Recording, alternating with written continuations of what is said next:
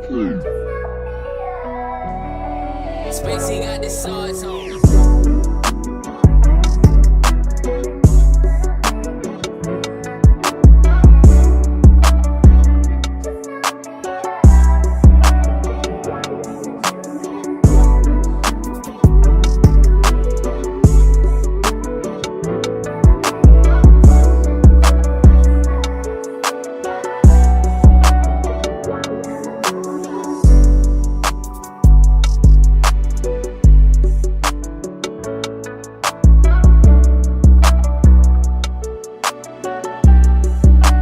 Spacey got the sauce on.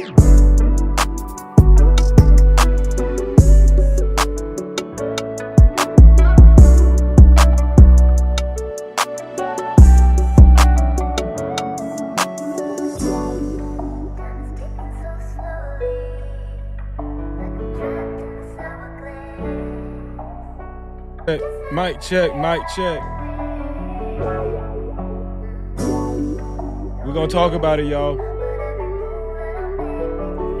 Thank you. The whole No Cap crew. Early. Hit that like button. Let's go.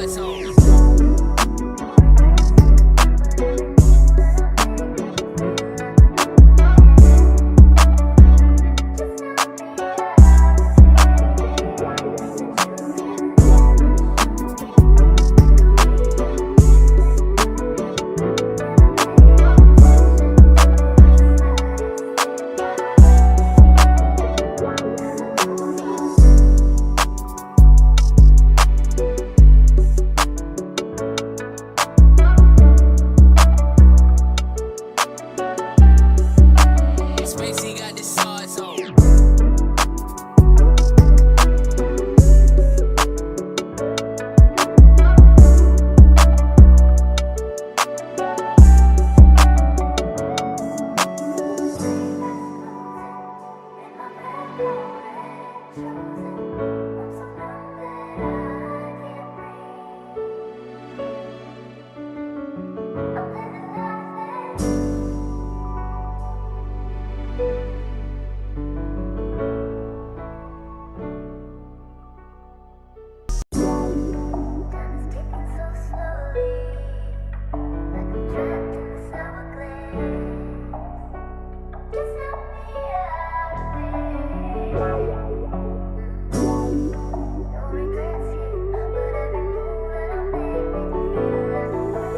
Sauce boy shit, what you want me to play? Spacey got the sauce on.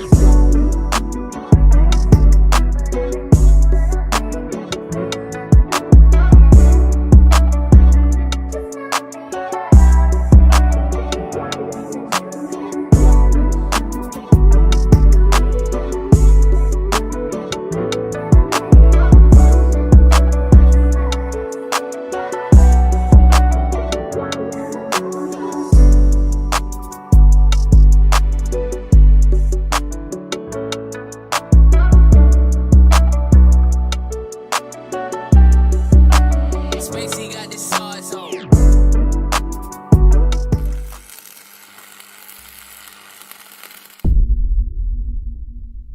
No Cap-tivity. Freezy.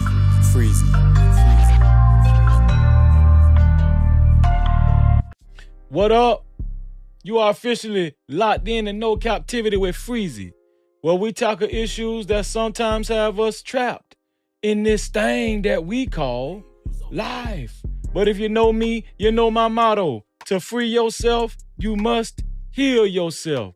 And if you rock with your boy, please hit the like and subscribe button hard right now. And also comment and share this video. That is if you rock with your boy, Freezy. Let me straighten up my microphone. Smitty, what's going on? I see one of my good friends, my good buddies, man. Smitty. What's going on with you, Smitty? Smitty, well, I know you've been, I know the plans that you said you had or that you was doing. I ain't been seeing you around. I know you're working, bro. I know you're working. No Cap-tivity. I got you, Smith. Let me light this incense one second. Hold on. Let me light this incense.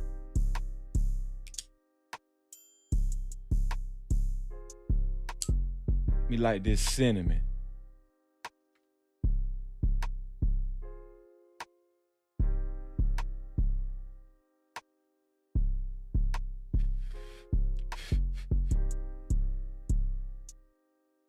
Y'all, we're going to talk about it tonight, y'all. We're going to get heavily involved. And we're going to try to stay respectful. Right? We're going to try to stay respectful because that's what this platform is all about. But we got to tell the truth and we got to talk about it. It's been something that's been heavily on my mind. Let me drop this link right now for my dog. Let me see.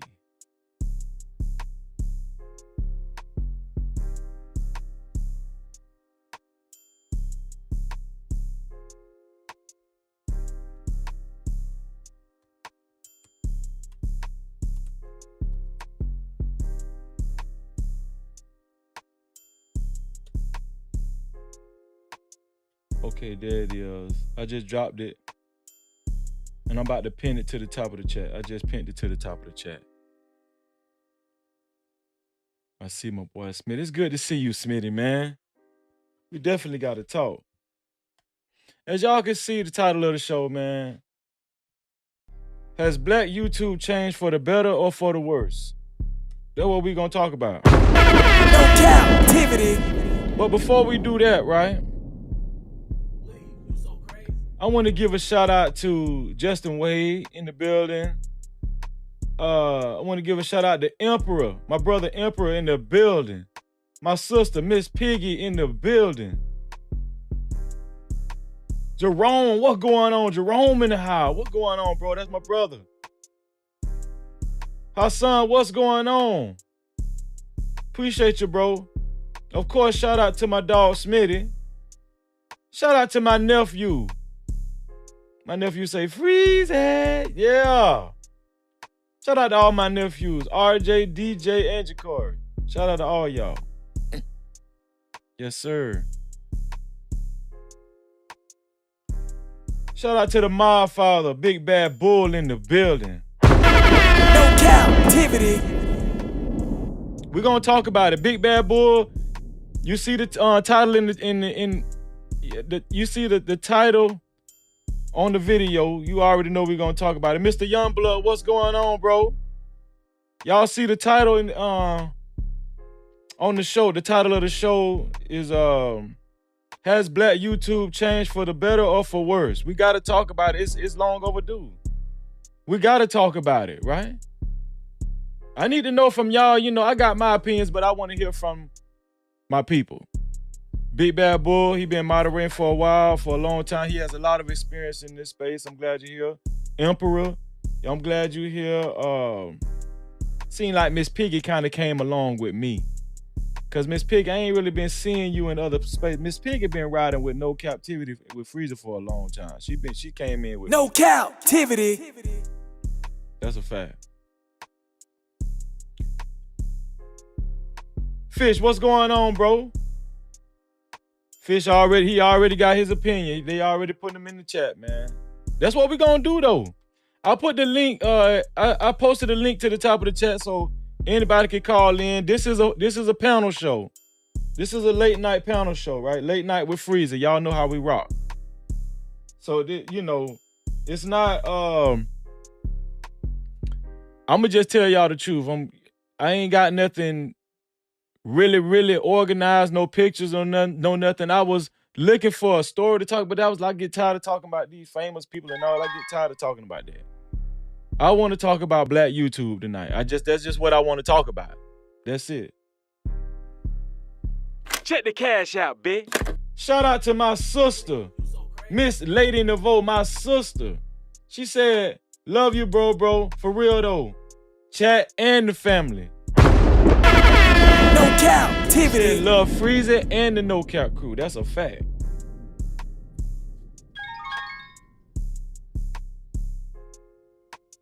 Let me see.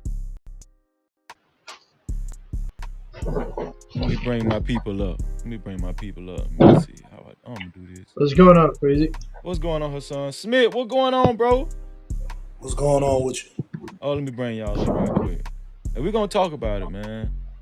First, I got to see what's been going on with my dog Smith. See if he'll let me borrow about 1,000. That's all I need, Smith. I just need 1,000. Let me see.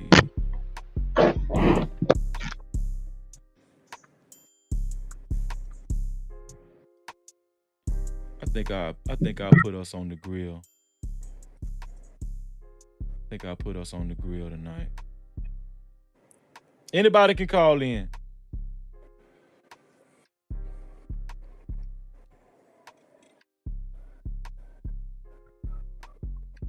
There we go.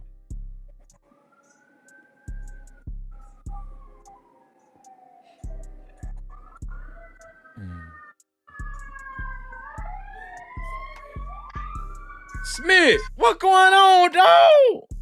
Hey man, What's up with you? Listen, y'all, Smith trying to be modest.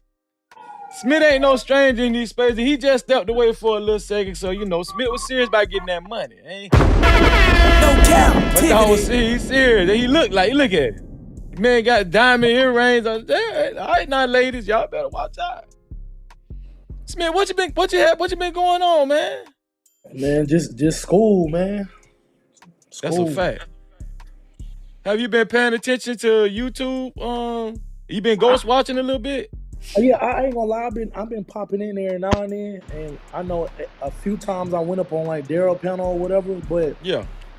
And then people will update me on certain stuff, but for the most part, nah, I've really been keeping up for real. My last thing I remember before I really like dropped off was Anton and JR had split. And I want to say that's the last thing I really like. I know that was like a minute ago though.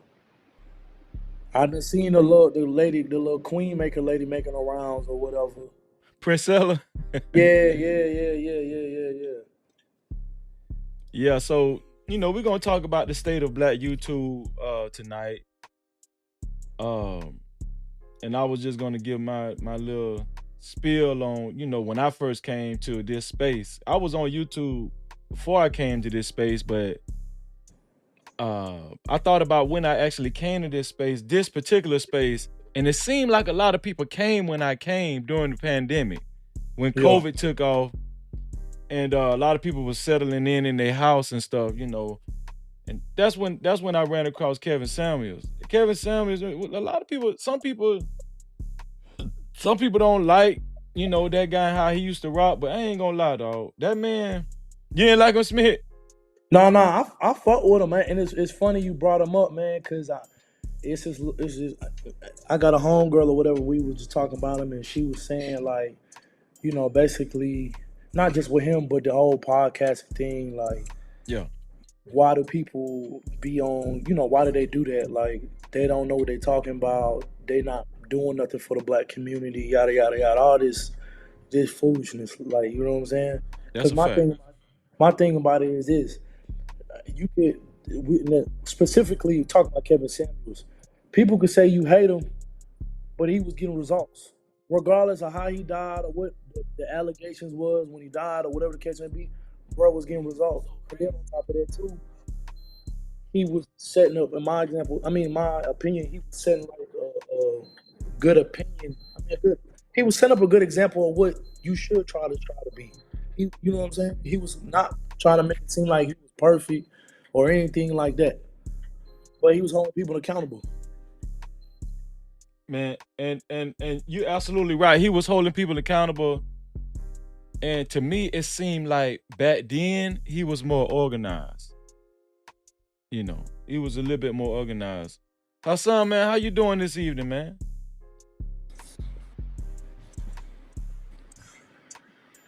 I can't hear you, Hassan. Yeah, I can't hear you. on It's mute. static. It might be your headphones. Hear me now, Freezy? Yeah. You must got a short or something in your headphone or something. Oh, it's your How you headphones. doing You had to undo your headphones. Your headphones not working? Yeah, I guess not. I have to get new ones. Okay. How you been How you doing, doing, bro? How Freezy? you been doing today? Good. How you doing, Steven? Nice to meet you. Nice to meet you too. Shout out to T Will. Just joined us, man. He just joined the No Cap crew. No Cap-tivity. Like I said, I was gonna try to find a story, about current news or whatnot, but I couldn't find none. I sometimes I just be wanting to just talk. So I just did another late night with Freezy, man. I said, damn, what's good to talk about? I said, damn, I could talk about this black YouTube shit because it's been on my mind. Right. But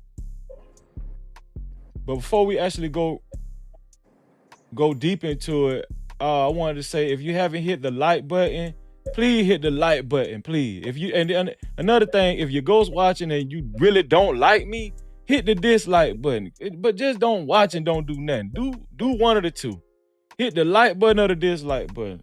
Okay? But that's what it's there for. I don't care if you hit the dislike button over here. I just want you to do one of the two. Also, to support stories and of this magnitude and this platform particularly, right? If you feel it on your heart, leave a super chat.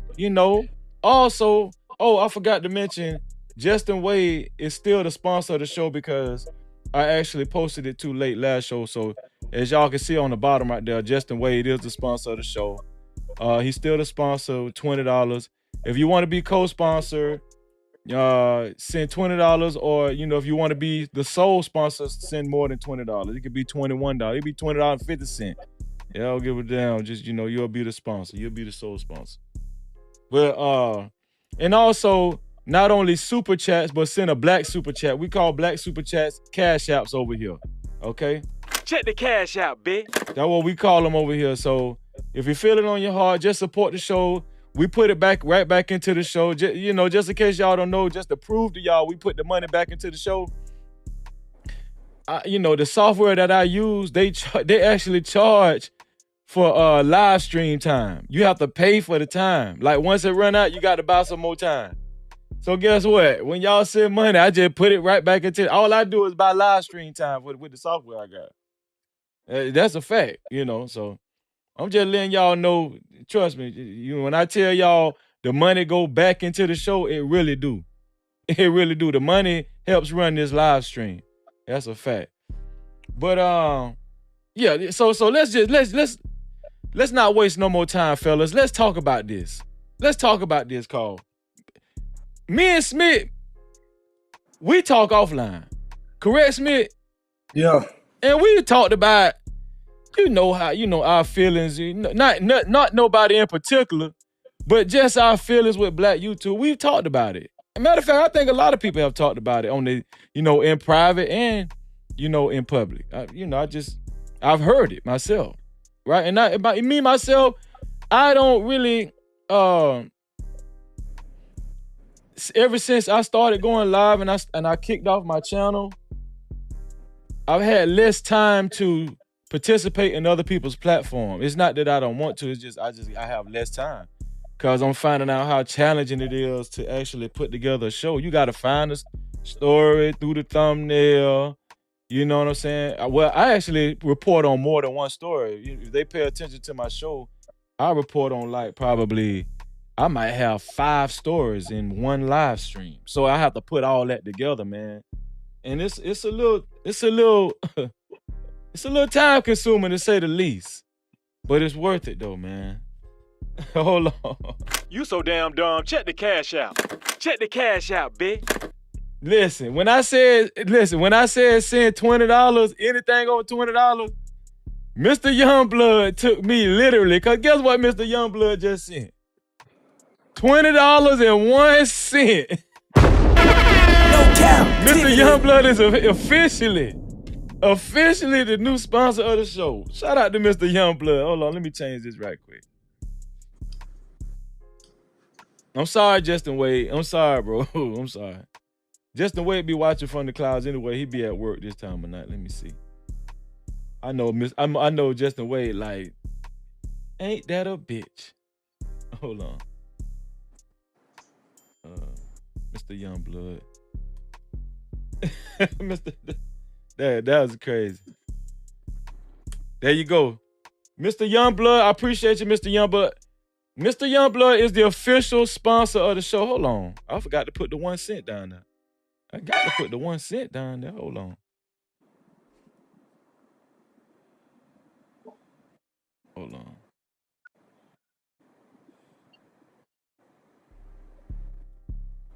Yeah, that I got to put the 1 cent down there.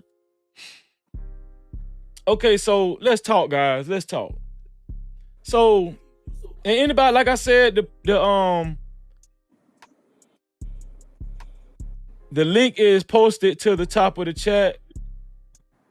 Y'all can click it anytime you want. We're gonna talk this evening. We're gonna have real talk.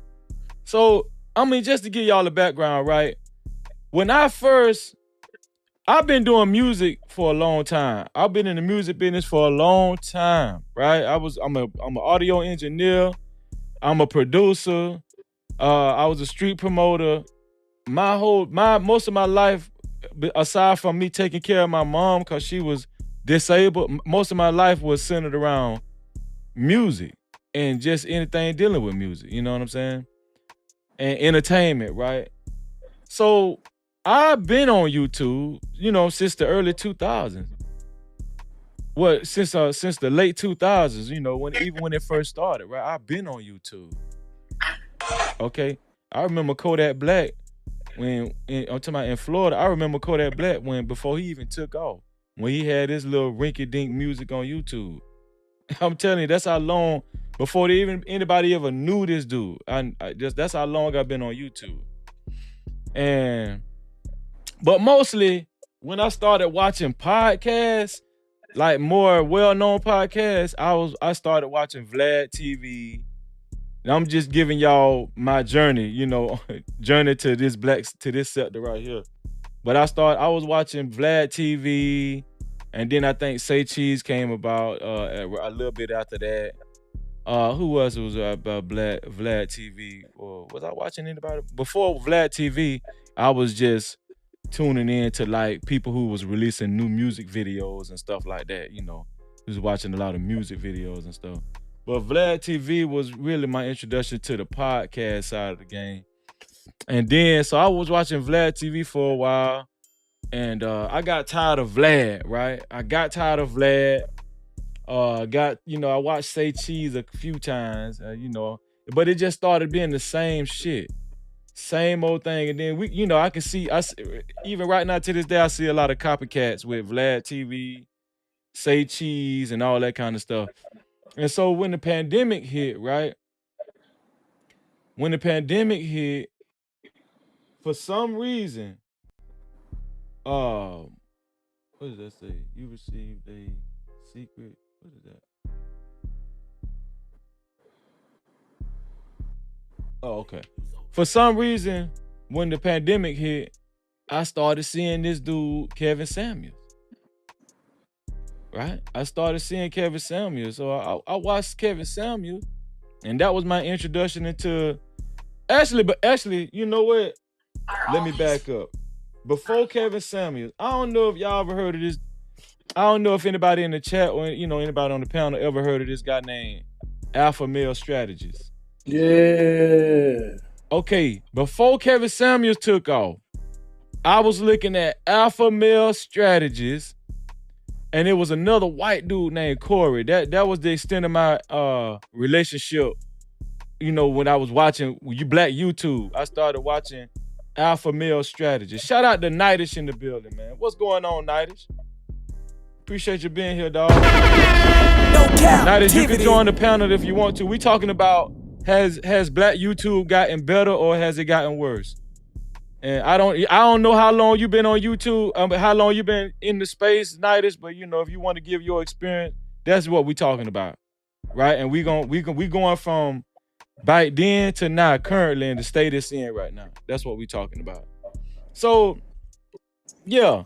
So I was watching Alpha Male Strategist. Alpha Male Strategist was funnier than a mud, dog. That dude used to have me laugh because, he was cussing. He used to cuss a lot, but he used to give like advice if you're a dude, basically if you was, trying to have better luck with women and stuff like that. I really didn't need his advice. I just wanted to see what the guy had to say. And basically he was saying a lot of stuff that, I already knew.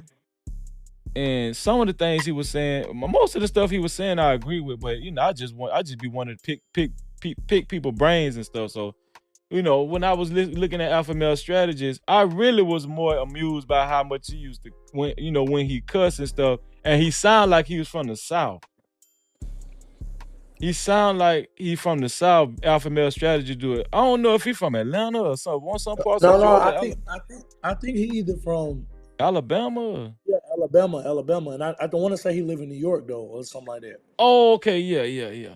So that I was paying attention to alpha male strategy, and it's another white guy named Corey something. Corey, I forgot the name of that guy. It was Corey something, but the white guy was pretty good though. It was more so on the, like basically he was basically talking about not giving a woman that much attention, not validating women like that. But they was really kind of talking about the same thing. But alpha male strategist was a little more. He was a little more rough with it, like with his tone. I mean, with his language and everything. He was a little more rough around the edges. I appreciate that. OG Hot Rod, Hot Rod said Alabama, so that's where AMS is from, right? So I was looking at alpha male strategists for a little minute, right? And then this guy named Kevin Samuels popped up he started popping up on my damn feed. And I was like, damn, who is this dude? Let me see what this dude talking about. Cause the video that popped up, it was the viral video where he actually, told the girl off, the World Star video. That's the first video I seen of Kevin Samuels. And so I clicked on it because it had a pretty, a nice amount of views on it. So I clicked on it. And the way the man was going, the way he was talking to the girl, I'm gonna tell you what impressed me about Kevin Samuels. Kevin Samuels looked like a nerd. He just looked corny, right? He had the suit on and stuff.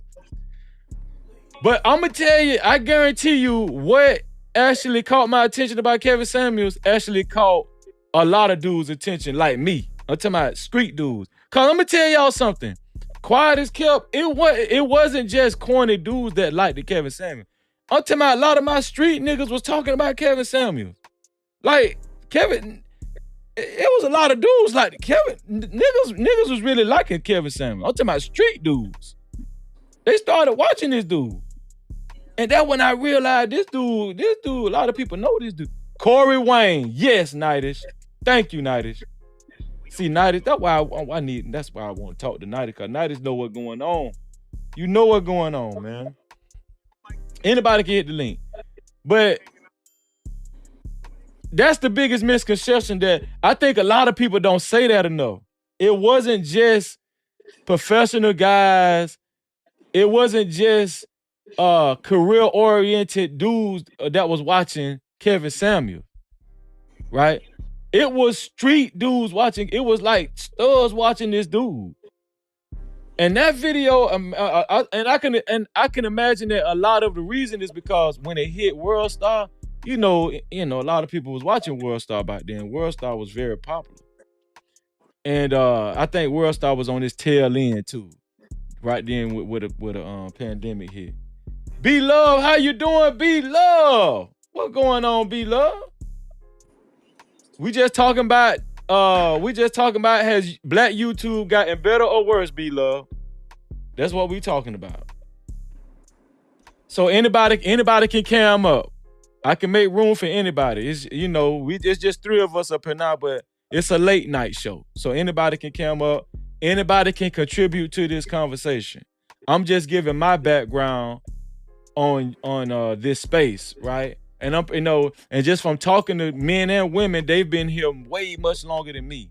Like Nightish, I heard Nightish, I think, talking before. Nightish has been around in this space for a minute now, and so I'm pretty sure he. Also, JT from What We Know podcast, me and him talked in the back chat. I didn't know, a lot of you guys was even around this space way before, you know what I'm saying, long time ago like that. You know, talking to Angry Man, I didn't know when I first encountered Angry Man, I didn't know Angry Man, you know, was on the scene way before I even encountered him. Just so you understand what I'm saying? Like, so I just, you know, within the past couple of years, you know, I've been kind of finding out stuff that I didn't know. But as far as with Kevin Samuels, you know, Kevin Samuels, what impressed me the most about Kevin Samuels, the man looked at corny as hell. But the way he put that girl in her place, the dog lady, and the way he was talking to her, it seemed like he wasn't taking no shit from her. And he wasn't scared. Like, oh, you know what I'm saying? I rocked it with that. And then, you know, he wasn't real ghetto with it, but he was like, you know, he was respectful, but he was letting the lady know you can't just come over here and just do what you want. And you know, it just seemed like the dude was putting his foot down, and I thought a lot of dudes that watch YouTube, they needed to see that. You know what I'm saying? I thought they needed to see that. No Cap-tivity. So when Kevin Samuels did, you know, when I seen the whole, what is it called? Average at Best video. I think that's what the video was called, Average at Best video. When I seen that video, I went to showing it to people and said, listen,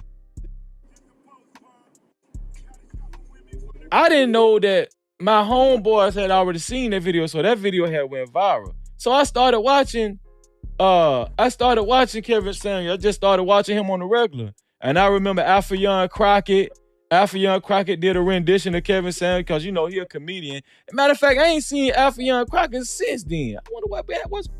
Y'all remember that rendition he did, that imitation he did of Kevin Samuels, Alpha Young Crockett? Y'all remember that?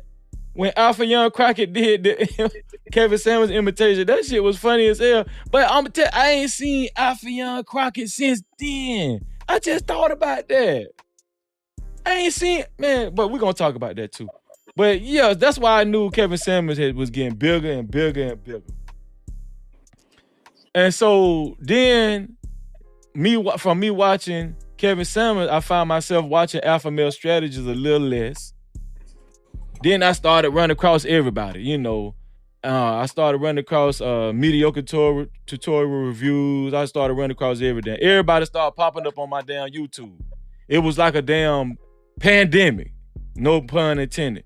But then I ran across, shout out to Phoenix, my sister Phoenix in the building. No Cap-tivity. Then this show called The Lapeef Network ran across my news feed. And I was like, what is this about? What is the Lapeef Network about? So I just clicked on it because that was my first time really seeing a show with different, like a panel show, like with the little squares on it, like we got right now.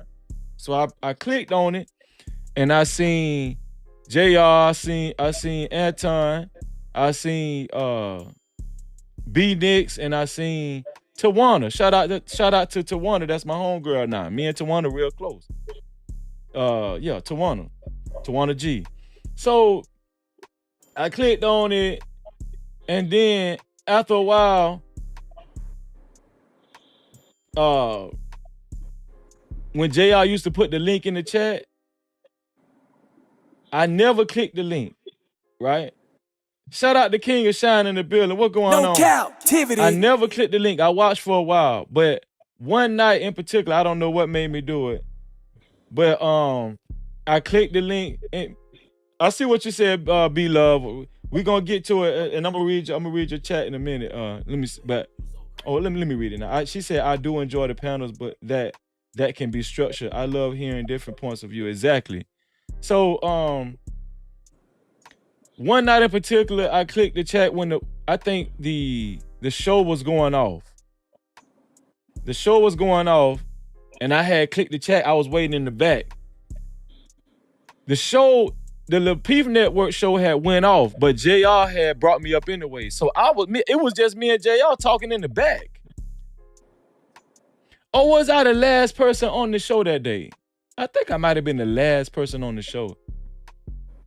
like people like viewers was dropping off, but I don't know if I was talking to him in the back or I was just like the last person on the show because all the panelists had dropped. It was just JR up there because back then JR used to just play music at the end. Like when everybody drop off, JR used to just play music. I think he was playing his beats, and I think JR do music too. I think he do music, like he a producer on his spare time.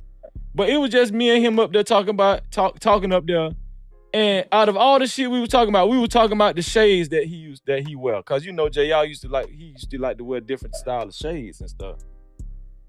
And so me and JR was talking, and we was just talking about shades, and I don't know why we was talking about shades. And he gave me the website to where he buy his shades from. It was on Instagram. And then JR told me, man, don't be a stranger to the show, come back to the show. So, I started watching the show, and then I started calling in towards the end of the show when they invite guests up. And I became like, I started calling in, and I became a regular on the show, on the Thursday night show, calling in. And then I had one well-known episode where me and Kay got into it, and she was trying to say she's never wrong, and I proved that she was wrong. Me and Kay, the KA show. Some of y'all know who the KA show is. So I just got familiar with everybody, and then Anton. It was actually Anton pushed for me to actually be a part of the show, like a panelist on the show. So instead of JR bringing me on Thursday, JR created a whole nother show. I want to say, was it Tuesday? It was on Tuesdays. He created before King Talk. Before King Talk, he had another show. It was another relationship show, but it was just with me, JR, Lucky Marie, and Lauren Melissa. It was us four. And we did that for a couple of months. And I think JR was like, it's too much like Thursday night. He didn't want another relationship show. So, that dissolved. That didn't fall through. So he, we just stopped doing that show. And then he just kept doing the Thursday night show. And then he came up with King Talk. But yeah, that was my Lapeef thing. And then that's how I got to know JR. We talked offline. Me and JR talked a few times on the phone. You know what I'm saying? And, we got to know each other, whatever. And that's how I got to know Chicago Realer, Courtney, all, everybody, whatever. So, but I'm just telling y'all, I'm taking y'all on this journey with me because some of y'all have had a similar journey, right? When it comes to this space. And back then it was cool because the relationship talk, it was fresh. And it seemed like they was having more stronger conversations back then, even though there was a little drama back then too. Even Kevin Samuels, he used to have drama on his live stream too. He used to, be going back and forth with women. But it was still, like B Love said, it was more structured. And I enjoyed it back then. Right? And then came this thing called Fight Club. No Cap-tivity. When Fight Club came, everything changed. It was No Cap-tivity. And so, because I knew Anton, right? I tuned in to Fight Club, and then I joined the panel a few times. And I have to give Fight Club some credit because it started a whole new wave of type of show. Other shows started spawning from Fight Club. You understand what I'm saying? Like, people was trying to mimic the Lapeef show on Thursday, but Fight Club was a whole nother monster. And other shows started mimicking Fight Club. I ain't gonna call no names because this show ain't for that. But the point I'm trying to get to, since then, since all of that, what we see now, I'm gonna ask Smitty. Smitty, do you think this space? Because I'm pretty sure you're familiar with everything I just described, everything I explained. I'm pretty sure you went through the same journey, similar. Has it gotten worse or better, bro?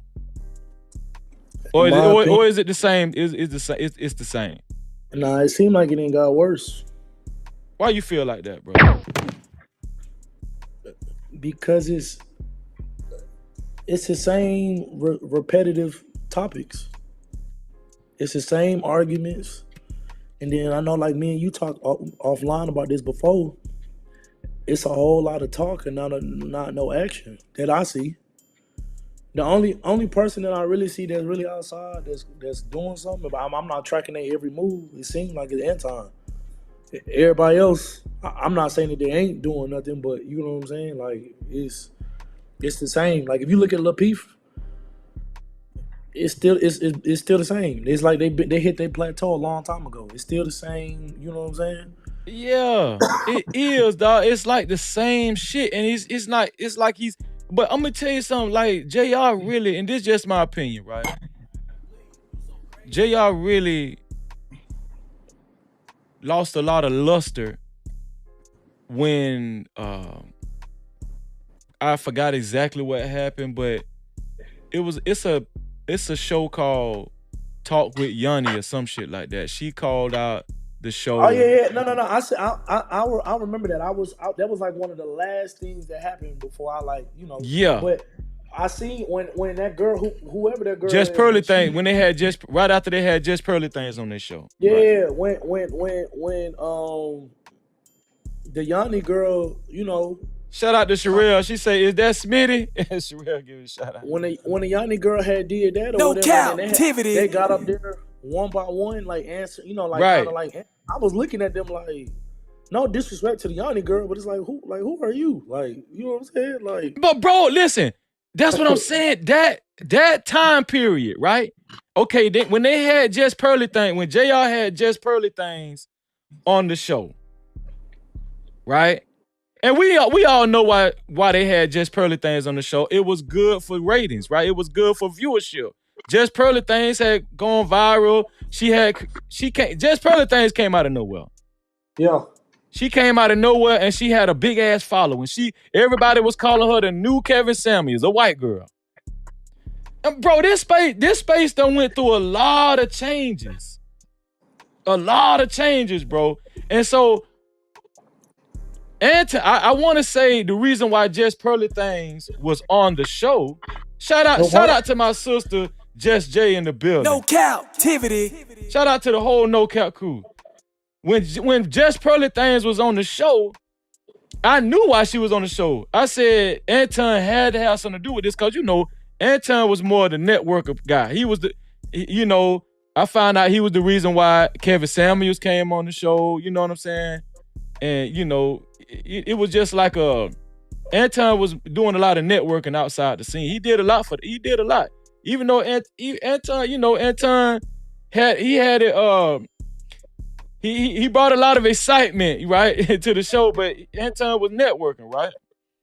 And so when Just Pearly Things was on the show, I watched that show, and I think the girl B Love was on the show too, and that was a big thing. Just Pearly Things and B Love was going through it, and it became a competition, and I think Logic had the scoreboard up, and he was saying that Just Pearly Things was winning by, it was like 1,000 to 10 or some ridiculous number like that. And so it was just a lot of instigating going on. B Love was getting mad. It was just a lot of, But I don't know B Love like that. I'm just calling out the show.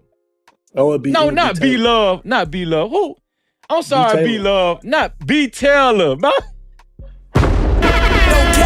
bad, man. Y'all, Sherelle, B Love, y'all know. Come on now.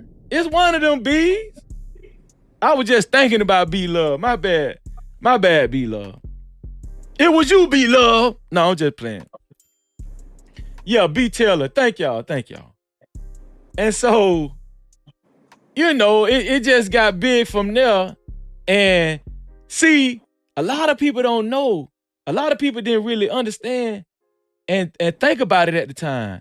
It was that relationship between that B Taylor had with Talks with Yanni. That one relationship changed everything. Because I think, this is just my opinion, I think that B Taylor went, she had a talk with her homegirl, Talks with Yanni. Maybe Yanni was tuned in that night because let's face it, maybe Talks with Yanni was tuned in that night watching the Lapeef Network. But let's just face it, JR was big. Let's just face it, y'all. Y'all can say what y'all want to say, but the Lapeef Network was big back then. The Lapeef Network was big back then, y'all. I'm telling y'all. And so I'm pretty sure Talks with Yanni was tuning in and she seen how B Taylor got did, and how Just Pearly Things was, basically showing her ass, whatnot. It was a lot of people mad about the Just Pearly Things, a lot of people. A lot of people was telling people to choose sides back then and all kind of shit. So when Talks with Yanni came out with her episode about the Lapeef Network and the Just Pearly Things and how she felt like black men is selling out and all that kind of stuff, right? And I think Courtney, that's when she fell out. She started going on her protest. That Just Pearly situation, that shit fucked up a lot of stuff. I'm telling y'all, that was the turn of events right there. So I didn't even know who Talks with Yanni was. When everybody was tuned in to that one episode, that Talks with Yanni episode, I didn't even know who Talks with Yanni was. I'm telling y'all. And when I did some research on Talks with Yanni, it seemed like, she was mostly known for doing like makeup tutorials and trying on clothes or like giving advice on fashion and makeup or home stuff. It just seemed like she just came out of nowhere. And it seemed like now I see her all over the place now. She talks with Yanni. She talking about relationships and stuff. So JR came on the live stream, on Talks with Yanni live stream, and he was talking about basically how he had already planned on changing the nature of his channel, his network. And I really thought that was a bad idea, that he went on that show and was explaining to Talks with Yanni that he, basically it was almost like he was adhering to Talks with Yanni and any other black woman that had a problem with, how he was running his show. And I just felt like, and this ain't nothing against the black women, right? Talks with Yanni or B Taylor, none of them. But I just feel like, bro, you a dude, you're a black man, bro. Run your shit how you want to run your shit. You know what I'm saying? No Cap-tivity. Run your shit how you want to run your damn shit. Hold on. Let me get this right. Check the cash out, bitch. Shout out to Lady Navoy again with the black super chat, aka Cash Out. She said, I want my no cap mask, jacket, shirt, and skirt, and shoes, Freezy. It's coming. No Cap-tivity. I'm working on it. Super chat. Shout out to my sister Sherelle. Sherelle said, let me get this out of the way. Sherelle said, shout out to Sherelle with the $5 ball. She said, we've been through a roller coaster ride with this space, laugh out loud. But I will stay tuned to see what's next. Me too, Sherelle. I'm telling you, but I do more ghost watching than I do participation. I ain't gonna lie to you. I do more because I just don't want to get caught in no drama. You know what I'm saying? I don't listen. I got a street background. I left the drama back then. I didn't leave that to accumulate more drama on YouTube where I can't even touch your ass. I ain't with all that shit. I ain't with that. Super chat. Shout out to my sister again, Sherelle with the $5 ball. She said the only thing that hurt Lapeef was the Anton and Lapeef split. Anton still prospering. Obviously, that is the key. Much love to them both. That's a fact. Let's talk about that, Smitty. Let's talk about that. I don't know how long you been around her son, but you can chime in when you think you can. But I know Smitty been around for a while. Smitty old school Fight Club. He been around for a while.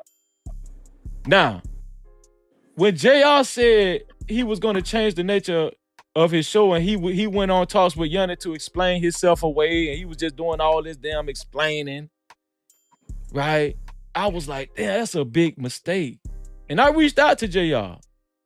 You know what I'm saying? I was like, bro, I was saying to myself, that's a big mistake, man. That's a big mistake. You shouldn't do that. You shouldn't let nobody control the tone of your show, especially this woman, you know, that's got this huge female following. Nothing against the female, but y'all understand what I'm saying. Like, it's just how it looked. And he did tone it down. He tried to tone it down. I think Smith or Sherelle or B-Love or Emperor, one of y'all tell me, by the time, I think Anton left after the Talks with Yanni episode. Yeah, that was way, he left way. He left way after, right. He left way after, because I'm trying to get my timeline right. He left way after. And Sherelle is right. They still had some oomph. They still had some traction. But I'll say this. Did it diminish a little bit though? No. I'm gonna say this. It definitely wounded him, like Lapeef. Yeah. But it wasn't a knockout. It wasn't a knockout. It wasn't a knockout. That's what I was saying. Right. Exactly. Yeah, but I will say this, like, just based on, I don't know, JR, never had a conversation with or whatever, but just based on the things that I'm privy to behind the scenes and what I've seen, and even when I went to the meetup or whatever, I feel like Anton and JR had a good thing, but Anton was the one, the driving force behind a lot of shit. Like, you know what I'm saying? But Anton not the type of dude to just be like, Anton not the type of dude to be like, I did this, and that, unless he got to prove a point. Like, you know what I'm saying? To let somebody know, like, you know what I'm saying? So with that being said, I feel like the knockout punch was them splitting. And as you can tell, Lapeef ain't nowhere near as what it was, you know what I'm saying, since then. Bro, but look at the dynamic though, Smith, right?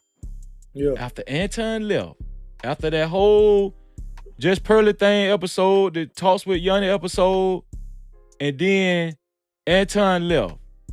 When he had that big fallout with K and KA and the other girl. What's the other girl name? Kayla.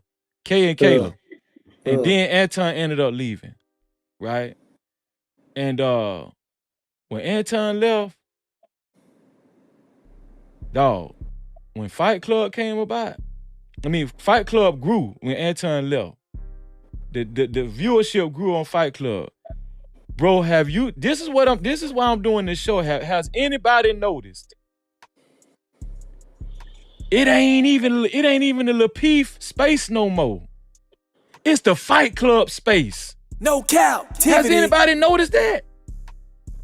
Now, we all know, I seen Aaron, Aaron gave a little speech a couple of days ago. Shout out to Aaron. That's my homie. But even disregarding that speech, because hopefully Aaron, he'll stay on Fight Club because Fight Club need him. But it just seemed like there is no Lapeef space no more. It used to be a Lapeef space, but there is no Lapeef. I'm telling y'all, it's Fight Club space. And I just feel like when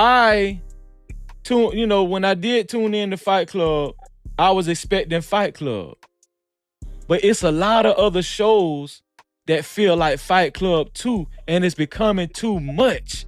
That's the point I'm trying to make. No Cap-tivity. You don't even have to look at Fight Club to look at Fight Club. You can look at this channel, that channel, every damn channel. A lot of channels I'm subscribed to them became mini Fight Clubs. Do you feel like that, Smith? Is it just me? Say that again. What's the last part you said? It seems like it's once Fight Club took off and Fight Club became the dominant platform, and a lot of other channels started spawning off of Fight Club. A lot of them channels became like a Fight Club nature too. And it just became Fight Club all over the damn place. What you gotta say? What you gotta say about that, Hassan? What have you been noticing about this space you've been in so far? Well, yesterday I was on the fatty panel and two guys just went at it. Oh shit. But I told Just Jay, I think I was on your panel.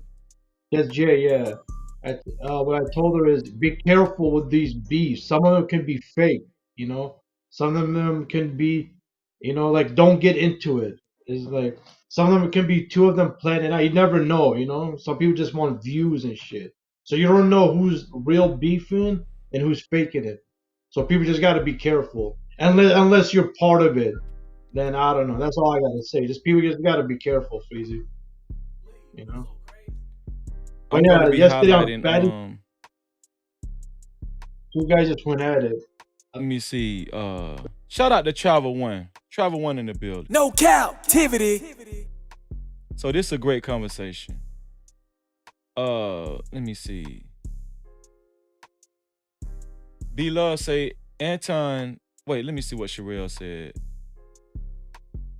Emperor said I was never a big fan of the Laqueef show anyway. So Ton Dog leaving that show was it for me? Was meant to me. That's fair. That's that 313 too now. Sherelle say I don't like pile-ons. They did a pile-on. That's a fact.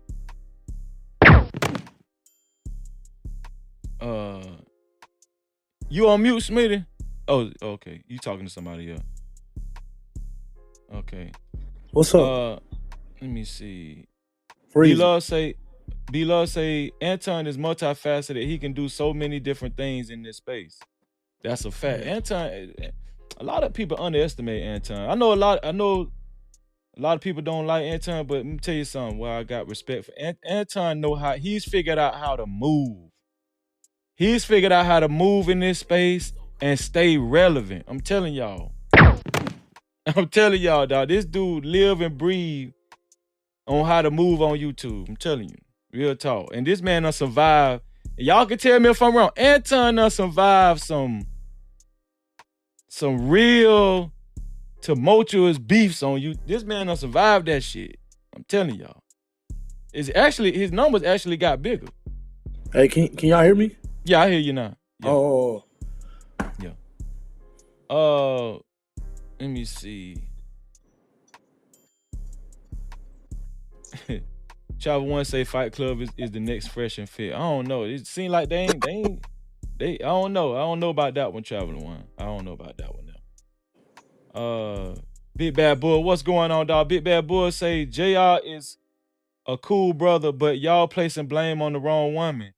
It wasn't Pearly. It wasn't B. Taylor. It wasn't Yanni. The real woman that jacked up Lapeef was his lady Kelly behind the scenes. Hey, see? Big Bad Bull. Now, when Kelly used to come on the show, I didn't really watch it like that. But you're saying that you believe that Kelly, she threw a monkey wrench in that whole situation behind the scenes. Right? That's what you're saying.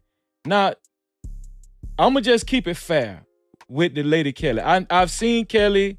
I know who Kelly is. I think Smitty said he's actually seen her in person at the meetup. I think you told me that or whatever. But I haven't really heard her talk a lot on panels. I know she was on the cheat sheet critique or whatever that the other show that JR had. But word is, yeah, she had something to do with it, and JR started acting different. That's the word. He started acting different, right? But I hope that's not true, Big Bad Boy. I'm not saying, you know, what you're saying is not true. I'm just saying I don't know. But I hope it ain't true. But I have heard that sentiment that she kind of, you know, had a big influence on JR, and JR he started acting different.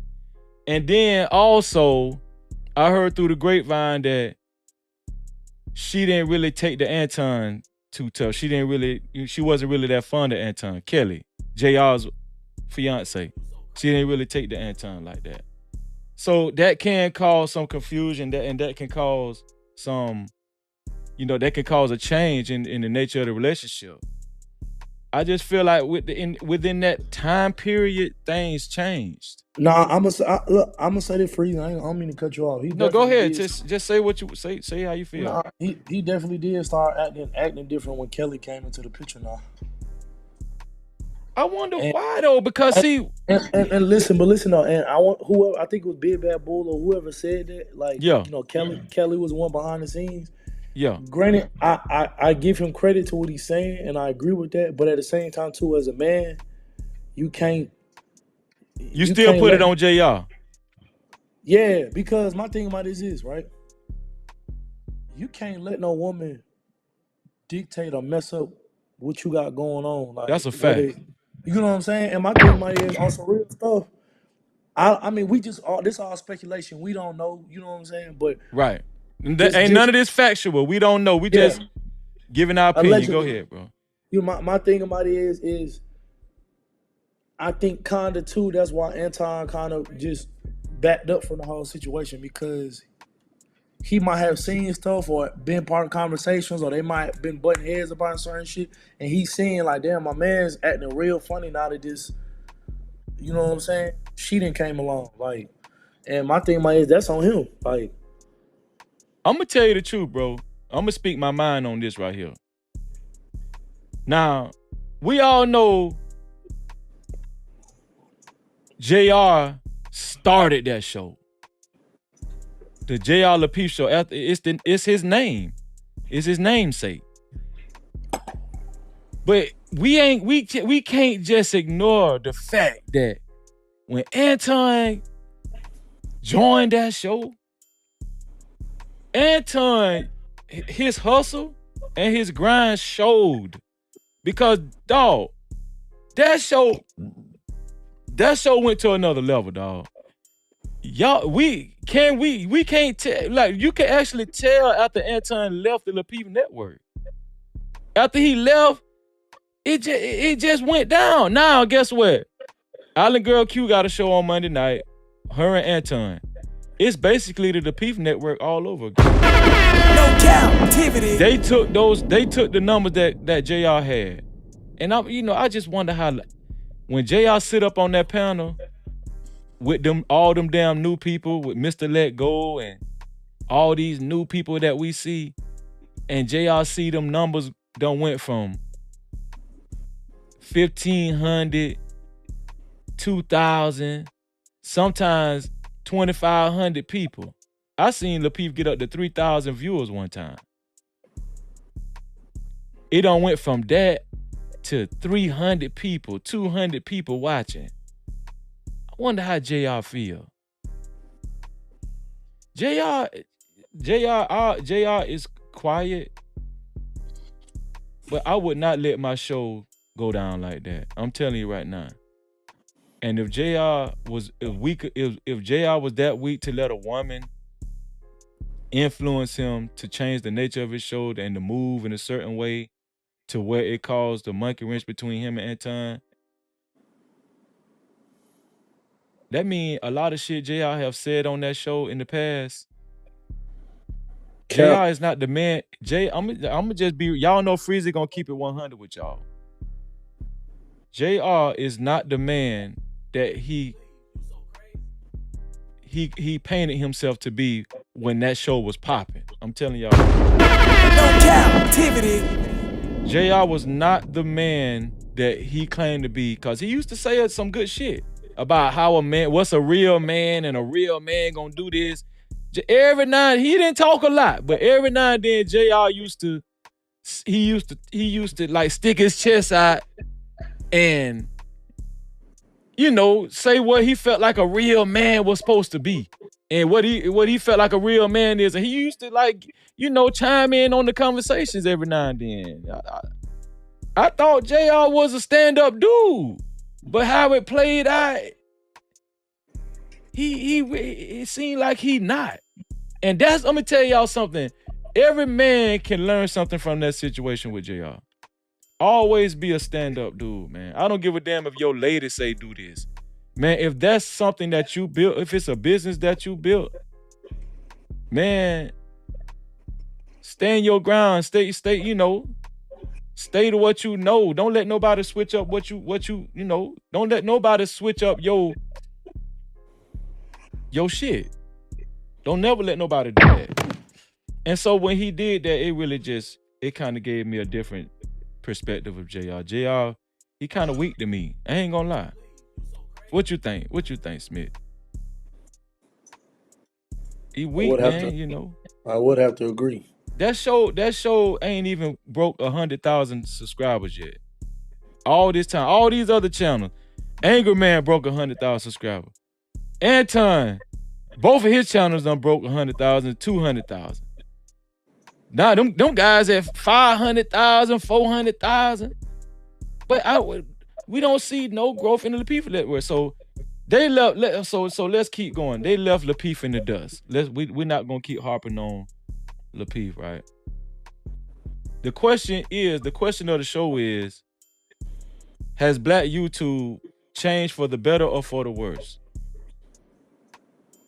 I want to hear from the chat. I want to hear from Hassan. I want to hear from Smitty. And if anybody want to join the panel, they can. Anybody can join the panel. It's an open panel. The link is pinned to the top of the chat. What'd you say, Hassan? I said that's like everything. If something starts out good conversations, people have fun. Then after a while, somebody's gonna come in and fuck it all up. That's like in everything, you know. So when more people start participating in it, that's like the beginning, like the downhill from there. That's like anything. It doesn't have to do with black or white or brown. Like in the beginning, if you guys go back and watch it, it was fun. You guys has conversations, like Smitty says. It's just the same conversations, and some people getting fed up. Some people do it on purpose. Some people start problems. I don't know. They're bored with their life. I don't know what to say, but that's like with everything, you know. It is what it is. But Big Bad Bull is not lying. The Lapeef Facebook group used to be popping too. I used to be in the group. I remember me and Chicago Rilla. We did a Facebook Live in the Lapeef Facebook group, and a lot of people was watching. We had a debate, me and Chicago Rilla. Yeah. Bro, that shit was popping, man. Shit was popping. Do they not have a group anymore? I don't even know if they got the group. That's how bad it is. Like, this shit ain't popping no more. That's what me and Big Bad Bull saying. This shit ain't even popping no more, dog. Don't nobody care.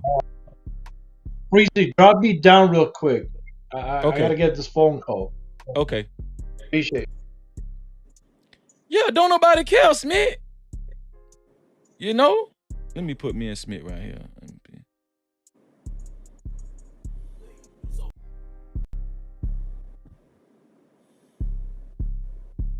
So Smith, have you been like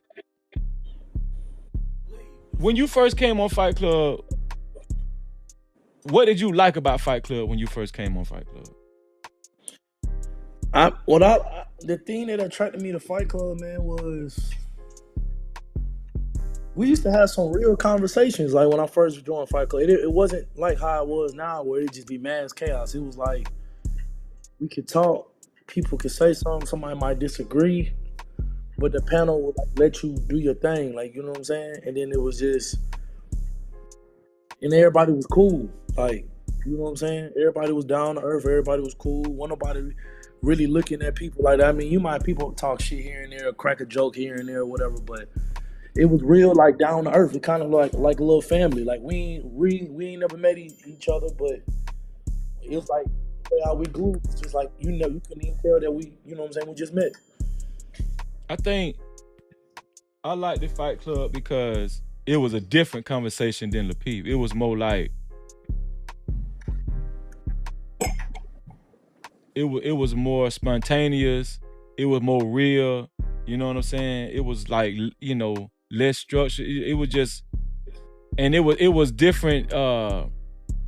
It was different characters on the Fight Club than it was. It seemed like on Thursday Night Lapeef, they was handpicked people. You know what I'm saying? But anybody could cam up on Fight Club.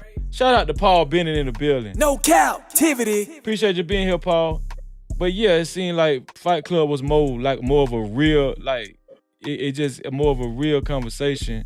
Not saying that Lapeef wasn't real conversation, but Fight Club was more than just about relationship. It was just like, and then it was more I'm gonna say more unpolished people too. You know what I'm saying? Like a lot of people that was on the Lapeef, some of them people had grew to the point where some of the people already had platforms already. Like, you know, I didn't know when Logic came. Logic had already had a YouTube channel, you know, with a bunch of subscribers, you know.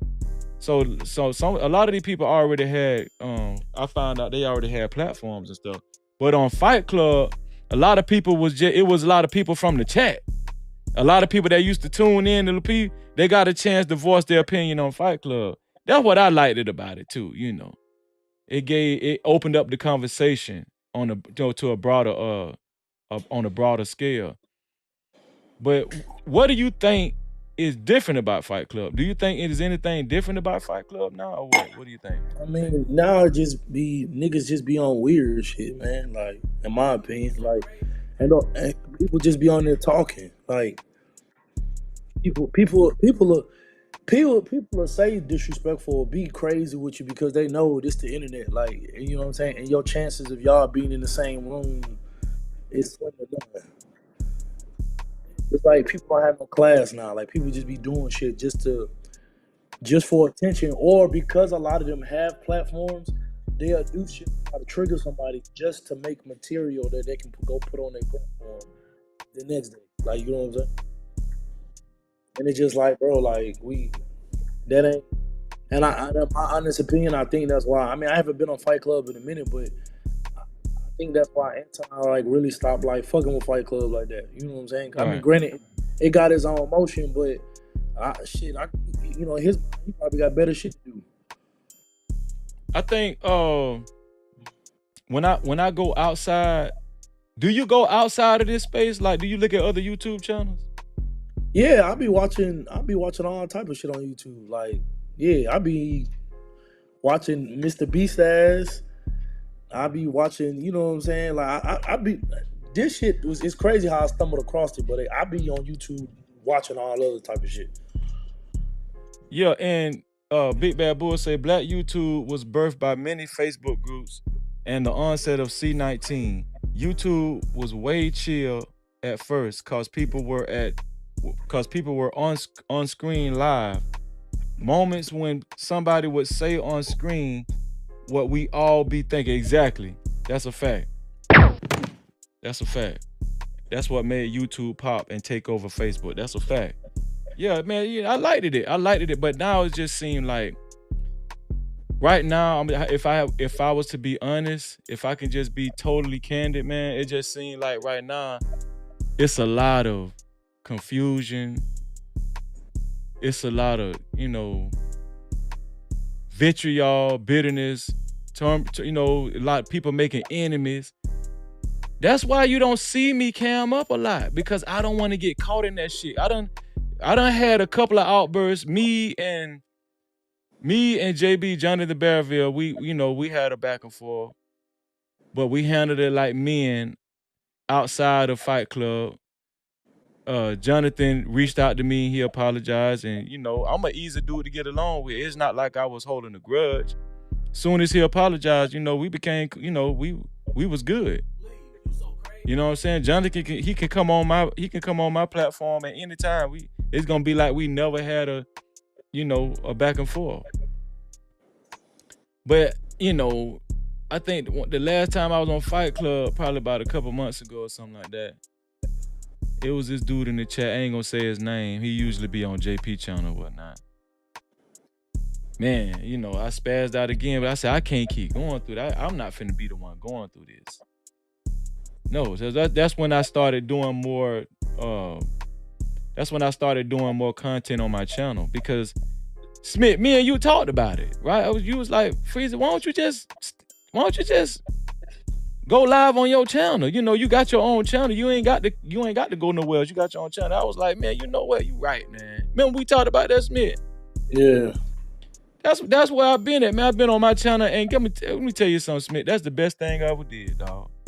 Because you stay away from drama, you stay away from mess and just confusion, and you make sure you don't get caught up in that shit like that, though. You know what I'm saying? Because I want to be cool with as many people as I can. I don't want to disrespect nobody, and I don't want nobody to disrespect me. But the reason why I asked, has Black Tube made a change for the better or for the worse? I notice a lot of disrespect going on. That's what I've noticed. It's a lot of disrespect. Right? And I just noticed that people are disrespecting at will. It's like every day now. It's every day. And it's some people still, you know, it's like some people that I know what that had beefs way back then, they still got the stakes, still beefing right now to this day. Yeah. And I be wondering, is it that deep? Like we ain't never seen these people in person. Yeah.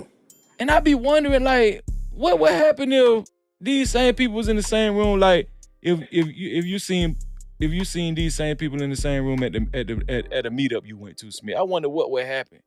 Oh, I can tell you what when I went to the meetup, what the energy was like. What the energy was like, bro? Oh, that shit was out the window. People was acting. A lot of people that be on YouTube and be rah. It was all for nothing. Yeah. All for nothing. That's crazy to me though. People not like, and even with a lot of the panelists, how people are on YouTube, a lot of them not like in real life. A lot of them are chill. They laid back. They chilling. That is crazy to me, dog. No Cap-tivity. Shout out to Paul Bennett. Super chat. With the $5 ball super chat, he said salute. Salute to you, bro. Salute to Paul Bennett, man. That's the point I'm trying to make. So why even go through all that? That's what I'm saying. Like me, Smith, I'm gonna tell you something. I'm not built like that, bro. Like when I be mad, I be mad for real. Yeah. I dare to be seeing blood. Yeah. Like, I don't want to get like that. I don't want to feel like that. And realistically, you know, I done been to jail. I done been locked up. I don't want to be locked up. I know the consequences. I know what I'm willing to do. I know the consequences for what I'm willing to do. And then if I'm sitting up in somebody's jail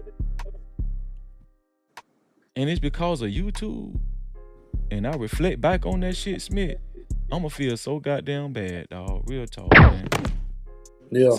So realistically, we know nine times out of 10, most of these people ain't even gonna be willing to do what Freezy willing to do. Let's just be honest. What you willing to do, Smith? Let's just be honest though, Smith. You don't want to take it there. You got businesses, you in school. You know what I'm saying? Let's just be honest though, Smith. Yeah. We got a life. So it's just like, what's the next best answer? Not to get involved in that shit. Ain't that the next best answer? Ain't that the next best? Facts. Why even bring myself through that though? That's what I'm saying. And then I know if a bitch will get at Freezy, they'll get at anybody. Cause Freezy be the motherfucker. You know, when I be on Fight Club, I don't bother no goddamn body. I just be chilling. You know what I'm saying? So, you know, I just be waiting to get in, like jump rope, get in the conversation. I ain't trying to bogart the conversation. I don't claim to know every goddamn thing. I don't come off as a know-it-all. No. And so I think a lot of times that shit, you know, get misconstrued with, oh, Freezy's soft as fuck. We can talk to Freezy. No, you can't. No, you can't. I'm gonna tell you, man, Man, Smith, I'm crazy in real life. I left that shit alone. Yeah. Listen, man. All it's gonna do. This is my my message to everybody too. All that shit gonna do, all that stress is gonna do is just increase your anxiety, right? It's gonna increase your stress level. You know, I've heard some people go through a depression because of YouTube. When it get that serious, it might be time to take some steps back. Reevaluate your life, where it's going. Right? When I first came on YouTube, Kevin Samuels was the biggest thing. Then I heard this lady named Cynthia G was his arch nemesis. Oh, I forgot. Before Kevin Samuels, I used to see Tommy Sotomayor too. Tommy Sotomayor and Alpha Male Strategist and Corey Wayne. Yeah, exactly. Tommy Sotomayor go way back. But when Kevin Samuels took over, his arch enemy was Cynthia G. Bro, Kevin Samuels dead, and Cynthia G just got demonetized not too long ago. If people can't see the change in this space. You said who got demonetized? Cynthia G. Damn, I didn't say that's crazy, but why she get why? Because of her content? It's, you know, if I was to guess, it's probably because, you know, she was known for promoting deleting black male babies. When women get pregnant, delete all the black male babies. That's what I'm just guessing. Maybe it's another reason.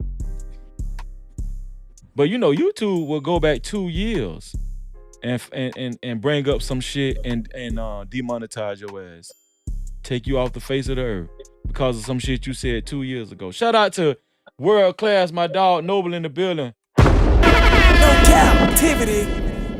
No, but we just talking about, is this space, is the black YouTube made a change? Is it worse or is it better? Or is it the same? We talking about, you know, the changes that is done went through. Real talk. But yeah, so when I sit back and think about it, Kevin Samuels, he's dead.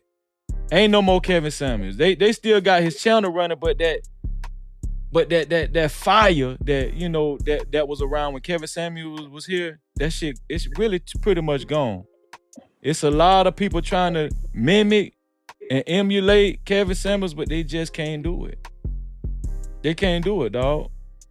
And then Cynthia G, she just got demonetized, right? Then I ran across what's the dude name from Chicago? Minister Jap. And then from Minister Jap, I seen Angry Man. But it seemed like, okay, Angry Man, he still got his own channel and he's doing well. But Angry Man has meshed his brand with Fight Club as well. Do you understand the nature? Like, dog, Fight Club has had an impression on this space, dog. I think people underestimate the effect that Fight Club has had on this space, man. I think people underestimate Fight Club, but Cynthia G is demonetized. Kevin Samuels, he's deceased. What's next? When I visit the white sectors and stuff, these people, I'm telling y'all, man, these people ain't doing nothing but growing. There's a and they're having the same relationship conversations. They on the same software, StreamYard, but they're having effective conversations, and it seems like they're taking over these healthy relationship conversations that Lapeef used to have. You know, I learned about a platform called Playing with Fire from podcasts. I take that out. Podcast is absolutely right. Healthy conversations, even when even when they're, even when they in disagreement, it's still a healthy conversation. They still respect one another. Even if they throwing shots, it's in a subtle, respectful way, cunning way. White people, I'm telling you, it seems like YouTube is a big world. YouTube is like a big opportunity, but black people, it's just hard for us to capitalize on it like we should. Now I'm gonna tell you who is winning, Smith. All of the damn ignorant rap music. Like the rappers and stuff, they still winning with the videos and Nicki Minaj and it's new rappers surfacing every day, like Sexy Red, and they winning. All the ignorant shit winning though. But it just seems like it's hard for us to actually represent ourselves in a healthy, effective way. Why do you think that is, Smith? What just give me your opinion on why it's so hard for us to work together and create bigger platforms. What you think, Smith? Because in our community, in my opinion, nobody wants to be a follower. In order to be a good leader, you have to be a good follower. That's a fact. Everybody wants to be the one that is credited for change or to change something. You know what I'm saying? Or everybody is looking for that one person to save everybody. Like prime example with the whole prime time with Dion shit, right?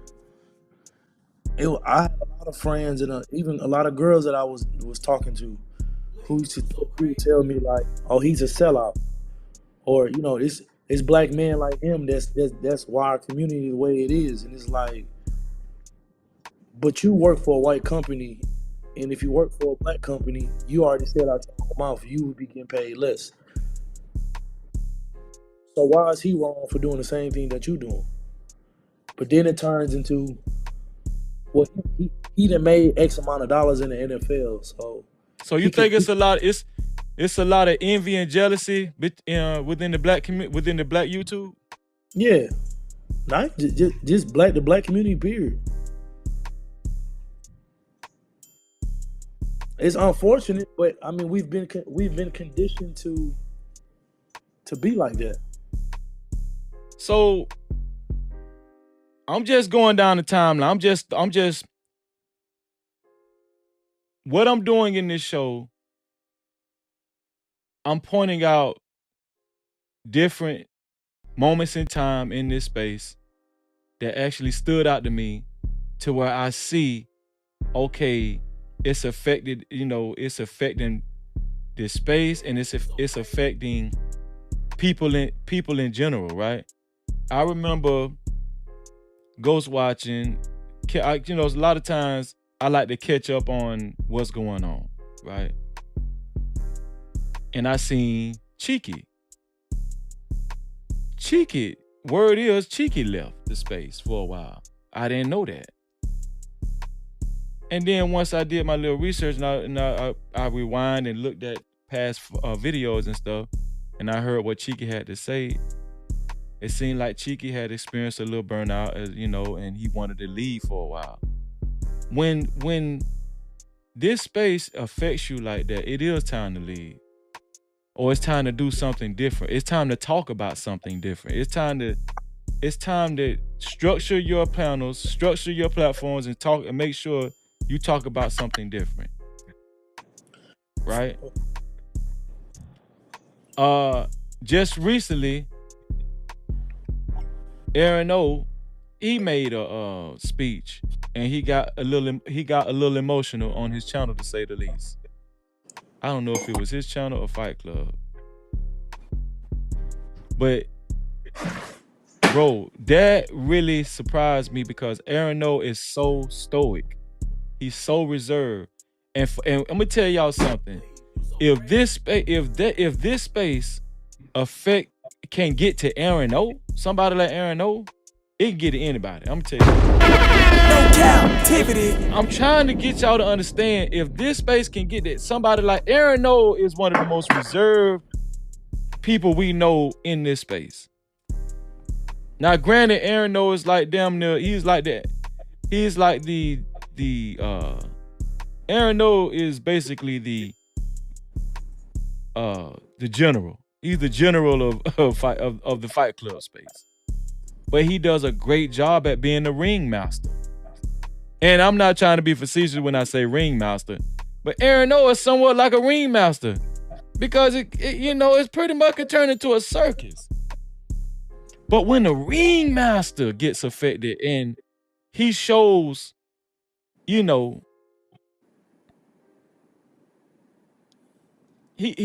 shows a break in his facial expression. He shows a break in his reservedness, right? Something wrong. I'm telling you. No captivity. Something is going on with this. It's the space. It's the space. And it needs to be improved. I'm telling y'all. People, it's not just by YouTube no more. People's personal lives are being affected. People's personal lives are being affected, man. Super chat.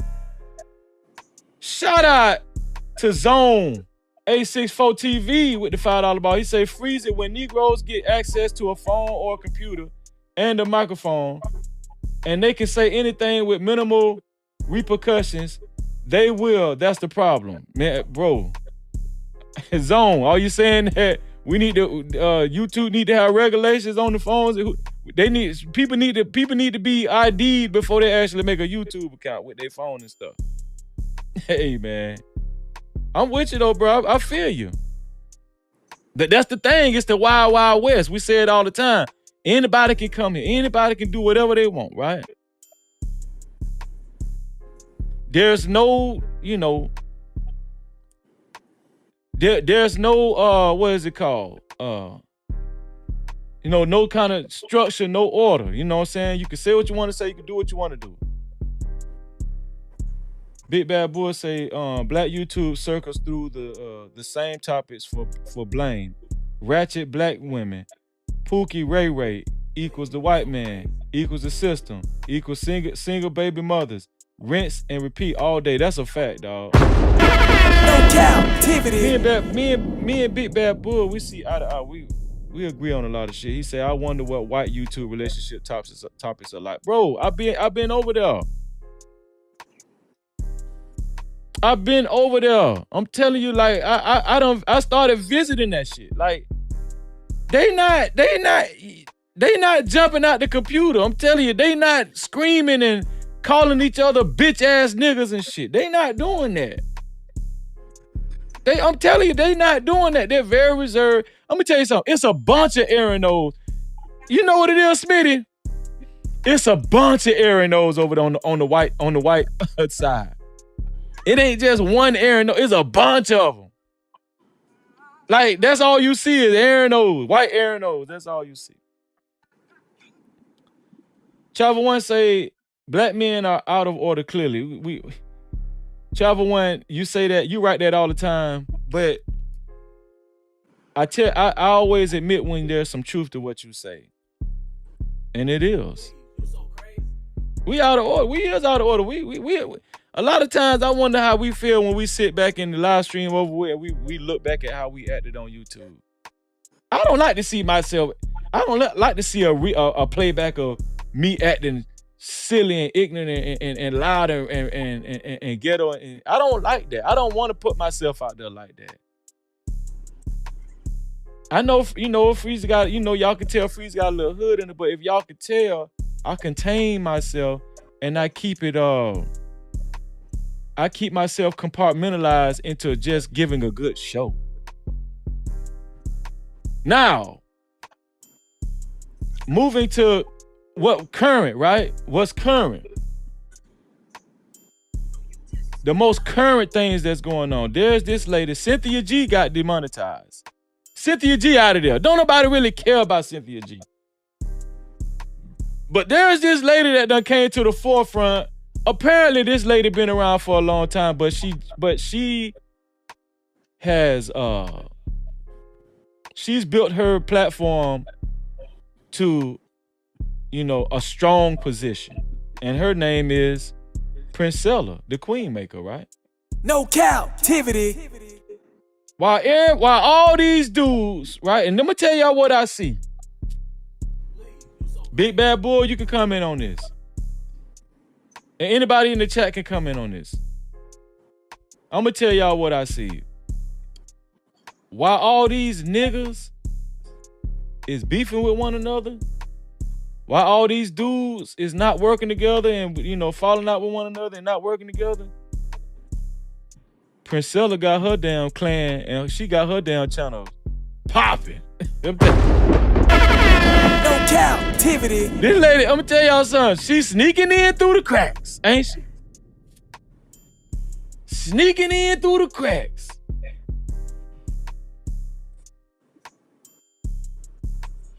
I seen her on the Lapeef Network, and I'm gonna tell you the truth. I do not agree with this lady. You know, there's some things I agree with as far as black men, you know, our conduct, how we can act better. Everybody know that. But she don't even got to make that point. That's just obvious. That's obvious, right? But, you know, when she go to her extremities, when she talk about all women need to eat pussy, and shout out to Hot Sauce in the building, man. Appreciate you being here. No captivity. When she go there, Smith, have you heard Princella talk? Have you seen some of her live stream? I haven't seen some of her live streams. I've seen clips from her talk, and my whole thing about it is she married to a man? Yeah, she married, but she's not with him. She's still married to the dude she broke up with a few years ago. That she got a baby from. She just never got a divorce, but they separated. My thing about it is, like, prime example, right? Yeah. We'll see people pushing the rhetoric like that, especially women. Mm-hmm. And then behind the scenes, they ain't living not a damn thing that's coming out their mouth. Like, you know, they're living the complete opposite. Yeah, we know that. Yeah. Yeah. So that why like with her,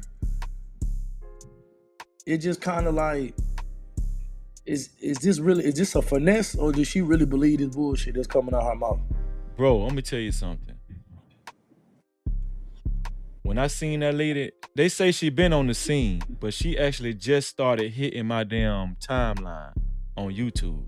Like, you could tell that she's stronger in the algorithm. Princella, the Queen Maker. Shout out to the Says in the building. No captivity. Shout out to the Harris family. You could tell that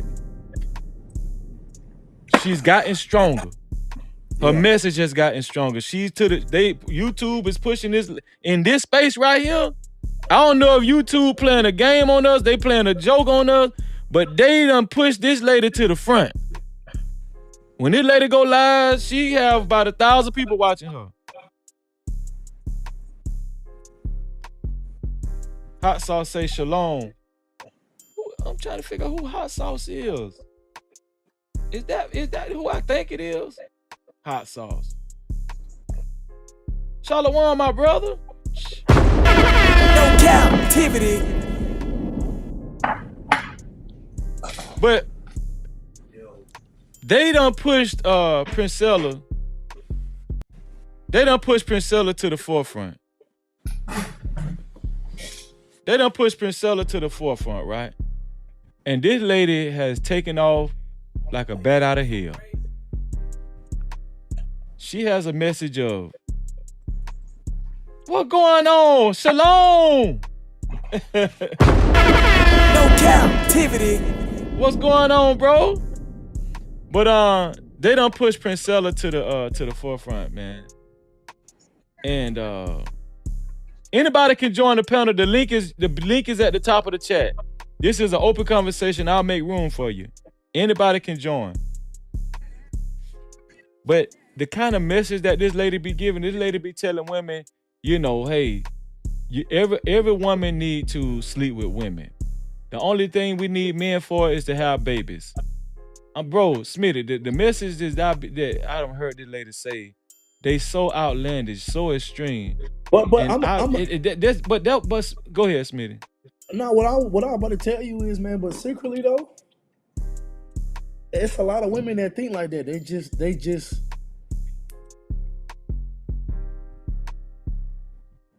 It's a lot. Let me say this, and maybe you get what I'm saying.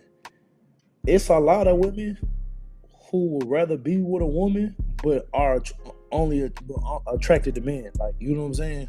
Yeah. So that's why when we do have these women like the Princellas, and I'm not saying there's anything wrong, that however you want to live your life is however you want to live your life.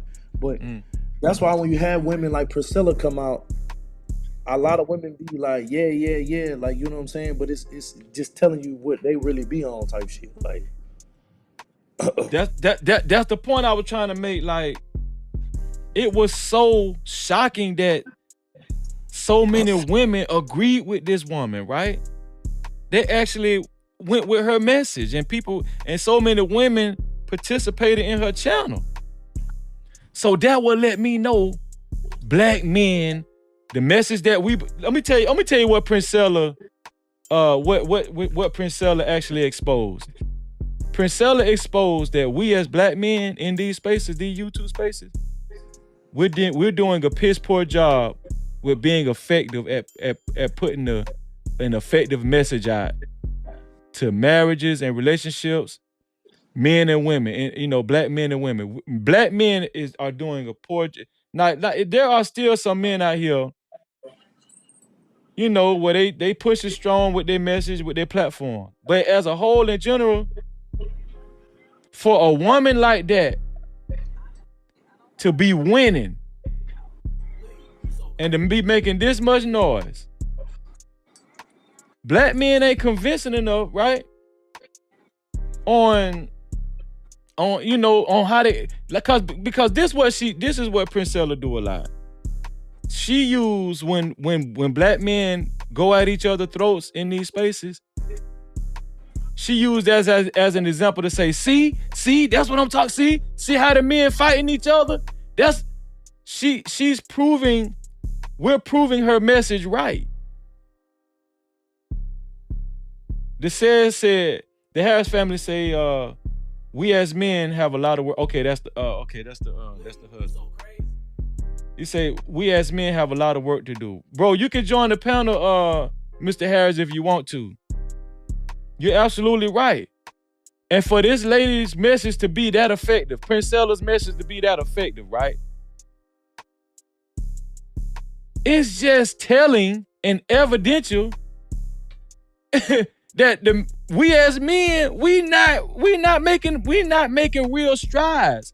All these couple of years since 2020, what kind of progress have we actually made for this woman to actually come to the forefront and be able to make this much progress and actually have this much effect on YouTube and the women?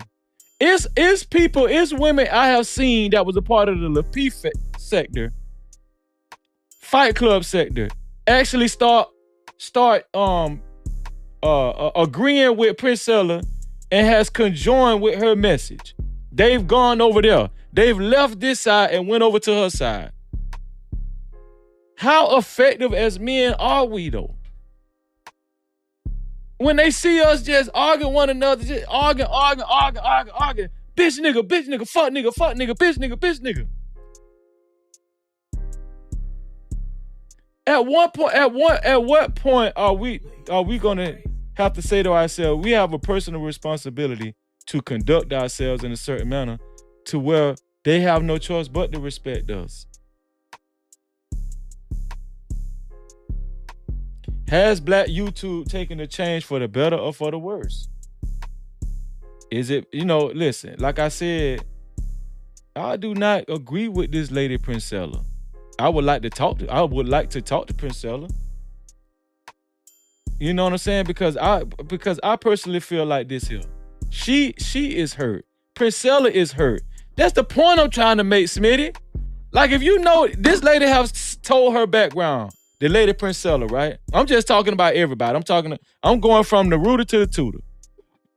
I'm mentioning everybody. This show is not about one particular person. I want that to be out there. But Priscilla has, like, if you watch that live stream she did where she was debating Charleston White, she admitted the things that she went through. Right? She used to be in love, you know, she was married, well, she was in a relationship with one guy. She said she was in a relationship with a dude where she loved this dude, and she said she was submissive and everything. But she said, now I don't know how true this is. This just coming from her mouth. I want to put that out there.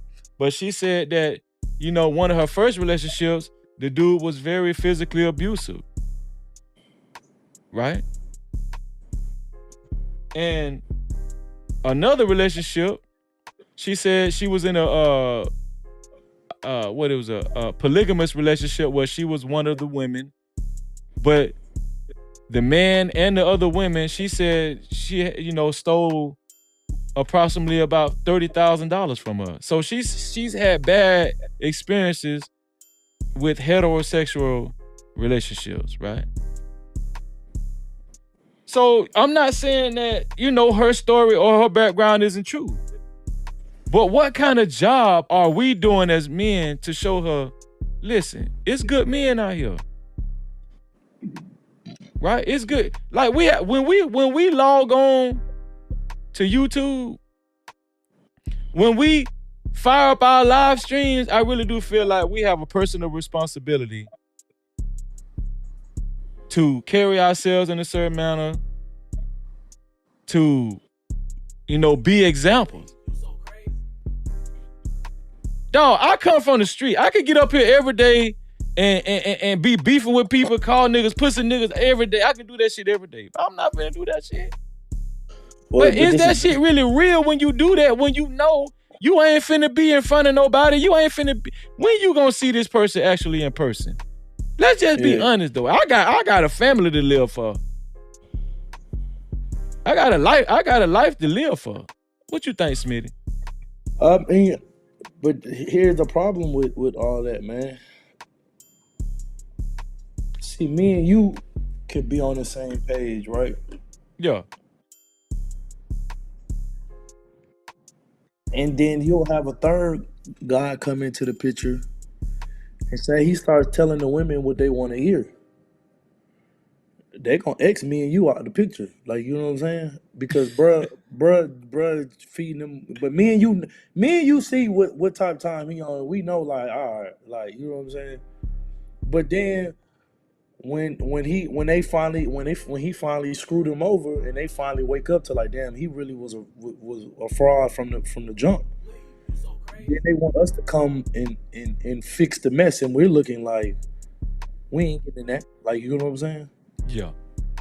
So with that being said, with society today, man, is everything is just so out of whack. A, because of money, B, because of social media, and then C, just you got a lot of people who are out here lost because they didn't grow up with both parents. You know what I'm saying? Like one thing that always used to like be crazy to me was, right, with me when I'm out here dating and I'm talking to women. And it be women who never had a father in their life, never had no, like, uncle, none of that. Like, just they mama or their grandma, like, or their auntie. And then they would tell me, like, say, like, a situation happens, we get into it or whatever. Then they'll tell me, well, a real man would have did X, Y, and Z. And I'll be sitting here looking like, well, how the hell will you know what a real man is? You ain't never had, and I'm not saying that to be, like, malicious. No, I feel you. Yeah, you know what I'm saying? How would you know what a real man is? And you ain't never had one, you ain't never seen one, every relationship you had has been a failure. Like, you know what I'm saying? That doesn't make any sense to me.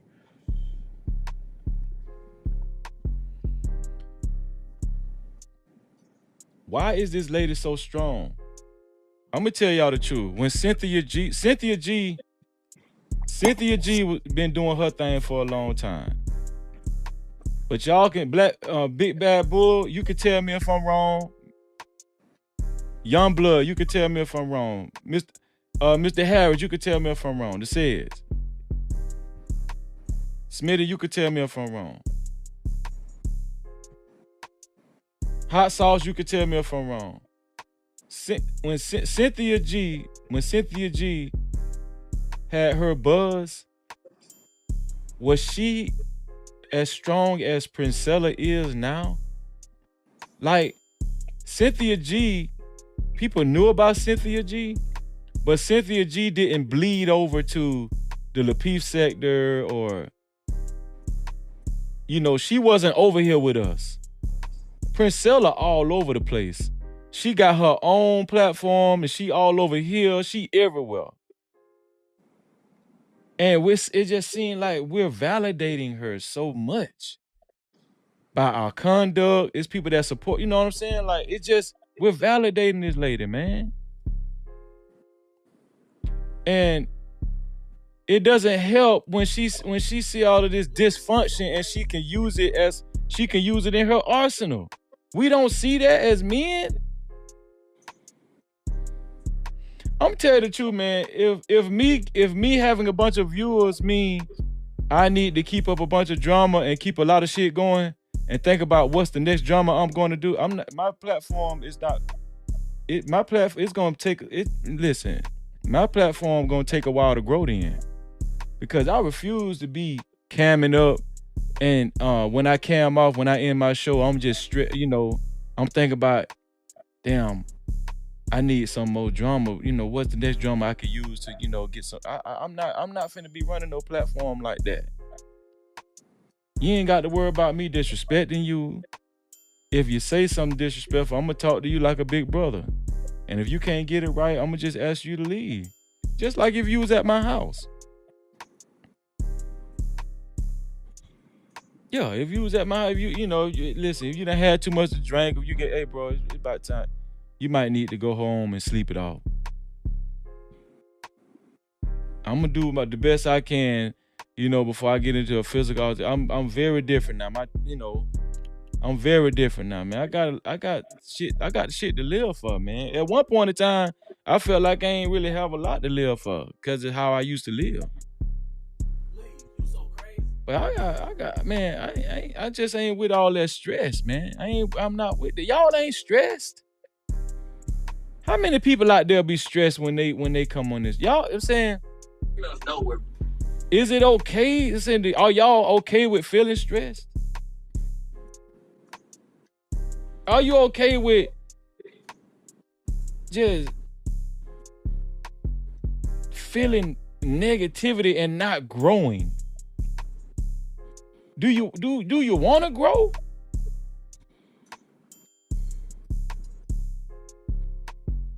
Do you want it? What's up, Tommy? We just talking about Black YouTube and where it's going, dog. What's going on, bro?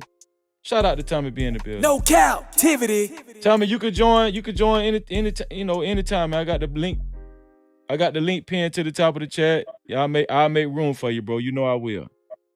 I'll just go to another scene, to another screen. But like I'm saying, it just seemed like that's what's to be expected. Like when we come on YouTube, it's almost be like, okay, when I tune in, I'm prepared to be stressed and I'm prepared to soak in negativity. It became a norm now. Is that what it done come to?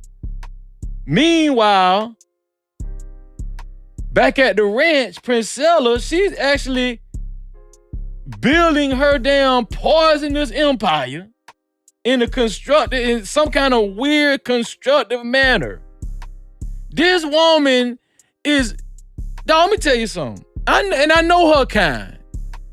The lady come from that Sarnetta. I don't know if some of y'all are familiar with Sarnetta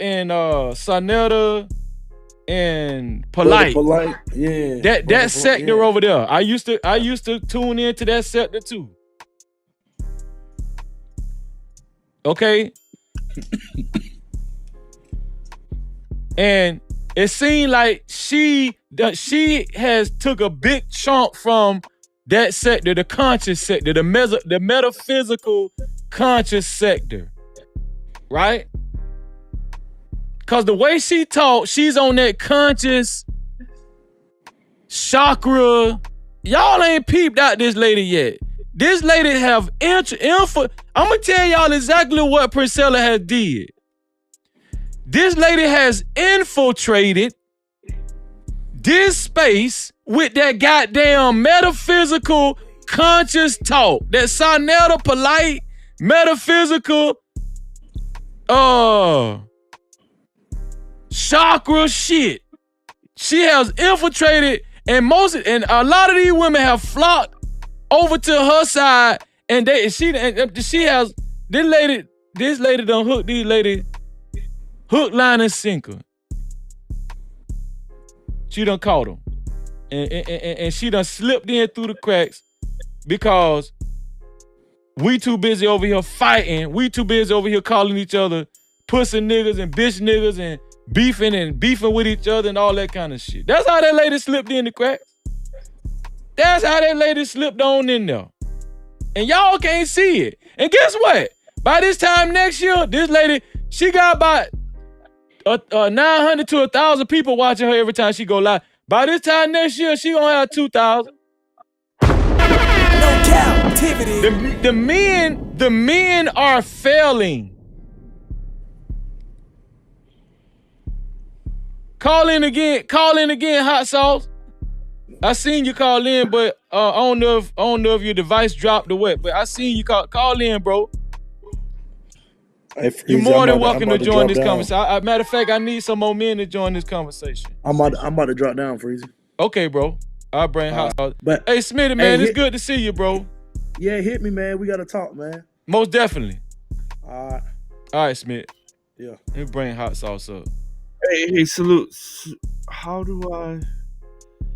Can you cam up, bro? Or you want to stay there? Yeah, I'm not able to cam up at the moment, but. Oh, that's my dog. Oh, okay. You changed your name. Yeah. How do I put my my avatar up? Or I can't. Nah, this another software. This Ecamm. Okay. You could just keep your screen black, bro. We can rock like that. Oh, okay, cool. Yeah, man. I just wanted to call in, give you some support, man. Shalom. Shalom, bro. Man. Happy for you, man. Good content. I see you growing, man. So yeah, I just want to come up, support, and say you're absolutely right. It's definitely an agenda where they're promoting her. You know what I mean? Because at the end of the day, she's saying all the right things, right? She's telling women to date other women, right? To destroy the black family. She's telling other women, like the feminist thing, like you don't need men. She's telling women that women are the prize, right? Right. She's telling women at the end of the day that black men are nothing but thugs, right? And see, that's the thing, right? So like if you're a white cop and you're listening to that, when you interact with a black man, you're gonna think he's dangerous because even their own people, even their own women are saying, yo, they're lazy, they trifling, they ain't good for nothing, and they're dangerous. Big Bad Bull say she got 13 down to 1,400 people watching her right now. No captivity. She's growing by the minute. And yeah, when like I'm doing my part to grow my platform. I'm fairly new when it comes to live streaming, right? Mm. So I will give myself that. But I refuse to, implement drama into my platform. I'm not gonna do it. If that's the only way I'm gonna grow, I'm just never gonna grow. I'm gonna do it the right way. I'm gonna do YouTube shorts, I'm gonna do TikTok, and I'm gonna try to drive traffic over to my way. That's what I'm trying to do. I'm doing it like a man, and I'm trying to stay away from the drama. And any person that come over here, I want them to feel comfortable. You feel what I'm saying, bro? Yeah. Well, I mean, but the thing about it is, though, in the like the Chitlin circuit, the black circuit, right? Mm-hmm. You gotta have drama, right? That's how it is, man. You gotta have drama. People view drama. Okay, so why do you think it's different in the white sector then? Because, well, I mean, it's I don't know why it's different in the white circuit, but I just know, like, when we listen to like hip hop back in the day, you want to grow your numbers, you beef with somebody, right? Live stream stuff like that, you gotta take shot at different people, right? We watch the drama, bro. That's how you grow. Is it And then what? possible to grow without the drama? In YouTube, nah. Because I mean, you got to think about it. The algorithm promotes what it wants to promote, right? You And at talking the about end if of the you're a black YouTuber? yeah, if you're a black YouTuber or you're a YouTuber talking about black content, at the end of the day, the algorithm is never going to allow young folks to hear positive message about other people, right? Because at the end of the day, you don't want black women and black men to have peace with each other, right? Mm-hmm. The gender war is good for business. Tommy say it's not different in the white sector. It's the exact same. Why you say? Do Yeah, they got a Princella over there, Tommy? I'm saying, is it that extreme? I don't know the white sector. I don't know. So I guess When I I, when I I tune when I tune into Playing with Fire and when I tune into Jimmy Dore, mhm, right? A lot of knockoff Joe Rogans and mhm. these people are even Joe Rogan. Joe Rogan is getting big money, man. Like Yeah, this dude signed a $250 million contract, yeah, right? These people are just sitting down talking, they just having regular old conversations, talk about doing mushrooms and they talking about politics. yeah. Well, I mean, I don't know who the white version of Priscilla is, so I mean, I never I don't seen really. a white version of Priscilla. That's what I'm asking Yeah, Tommy B.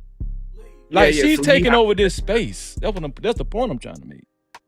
yeah. I mean because I mean because Cynthia G got demonetized, right? So Exactly. now they need someone else, and it's kind of weird that she got demonetized, right? It's a little bit weird why she got demonetized, but so yeah, she's just the next person up, right? She's the gap, and she's the person to fill the gap because at the end of the day, you need somebody to fill that void. And Right. again, the algorithm or YouTube promotes what they want to promote. They shadow ban who they want to shadow ban, right? Because it's interesting, right? As soon as Cynthia G got demonetized, you have this Priscilla person coming up. When Kevin Samuels, passed, the algorithm doesn't really promote a specific person anymore. So Tommy B say extreme sales these days, even mainstream. So with Yeah, my that's true. channel, y'all tell me that's what I gotta do. I got to bring that shit over here too. I got to start disrespecting motherfuckers. If you gonna be in the if you're trying to get that you're trying to get that money. Well, I mean, No but captivity. but bro, This right? Like crazy, dog. actually, like when you like if you ever look up like what are like the top things that sell and YouTube content, like black relationships are not at the top, right? It's like travel, health, cars, business, making money online, right? That's where the real Right. money's at. Those kind of contents, right? That's where the Mm-hmm. money's at, right? But where people get a lot of super chats from is drama, right? You do a live and you beef with this person, you beef with that person, then you can make a lot of super chats.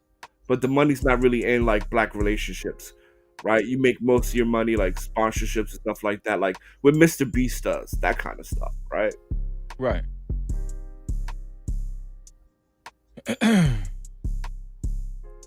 So I mean, you got a decision to make, man. Either continue talking about this, fight the good fight, man, but woke keeps you broke, or you beef with somebody, or you change it up a little bit. Well, to be fair with my platform, I'm not really relationship based. I cover current news, like whether Yeah, it's local news or celebrity news, you know what I'm saying? And then I tie messaging into it and we have a conversation around it or whatnot. yeah. That's good too, though. If you do like celebrity news stuff like that, that's pretty good. Yeah. You can make decent money on that, right? Yeah. Yeah, but just like outright, just straight up like relationship content or like what she does. Now you need to you know you need to have you need to have a message of conflict. Right, right. And so that's why, I do have relationship talk every now and then, but I try not to center my platform around relationship talk because there's way more things going on in the world than the gender war. Yeah, Me and my wife good. I ain't yeah. got no gender war going on in my house. So if I create that on my channel, it's almost gonna be like I'm not being real. I don't have problems. I don't have problems with my wife. And even like women in this space, I very similarly have problems with women in this space. They respect me, I respect them. I don't have problems, dog. Maybe it's how I carry myself. I don't know, but you know, Yeah, I mean, you make a good point, right? You're married, so you know what I mean. You're not going to have those experiences that other people have. Because I mean, I don't want to discredit those people and their experiences because I kind of get it. But on the same token, I do understand what you're talking about, right? It's just not your life. I can't identify. I can't like. I understand there's hoes out there and no good ass hoes and no good ass niggas and the nigga in the whole talk and I understand that, right? Yeah, But I don't set out to purposely find these no good assholes and these no good ass and cuss them out. I don't set I you know what I'm saying? Like I don't log on to YouTube and say, oh, what a no good assholes that I need them for good content. No, I'm trying to put a good message out there. I'm trying to, bring moral to stories. hmm, And I'm trying to have mature conversations with predominantly, black people, because we got a lot of improvement to do. You know what I'm saying? But how are you going to improve any situation without actually having productive conversations? Everybody want to be right. Everybody want to be right. Everybody want to be right. Listen, I'm willing to sit back and listen to you talk if you're making a good point, right? Some of these conversations will go into a debate type of nature. But I mean, I'm just talking to myself. I can debate somebody and still keep it respectful. I'm just speaking for myself. And if you making a good point, and if especially if you bringing out facts, and I'm going to concede. I'm not going to keep it going just for the fact of just because it seems like I'm losing to the chat. well, I Then it don't think. becomes more of a high school nature. You understand what I'm saying, bro? Yeah, I hear you, but like in the case of Priscilla, like when she talks about her background story, man, it's clear that she's dealing with a lot of trauma that has happened to her, unfortunately, in her life, right? So you can't. Right. It's hard to communicate with a person like that because for her, she's like, "Yo, this happened to me, that happened to me, this and that." So you know what I mean? So I don't care But what you said. I lived. the point I'm trying to make is she's using all of this dysfunction to validate her points. And she's doing it But in her mind, masterfully. like for her, man, I listened to some of her stuff that she says, and she talked about her background. To her, man, this stuff is real, and to her, she's helping black women out. Oh yeah, she very much thinks it's real. Yeah, she Right. very much thinks she's helping black women out, and she's almost like a damn messiah. Yeah, because she doesn't. She like for her, man. I don't. She really I mean, does my believe opinion. in her conquest. Yes, and that's what makes her a little bit different. Because for her, I don't think it's really about. I don't really Clout. think it's about the. Yeah, it's about, hey, I lived this. This is what happened to me. All these different people took advantage of me, et cetera, et cetera. So that, yeah. So for her, man, I don't think it's like just for the money or something like that, which makes it dangerous because she truly believes it. You know what? I'm gonna tell you the truth, bro. That's one thing I do like about her. When she talks with vigor. She talks with passion. You could tell she believe that bullshit that she be saying. No captivity. She's dead ass serious, bro. And Yeah. guess what? It resonates. It resonates to the people. Sometimes, dog, I done seen, let's stop talking about the women. I done seen that shit resonate with men to where it actually captivate men, and men start gravitating to her message and to her platform. I'm gonna tell you where she get that I'm gonna tell you where she get that charisma from, bro. She get it from the conscious community. That's how they talk over there, hot sauce. Mm-hmm. You understand what I'm saying? You ever paid attention to how Sonetta and Polite and bro, that chakra community, that country, they talk like that. Yeah. Young Pharaoh and all that. Young Pharaoh, they're very passionate, bro, I'm telling you, they talk with a lot of passion, and they actually believe in that goddamn make-believe shit that they be talking. Yeah, but at the end of the day, bro, if you went through what she went through and you hear her talk and her story and stuff like that, you're going to relate to it, especially if you went through the same thing.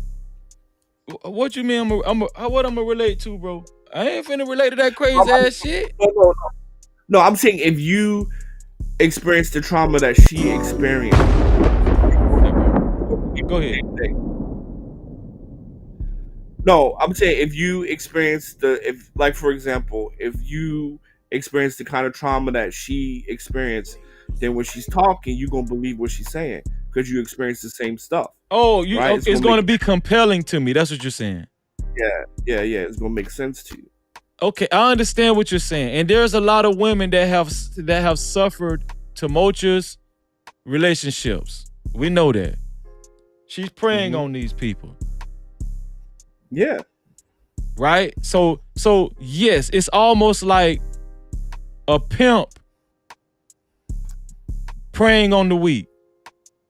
What she did was she was strong enough to make it out of her situations mentally, and you could tell she is a strong individual because when she talks about her background and how destructive it was, right, and how detrimental it was to her psyche. She's revamped her frame of mind. She eat pussy now, and she loves women, right, and she's found a new comfortability, and now she's coasting on that. I get it. What I'm saying is that the foundation of what she's riding on is that conscious community bullshit. Like the conscious community validates a lot of bullshit. You know this, bro. We ain't signing. You know what I'm saying. Yeah, I hear you. And so she went over there and she learned a lot of concepts that she could use in this space that a lot of these women probably are unfamiliar with. I guarantee you most of these people are unfamiliar with a lot of the concepts she used when she talk about there's 5 levels of the body. She says she wrote it in her book, but she got that shit from the conscious community. And we could tell she's well read. She's studied, she's read a lot of literature to help validate a lot of her talking points. So you're saying that basically she's using the methods of what the conscious community used back in the day. That's exact. uh That's exactly to what she doing, dog. You ain't, dog. I'm gonna tell you, we ain't signing. I come from the street. What I learned how to do long time ago is peep game. I learned that shit a long time ago. Dog, she got a video on her channel where you think she going crazy, but she doing some kind of seance, and she got all her lights off, and I think she got like some candles going, and she got the candles close to her face to add some light to side of her face, and she's caressing her microphone and talking like this. Dog, this shit was crazy. You ain't seen that shit? No, I don't watch her, so I only saw interviews. People doing interviews I of don't her. watch her crazy ass either, but I seen that shit because that shit came across my damn computer screen. But bro, what I'm telling you is the lady need help. She needs help, bro. But Yeah, what I'm saying is we know she need help, right? We know she need help, but it's not helping that all this dysfunction that she's able to use to her advantage over here. That's not helping. We're not helping the situation. The men over here beefing with each other, all of this goddamn dysfunction. Do you understand where I'm going with this? yeah.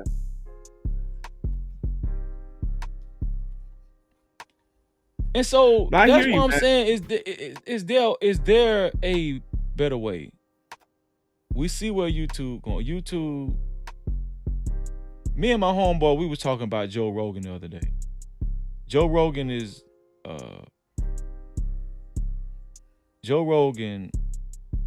he has relationship talk every now and then. Have you ever checked out Joe Rogan? Some stuff, like when he talks about aliens and shit like that.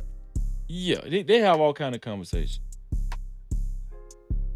But it just seemed like he be sitting down with his homeboys in the den, and they just have regular conversation, and thousands of people be tuning in just for that regular ass shit they be saying.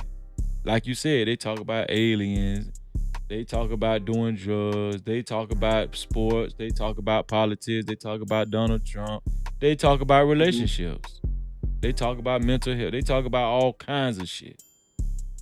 Mm-hmm. But it just be regular conversations, you know what I'm saying? They're not raising their voice, they talking like this, like me and you talking right now. Yeah. You don't think if black people talk like that long enough, and that becomes popular black YouTube, people would get on board? You don't think so? No, you probably have to market that shit to mainstream white America. You can be black and do what Joe Rogan does. You can do that, but your audience is going to be white. Majority, not all, but majority of your audience is going to be white. So what's the bigger problem then? Let's get off of black YouTube, because it seems like what you're describing is a bigger issue with black people. Are we just prone to drama and dysfunction? Are we just naturally attracted to that as a community? Man, you put me on the spot. I know we having a people. candid conversation. Like, bro, I'll tell you Yeah, the truth. You know what I'm saying? I'm going to say yes. I believe yes. People in the chat can think otherwise, but I'm going to say yes. Yes, majority of black consumers going to prefer to have some type of drama. So I'm going to say yes. If I'm looking at it purely business wise, yes. What do you think? What do you think that stemmed from? Did it stem from hip hop or what? Well, Is it reality TV now or what? Everything stems from the family, right? I mean, you can't have 60% of your population born in a single parent home and be functional, have a functional society. That's impossible. So we're going back to the roots of it. Family is the stability of any society, right? And if you're missing one person in that family structure, right, you're not going to be stable. So a lot of us suffer. A lot of us behave the way we do on YouTube, in these spaces, on Black YouTube, because we suffer from single parent homes, broken homes, dysfunctional homes. And the examples Yes, that I we've mean, seen from our parents, and it's a yes, generational thing. So now we yes, back to because square one. yeah, I don't know anything that that if you man, look, man, your adolescent years, your childhood years, that's who you are, man. Like once that's formed, that's who you are, right? Like so, for example, right? Great. Here's a great explanation, right? So Uh-huh. you know how we talk about, okay, if you're a black man, you need to improve yourself. If you improve yourself, you can get the girl, whatever, blah blah blah. That's not true, bro. Whoever she is as a person is who she is as a person. You have nothing to do with that. People don't change people, right? However, her parents raised her is who she is. Same thing for the dude. Whoever he is how his parents raised him, right? So this stuff is going to foundational. So again, right? The statistics say 70% or 60-70% of us are born out of wedlock in a single parent home. That's what the stats say. So, bro, you're not going to have a functional society like that. Black You're YouTube just is not. fucked. Basically, that's what you're saying. No captivity. Oh, I'm saying black consumers. I'm using the word black consumers. Okay. We just going Black Right. YouTube is a part of that. That's what you it's one Right, it's a right, part of right, that. Right. Okay, right. so Right, but what I'm saying is this: if you are marketing to an audience that's majority black, then if you do a Joe Rogan type of content, type of format, it's not going to be as popular. why do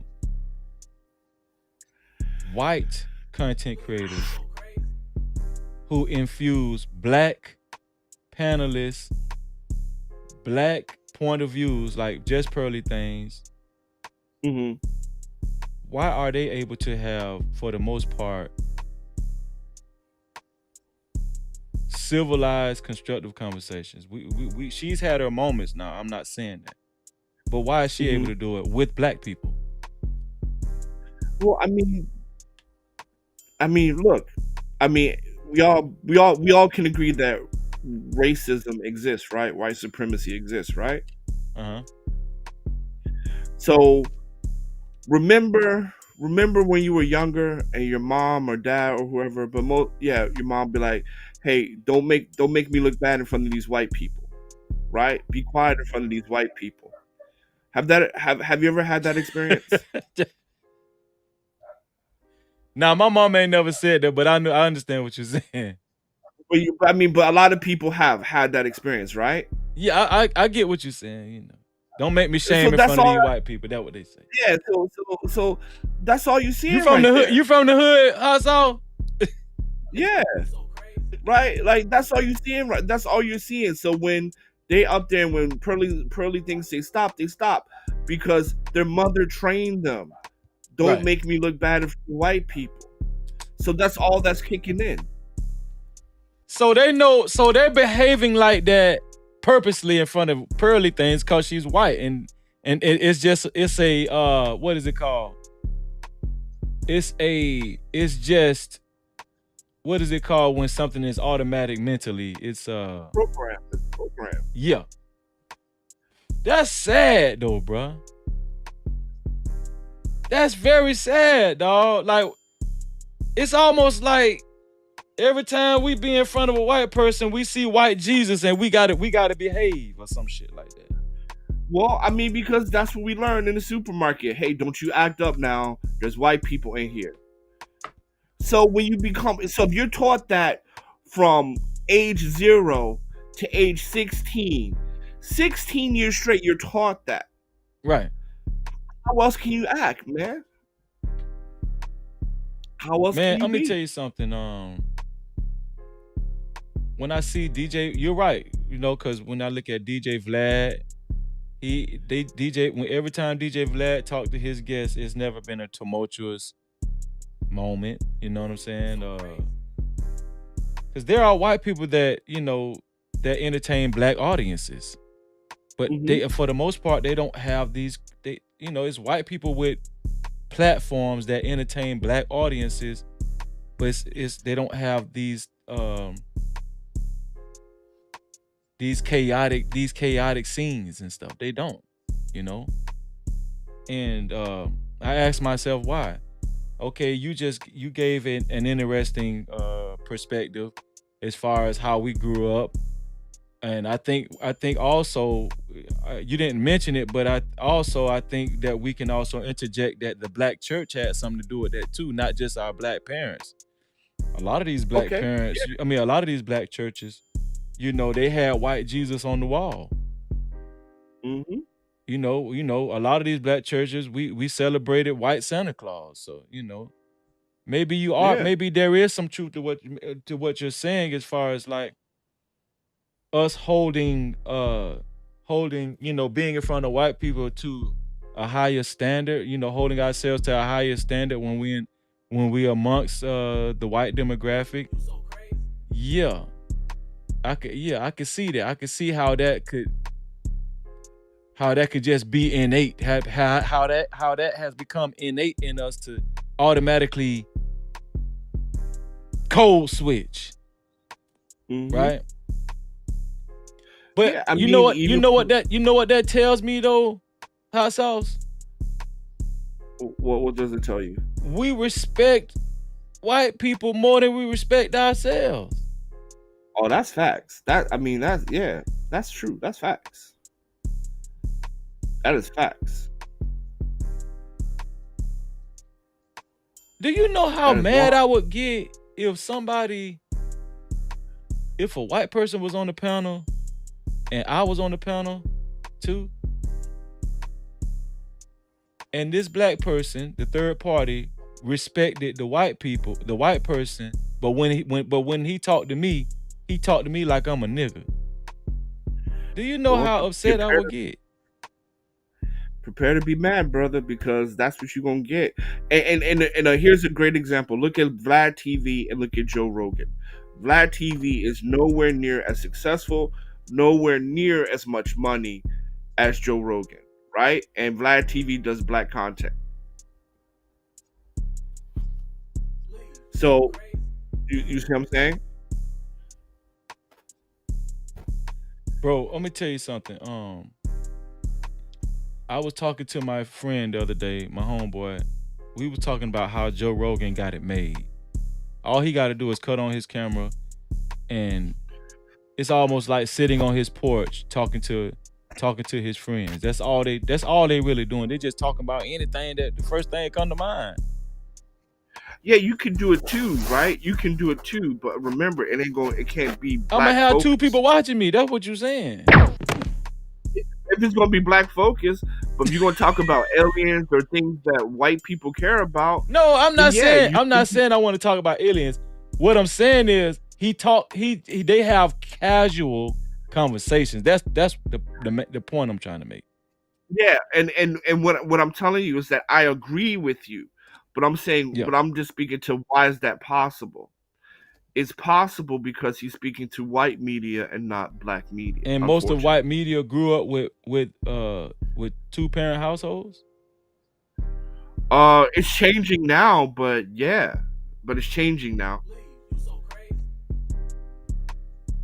Hot Sauce, man, I'm very happy that you came on the panel. You're adding a strong perspective to this show. We needed this, man. This is why I'm doing this show, because when I sat back and looked at the shape that this space has come to, I don't want this for nobody. I don't want nobody to log off of Black YouTube in a worse mental state than they was in before they logged on. I don't want YouTube to be more to make them more stressed. I don't. I don't wish that, and I know it's very hard to believe that a black man that don't know you even care that much. When I be in grocery stores and I see black people, and this nothing, this is not a racist thing. This is not nothing against white people or any other race, right? But when I see black people, I do not like when we don't smile at one another. I don't like when we look at each other like, you know, like there's Yeah, some well, tension for no reason. and I'm gonna say this, and this is not from me. This is a friend of mine, Roger. Yeah. He says this, and I tend to agree. Mhm. Everyone is taught white supremacy in America. Everyone is taught white supremacy. So when you see black people and you have your guard up, it's Yeah. what you were taught. It's what you're taught, right? You're taught not to trust black people, right? You taught that throughout school. You taught that in your home, et cetera, et cetera. You taught that, right?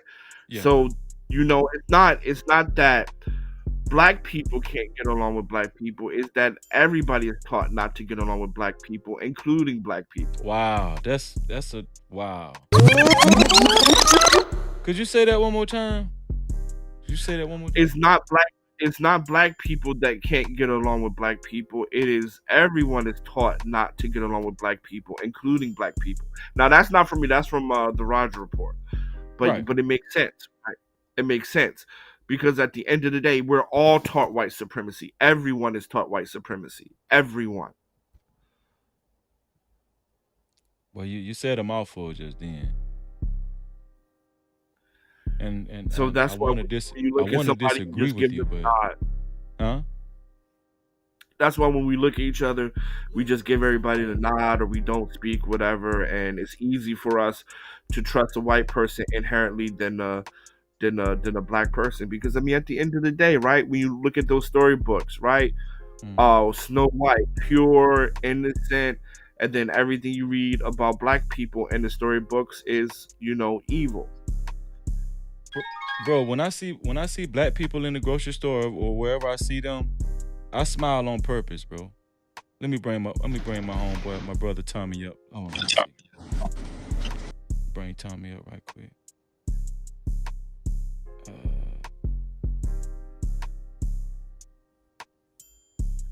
Okay, y'all use this screen right here. Pull this over.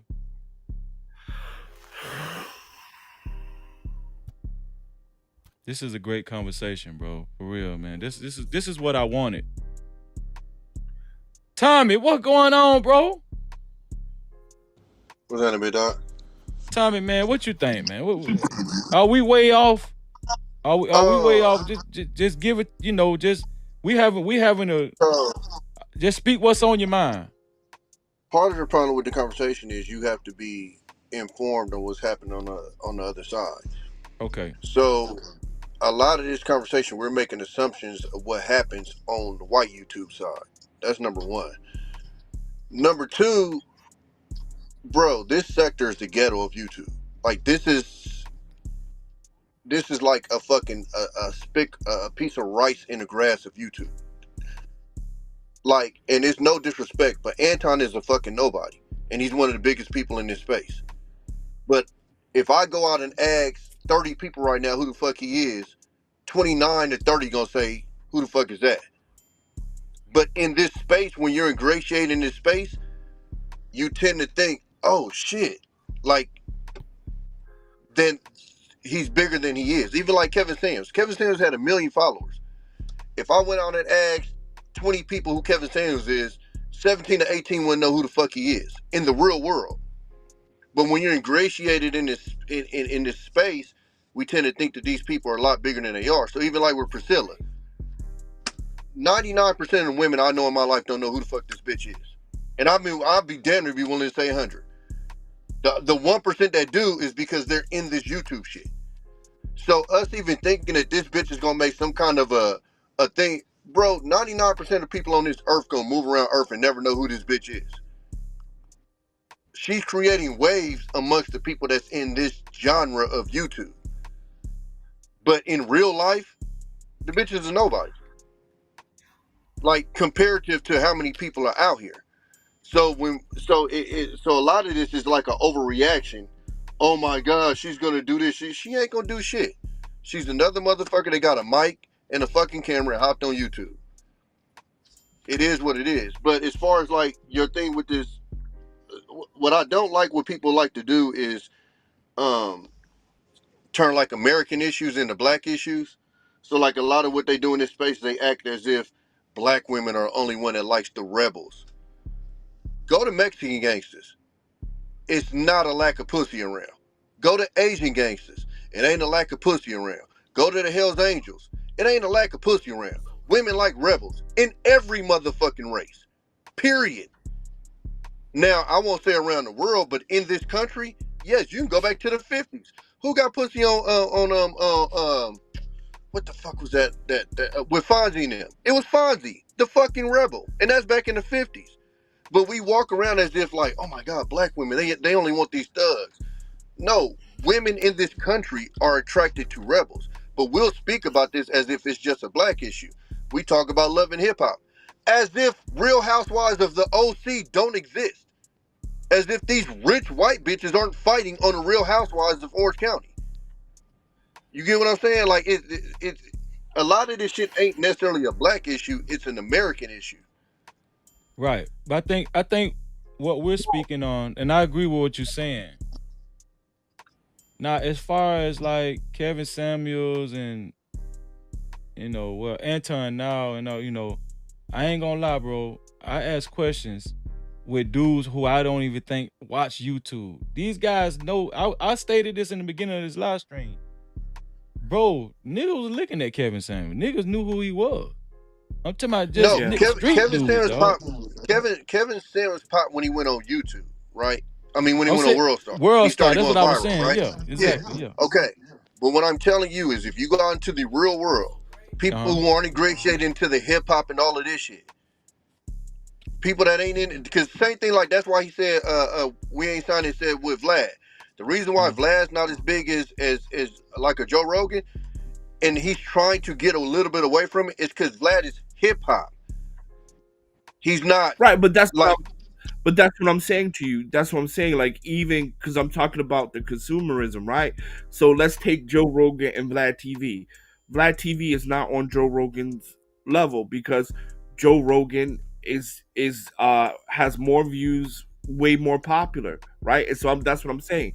It's just about he's appealing to a different demographic as well. Right. Joe Rogan also grabs from so many different places. So he'll grab from science, he'll grab from sports. Right. He'll grab from history. He'll grab from political. So he grabs his audience. That's what, and Vlad is literally, like I said, he's getting away from it now because but his is pretty much hip hop and like crime. He got like the mobsters and then he'll interview like the rappers. And that's it. There's nothing wrong with it. He getting his bag, but that's what he's limited to. Another part is we're kind of understating Joe Rogan's situation because it's not just conversation. Joe Rogan is extremely read on damn near anything they talk about. Like the shit be mind-boggling to me. A situation where most conversations would be goofy, like aliens, like when Wayne Simon was talking about aliens. He actually has like an intellectual view on this shit and will bring up evidence and this and this happened and da da da.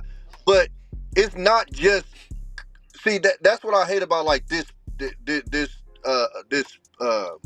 space is you got a lot of motherfuckers that can't simply say I don't know or won't go out and find out. They'll fake it. And so like they get annoyed when we come around and they having a conversation about street stuff and we come around and be like, nah, you're wrong, and then they'll get mad. But I'm like, bro, you come out of your mouth and say you've never been in the streets. So then when I'm correcting you on something about the streets, you get this attitude as if I'm trying to be a tough guy. I'm like, dog, I'm just saying you're wrong. And you're wrong because you've never been out there. It's no different than if niggas is, bro, they've actually had this happen where they had a conversation about computers. You know what Tommy V did? I shut the fuck up. Because I don't know it. That's the difference. Is if I don't know shit, I shut up. And then if I want to know it, I might learn from them or go do my own research. In this space, everybody wants to know every fucking thing. So I'm going to say this, right? That's exactly what I was saying. What the difference is between this black YouTube space and the white spaces that I've came accustomed to watching. It's more of a functional conversation. You understand? It's gonna be a back and forth, but it ain't a lot of pussy nigga, bitch niggas being thrown Yeah, around. but so I It would don't say get that tumultuous. That's all I'm saying. But this doesn't represent the black space. That's what I'm saying. This is Okay, what a black spaces you space. talk that you think? So okay, I'll give you a perfect example. So a lot of motherfuckers say, "Oh my god, if I talk about stocks and stuff, nobody will watch." I watch a young dude named Keenan. What's his name? Keenan. He talk about crypto and stocks.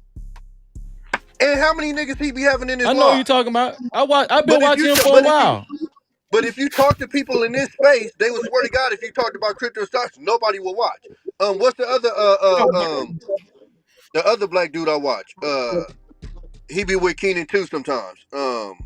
It's an older black dude. Yeah, he called him But yeah, Yeah. same thing. Do bigger numbers than everybody in this space. But if you talk to people in this space, they swear to God, if you talked about this kind of stuff, nobody will watch.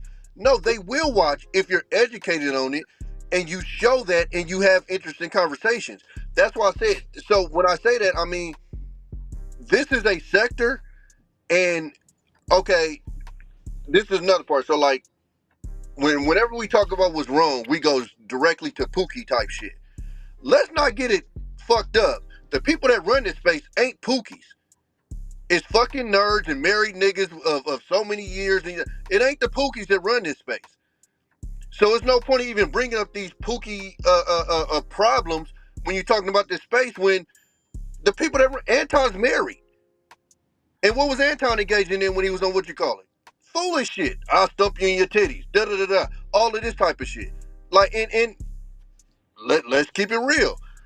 He kept Lapeef at a certain level. When he left Lapeef, that shit dropped.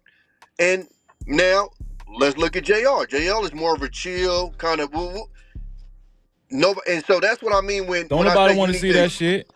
Now, but this is what I mean when I say you need the extreme.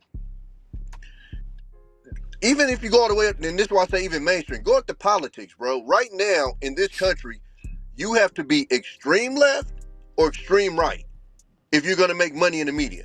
Anything in the media in the middle, ain't nobody peeping you. They don't give a fuck. You gotta be super left or you gotta be super right. That's a great point you just made. Go ahead, I'm sorry. So that's essentially how the country has become altogether. Is you gotta be extreme this way or extreme this way. You gotta hate women, hate men. You can't be like Fatty talked about me and a couple of other guys the other day, and apparently like I've never gotten into an argument with any woman in this space. But apparently it's because I be simping. So because I get along with women, who you got into an argument with? I mean, or not who, but when you got into an argument? When? I've never gotten into an argument with a woman in this space. Okay, never. Go ahead. Yeah. You know what I'm saying? And you have some guys in this space who can't say hello to a woman without getting in an argument with her. Right. But somebody like me or like you won't necessarily draw the numbers because it's not that extreme. See what you gotta understand is, like, okay, I take it like the hood. Like everybody thinks most of the people in the hood is involved in some kind of crime and this, that, and the other. Why? Because that's what you see. That's what you see on TV. That's what you see in the newspaper. That the people that just go to their 9 to 5 and keep it, it's no reason to speak about them because they just doing their shit and they keeping it moving. Right. There's no reason to sensationalize them. You see what I'm saying? And so that's what tends to happen if you aren't extreme in almost any circumstances, is you get forgot about because you're not pushed out there. The same thing with the women. The women that are pushed out there are what? The ones that's all on IG, the ones that's married and stuff, they not out there like that. So after a while, you start to think this is all that exists because that's what's pushed out there. You get what I'm saying?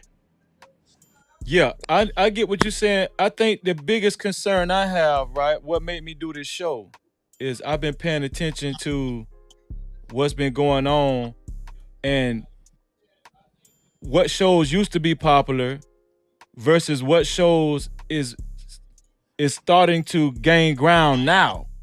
That's why I brought up Princella. Like, because I was talking to Hot Sauce, and we was talking about, you know, the dynamic of her conversation and the type of messages that she tries to get across. I peeped game a long time ago. The bitch an idiot, bro. You talks a give her lot. too much credit. But this the thing. I don't give her no credit. But what I do give her credit is she learned how to be compelling to hurt women, right? And she learned how to package her speeches in a way where that shit is so passionate to where it's almost like she became Malcolm X to these hurt hoes. No, right? she did not. Let me finish. Hold on, Freeze. Hold on, Medrell. Let me finish. No. Medrell, hold on. Just let me land my plane. Let me land my plane. Stop giving this sick, twisted bitch so much fucking credit. No, I'm not giving her credit. Listen what I'm saying. Listen what I'm saying. She got down to Big Bad Bull said it earlier. She's live right now. She got down to 1,500 people hoes watching her right now. That's more than most of these dudes in this space that's got platforms. What? Listen to what I'm saying. What I'm saying is she's using the dysfunction that she's actually sees that from guys, but us guys between each other, beefing with one another, calling each other pussy niggas, whole bitch. We can't get along. You know, then she'll say, "See, that's what I'm talking about. You proving my point." Nah, what she doing, Freezy? She's doing the opposite of what this space did. This space used the quote-unquote loser, nerd, incel guys pain to get money. That's exactly what they did. And she's doing it to the women. She's just doing the opposite. She's just doing it to the women's way. What? Listen, but y'all still on the serve. We know she doing that. That's easy. That's how she established. But the thing is, that's how she got established. But what I'm telling y'all, how she's growing is, but Fresh and Fit is doing the exact same thing. Right. Here's the thing, though. Here's my problem. Okay, well, hold on, Tommy. Here's my problem. And they selling courses and shit behind it. Right. She's selling a book. Okay, a terrible one at that, from what I hear. Here's my problem with the whole situation. I got no problem with her personally. Make your money how you make your money. If people are dumb enough to pay you for the dumb shit that you're saying that's flat out incorrect, fair enough. Make your money. My problems with all these dudes out here who are threatened by her. And I'm just like, what are y'all niggas threatened by? The things that she's saying is just flat out patently false. There's nothing. Well, why don't you talk to her, Mandrell? I'm like, about what? There's not one fact that she's laid out. Well, because Mandrell, there's nothing like she says is true. I mean, what am I going to talk? What am I going to talk to her about? Because what they hold on, Tommy. Why these weak ass niggas got her on their platforms trying to debate her? She goes out with a big word salad, and these niggas can't win against that. All you have to do is say, "Ma'am." The only thing they have to do to win, Tommy, is say, "Ma'am, that's not true," and they win. But they get sucked up into some kind of stupid vacuum. I'm the like, bitch is still married. We know that. The bitch still married. But look at what y'all saying. We know everything y'all saying. Y'all listen. This freezer y'all talking to. We know she fraudulent. We already know she fraudulent. Why are you giving her any attention at all? Why are these dudes, the men, it's the dudes giving this chick so much attention? I'm like, hold on. Let me read this super chat. Hold on. And they complain about her. Shout out to my brother Big Dave with the $2 ball. He said from Big Dave. That's what Big Dave said. From Big Dave. No, the point I'm trying to make is y'all made good points, which y'all made points that we already know. I see L Nixon in the chat. JD25 was L Nixon. You can join us and join the conversation you want, bro. It's late night talk. But what Tommy pointed out, what you just pointed out, Mandrell, we know that already. We know she's then end of story, there's no need to talk about her no more. End of story. No, listen to what I'm saying. Listen to what I'm saying. I got about to. I'll be back, Freezy. Okay, right, bro. Man. No problem. The Freezy, like I said, end of story. She's a fraud. Fact. Now let's move on. There's no need to give her any more air, any more breath. Mandrell, it's not the end of story. You have people listening. It's not the end of story. Who's listening to that bullshit? Listen, bro. If you let me talk, I'll tell you. No one's taking it seriously. We ain't said it. No, I disagree. I patently disagree too. I patently Okay, disagree. okay. Here's my thing: if the morons want to listen to her and believe what she's saying, let them go be dumb on their own. Yeah, but They're you lost gotta, causes, and there's no saving them. but Leave them where the they quote at. unquote the quote unquote morons that you're talking about are the quote unquote morons that brothers are trying to marry and date. The No, quote they're unquote not. morons. Yes, they are. Yes, bro. Like we gotta stop this with this old man talk. The digital, like, look, YouTube is reality, bro. No, it's YouTube is not. fucking We ain't reality. signing. Yes, oh boy, bro, you're out of touch. You're out of touch. You're out of touch. YouTube is reality. You know what? No, it's not. I used to talk like Yes, it is. Mandrell, but I'm understanding this shit is becoming reality for real though. It Well, really then is. listen. I tell you, Yes, it is. no. Hold on. Come Pause on, out. fellas. Pause. Because you're seeing. Look at the Black manosphere space, and now look at how Black men are voting differently. Or look at how Black men are talking about they're not dealing with single moms, how they're pairing differently. All YouTube that is the shit is a world, lie. All that bro. shit is a lie. Bro. Here's You my know thing. what's a lie? Okay. No, man. Look, I let you cook, but then you know what's a lie then? How more and more Black men, 30% of Black men that are These under niggas, these niggas will is always get with single minds. Stop all that Thank bullshit, you. homie. They will always get with single Knock moms. it off. Like, knock it Knock off. it off. Hey, thank you, Poppy Blanco, These man. niggas, These niggas are always these gonna deal niggas, with single moms. Y'all stop the madness. exactly, my bro. nigga. So Somebody you hit. telling me? So you telling me? Bro. Hold on one second, bro. So you telling me? So you two niggas. You won't even let me finish my point that proves Let my let point. let let Hot Sauce finish and All then right, you go next, go ahead, Poppy. man. Go ahead. It fucking Go proves ahead. my point. And matter of fact, you have, bro, Go ahead. just like what, a couple months ago, you have brothers on mainstream TV talking about I ain't fucking with no single moms on the own channel or Really, some shit that went viral, right? Come on, bro. You really. got more and more Black men, young millennials and Generation X that are dating out that don't no longer see race and race loyalty, right? There's issues, bro. There's issues, Yeah, and y'all Generation X, I'm Generation X too. You got to understand, man. YouTube is reality. Social media is the new reality. It's the way we communicate.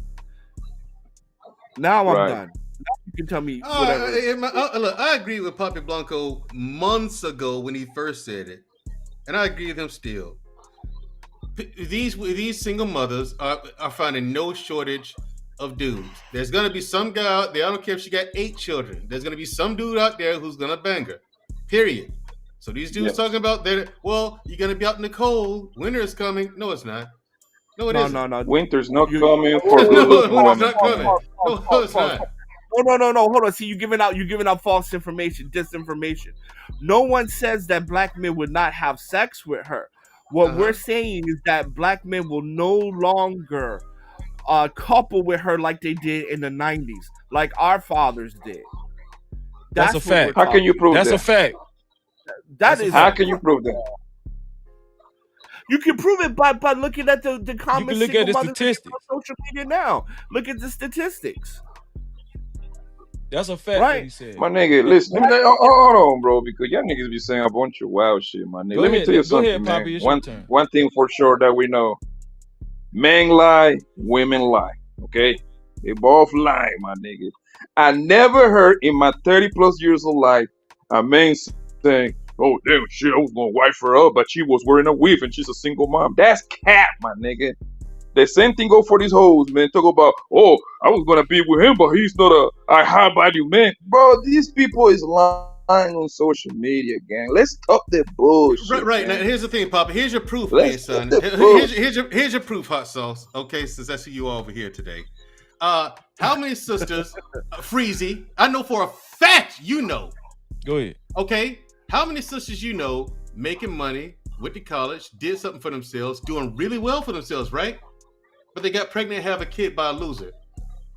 And you wonder, wait, if she's doing all this by herself, like if she's one of them kid chicks, why didn't she have a baby by a dude who was worth more or who had a better station in life? You know, these well-to-do women talking about they want a high-value man, they have babies with dudes who are beneath them socially all the time, and they happen so much that I call cap on every single one of them. Freezy, I know you've known some women like that or seen it. Every one of us but on this panel has. but you know what happened, Mandrell? They come into YouTube and Instagram, start doing lives, and Yeah, and they then they start telling lie, you say some well, wild if you're shit. not making six figures, I don't want you. Bullshit. Exactly, But If exactly. baby daddy don't Mandrell, make listen, six listen, figures, listen you to know what what I'm y'all saying? saying, right? What you just described, we know that exists. We all know women like Then that. full stop. The rest is a lie. But listen The what I'm rest is a saying. lie. And they We lie to started themselves. the whole reason why we started having these conversations on YouTube was to try to To make money. improve the black family, try to improve it's black not. relationships. No, it's not. No, it's not. No, it's not. Are you Freezy, telling come on, me? Freezy, you Hold my on, nigga, Freezy. Freezy. Here's a proof. I talked to Obsidian a week or a week and a half ago on a live stream because I saw him there and I wanted to catch up with him, right? And ask Yeah. him what was it, since he's one of the godfathers of Manosphere, as far as I was told. He's one of the founders of the Manosphere. He's like one of the biggest names. I said, hey, okay, Obsidian, what is the Manosphere all about? I want to know what that is because I'm all for helping men become better men. I'm all for throwing my name in the hat for that. However, in this year and a half I've been in here, people have gotten worse. And I'm talking about the vast majority of them. The men have regressed to an alarming degree. They started out one way, and now they're infants now. You're proving my point. No, let me finish. Hot sauce, didn't I say that? No, let me finish, because here's the point. Here's the punchline. You know what he told me? I don't know, man, but I'm here for entertainment. And then we got into, and so that's point one. Then I got into that whole Princella thing. I asked him what he thought of the guys bringing her up on that panel and just looking like clowns. He said, hey, she's good for business. Yeah, it's about business and entertainment. That's what the Manosphere is about. Mandrell, what I've been telling you, bro. I've been telling you. Wait, Poppy. Who said that? Obsidian told me that. Okay, now I believe I do. You're not a man that you should lie. I know you ain't lying. But what I'm telling you, it's what on I believe. YouTube page. Go look it up for yourself. No, I believe you. No, listen what I'm saying. I believe you. But what I do believe happened is that was not Obsidian's initial motivation for talking the way. I believe he graduated to that mindset because he see this shit done gone to shit. So why not make some money now? This man ain't trying to stress out no more. But his initial reason was because he was trying to, make a difference with relationships and get through to these knuckleheaded women's head. Freezy. Bro, but let's be honest. Hold on, let's be honest, bro. So when hold on, man. You've been talking for 40 minutes, man. Chill out, my nigga. I just got here. Told me that himself. Go ahead, Poppy. Look, Hassan, we're gonna let Poppy go. Go ahead, Poppy. Bro, let's be honest, my nigga. I don't know them. I mean, I heard the names and shit like that. I don't know the niggas, and I don't want to know the niggas, though. But look, this shit is nothing but a money grab for every. That's the number one. Matter of fact, I'm gonna look at you crazy if your first motive isn't about the money, fam. Actually, it would be dumb as fuck for you not to look for the money first. Hey, y'all be right back. Like, come on, let's be honest over here with this man. Nigga, like the man improvement bullshit, nigga, that probably comes second and third somewhere down there. I'm gonna tell you the people that really cares about man improvement, though. The channels that they're not doing that good, son. The niggas that stay steady, that people don't watch them too much, the niggas actually probably care.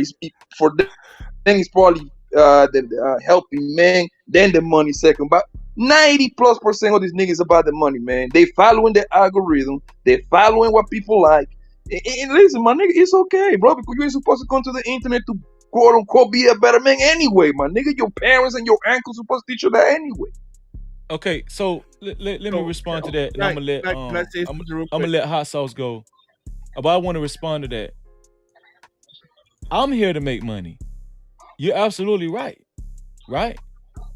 But at the same time, I'm not going to compromise my integrity just to make something. I ain't never been like that. Like, I'm not finna turn my damn platform into a fucking circus. I'm going to build my YouTube channel one subscriber at a time. That's what I'm going to attempt to do, right? And then, I want my own audience. I don't want Fight Club's audience. What I see in this space is the same 400 people following people everywhere they go. Like, you know, this Yes. whoever is gonna win over the Fight Club audience, that's who winning. Well, it might be Fatty, it might be Daryl Long, it might be whoever. I'm not trying to fight for the same 400 people. No, I'm trying to listen. I want to make money, but if I got to join the damn high school in crowd, I ain't want to do that shit. I'm not here for that. So you do have to be, you do in some type of form or fashion, you do have to be a what is it called? When you're leading your own way, when you're trying to lead your own march, you gotta be a damn, I forgot the You want to word. be Moses? Huh? You want to be Moses? You No, want to be no, Moses? it's a generalized term. I forgot what it's called though. I forgot. You want to be the king, nigga. No, I don't The want to be king. the Just say king, the but king. you have to a trailblazer. Thank you, No Cap Crew. That's what I'm talking about. Thank you, JD25. It ain't no more fucking trailblazer. No cap. This is some high school shit. But Freezy, you in the same algorithm as everybody else in this circle, bro. I want to reply really quickly to what Mandrell said. So here's the issue that I have with Mandrell. So yes, Obsidian has said on multiple occasions that he is in it for the money. No doubt about that. What Mandrell saying is absolutely true. However, when we talk about for the money, I mean the Black Manosphere. If you're for the money in YouTube, you wouldn't be doing this, right? Because when you look at the average subscribers and views here, right, they're all under 300,000, right? And if you're under 300,000, you're not making money like that. If you really want to make money and you're in it for the money, you would do a gaming channel, you'll do a real estate channel, you'll do a business channel, you'll do a health channel. They want the super chats and the cat chats, bro. Let me finish, right? Because that's where the real money in YouTube is at. That's where the sponsorships is at. That's where the AdSense revenue is at. That's where the affiliate marketing is at, right? If everybody was like, fuck it, I'm going to just do something on YouTube, then you would do the most popular stuff or you'll do those gold digger pranks, whatever, right? That has like 300,000 views, 300,000 subscribers, right? So to just sit here and say they're just for the money is kind of ridiculous because the Black Manosphere doesn't really make money like That's that a compared fact. to other genres. That's not true. That's not They're true making at all, peanuts. bro. They're making peanuts compared to a lot of these other That's not true at all, bro. That's not true at all, my nigga. That is factually true. You look at the average. No, it's not true, nigga. Niggas is making money on the small ass channels, bro. They even making videos. How much? Niggas is making like 8 bands a they're making. Hold on, fam. They're making about 8,000 a month in a small ass channel with 3,000 hold on, hot subscribers. sauce. What you talking Let about, Poppy dog? get it out, then you can respond. Go ahead, Poppy. I wasn't finishing. He just interrupted me. Okay. Go ahead, hot sauce. Finish, and then Poppy gonna respond. Right, because what I'm saying to you is this. I'm not saying you cannot make money. What I'm saying to you, if you were in it for the money, you would go to the industries that will make you the most money. That's what I'm saying to you. He's saying there's way more money to be made than what they're making over here. That's what but this right here. This right here is easier, bro. You're just talking about relationships, my nigga. Everybody can relate to that. It's easy. And most of the niggas, they're not looking to be millionaires out of this shit. They're just looking to make 4, 5, 6, 10 bands a month out of this shit, nigga. Most people would be happy with that. Most guys ain't making no damn. Most of these guys ain't making no damn band a month, dog. They're not making that. You don't know. You don't know the business. Okay, give me an example like who, Freezy? Give me an example. Give me a name like who? Most people is not making a band a month, dog. I'm telling you. I know they ain't, bro. Most people in this space. Are you sure? Like most people is not doing fatty numbers. They not. And you know that you know that, Poppy. And that's the example I'm giving you, Freezy. I'm using the smart channels. Hold on one second. Big Bad Bull wrote a comment. I want to respond. Big Bad Bull said, watch your mouth, Freezy. Most of us here right now are Fight Club audience. Listen, Big Bad Bull. You don't come over here for Fight Club content. That's the point I'm trying to make. When you come to Freezy channel, you're not expecting Fight Club. I have my own channel. I'm building my own platform in my own way. JD25 said it best. The trailblazer. You know, I don't. This is. I don't allow. Even this conversation we're having right now, it wants to break out into, into out of control. But I'm not gonna let it. I'm not. We gonna remain respectful on this platform. This, if you don't want respectful conversation, you can't. You just don't come over here. But we gonna have respectful conversation. We gonna talk like men, black men. We gonna disagree and we gonna raise our voice. We gonna talk like men. I ain't saying we gonna be some punks over here, but we gonna respect each other. And all I'm saying is that you don't come over here for Fight Club content. That's all I'm saying. And Big Bad Bull, my brother. But this the point I'm trying to make. I'm not going to be threatened if anybody is over here from Fight Club and they leave. No, like I said, I'm building my own platform. I'm not fighting for Fight Club audience. Did anybody understand what I'm saying? Or did that get misunderstood?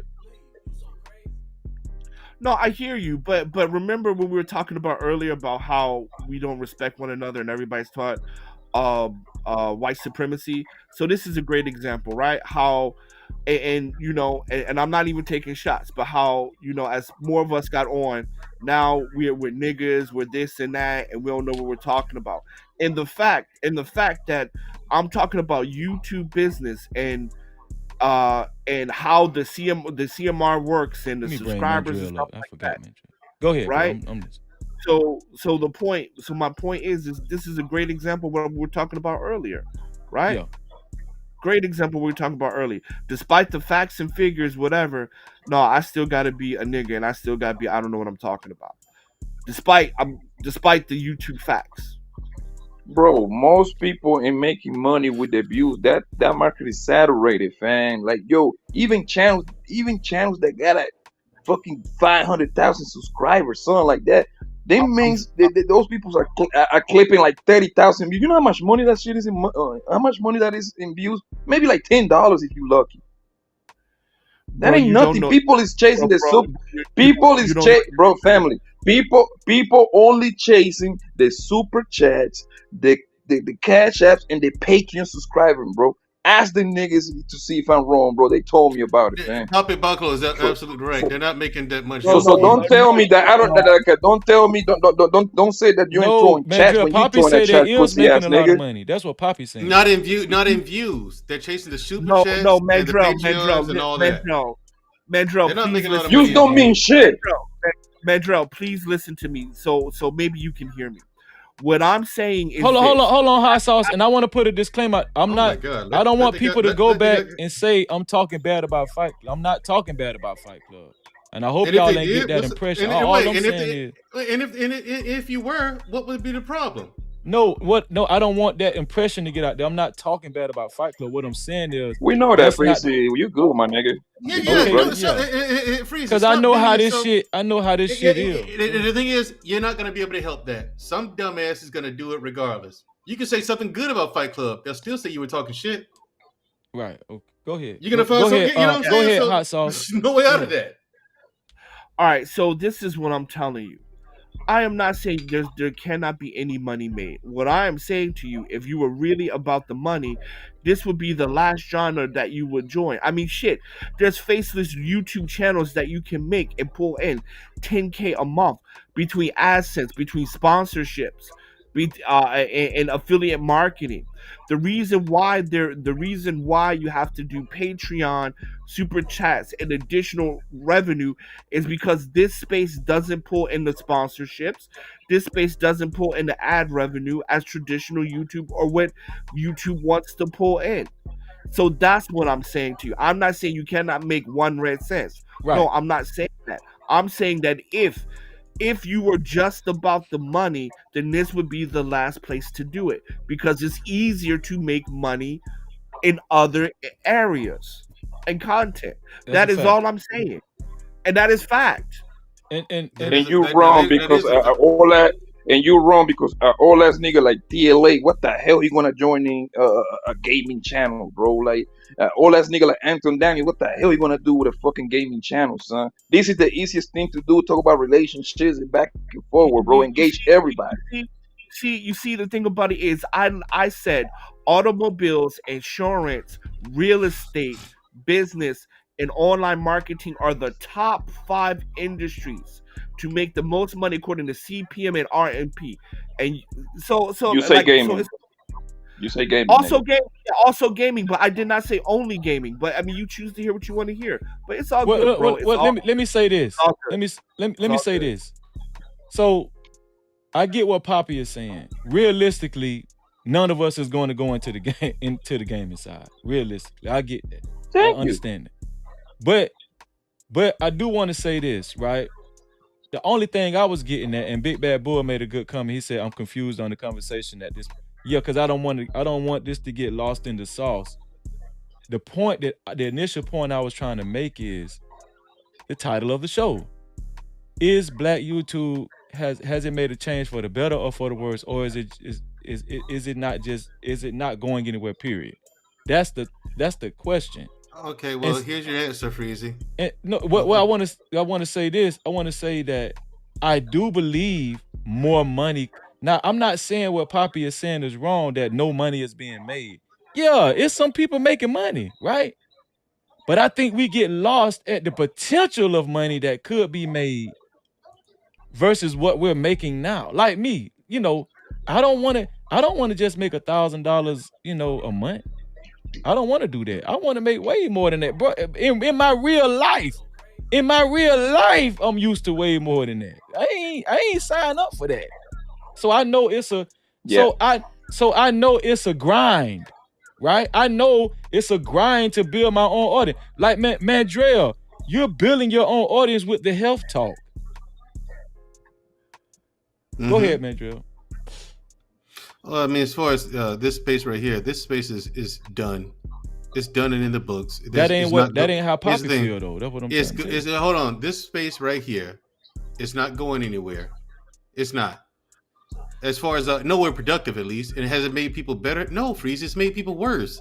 People are dumber today than they were when they first started.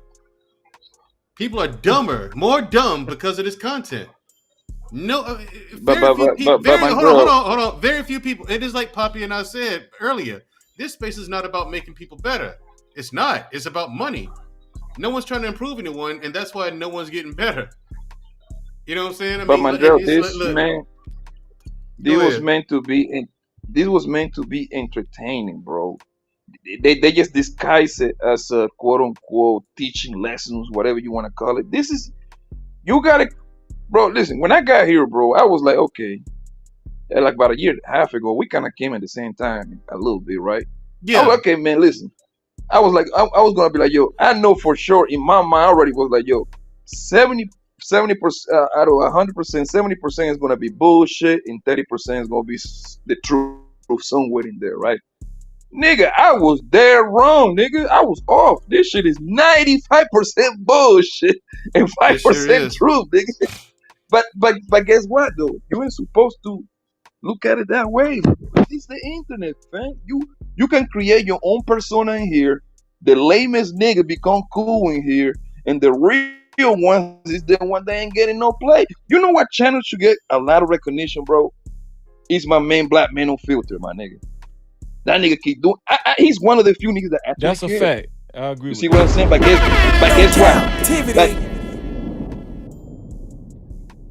And if you look at my man, his life story and all that stuff, he always with his kid. He always with, I watch his shit, yo. You see what I'm saying? He always his kids coach. Football games and all that shit. He's a family man. He got like a decent crowd. He got like a steady crowd. 25, 45. Always watching live. He's supposed to be one of the top dogs out here. But guess what? My man, Black Man on Filter, he play the middle. He's not a extremist. In order for you to win, bro, you gotta be a extremist, my nigga. There is no way around that, son.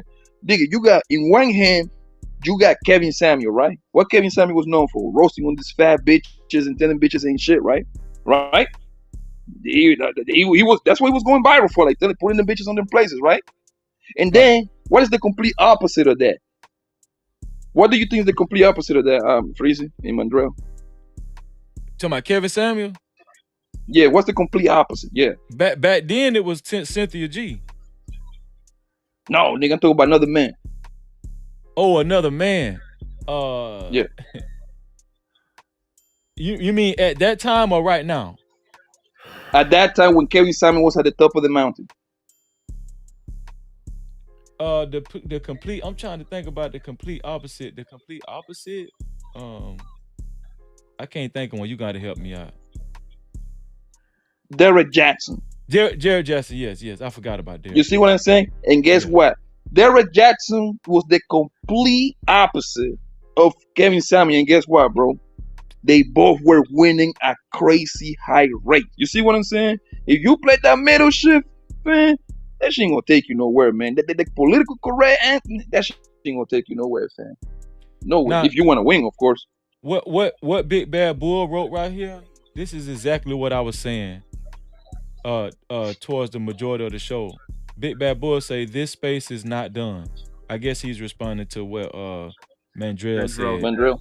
Yeah. Yeah. It just shifted Yeah. to the side of the women. Isn't this what I said? Man, that's why I know me and Big Bad Bull we see eye to eye on a lot of things. He said it shifted to the side of the women. Men need to come up with better verbal rhetoric to trigger the women. Our talking points are now like bell-bottom jeans. Is that exactly what I No said? Cap-tivity. Well, I didn't say that. I didn't say that verbatim. So But Freezy, let me say something after you finish. I want to give my 2 cents. okay, what I'm saying is that's an excellent point.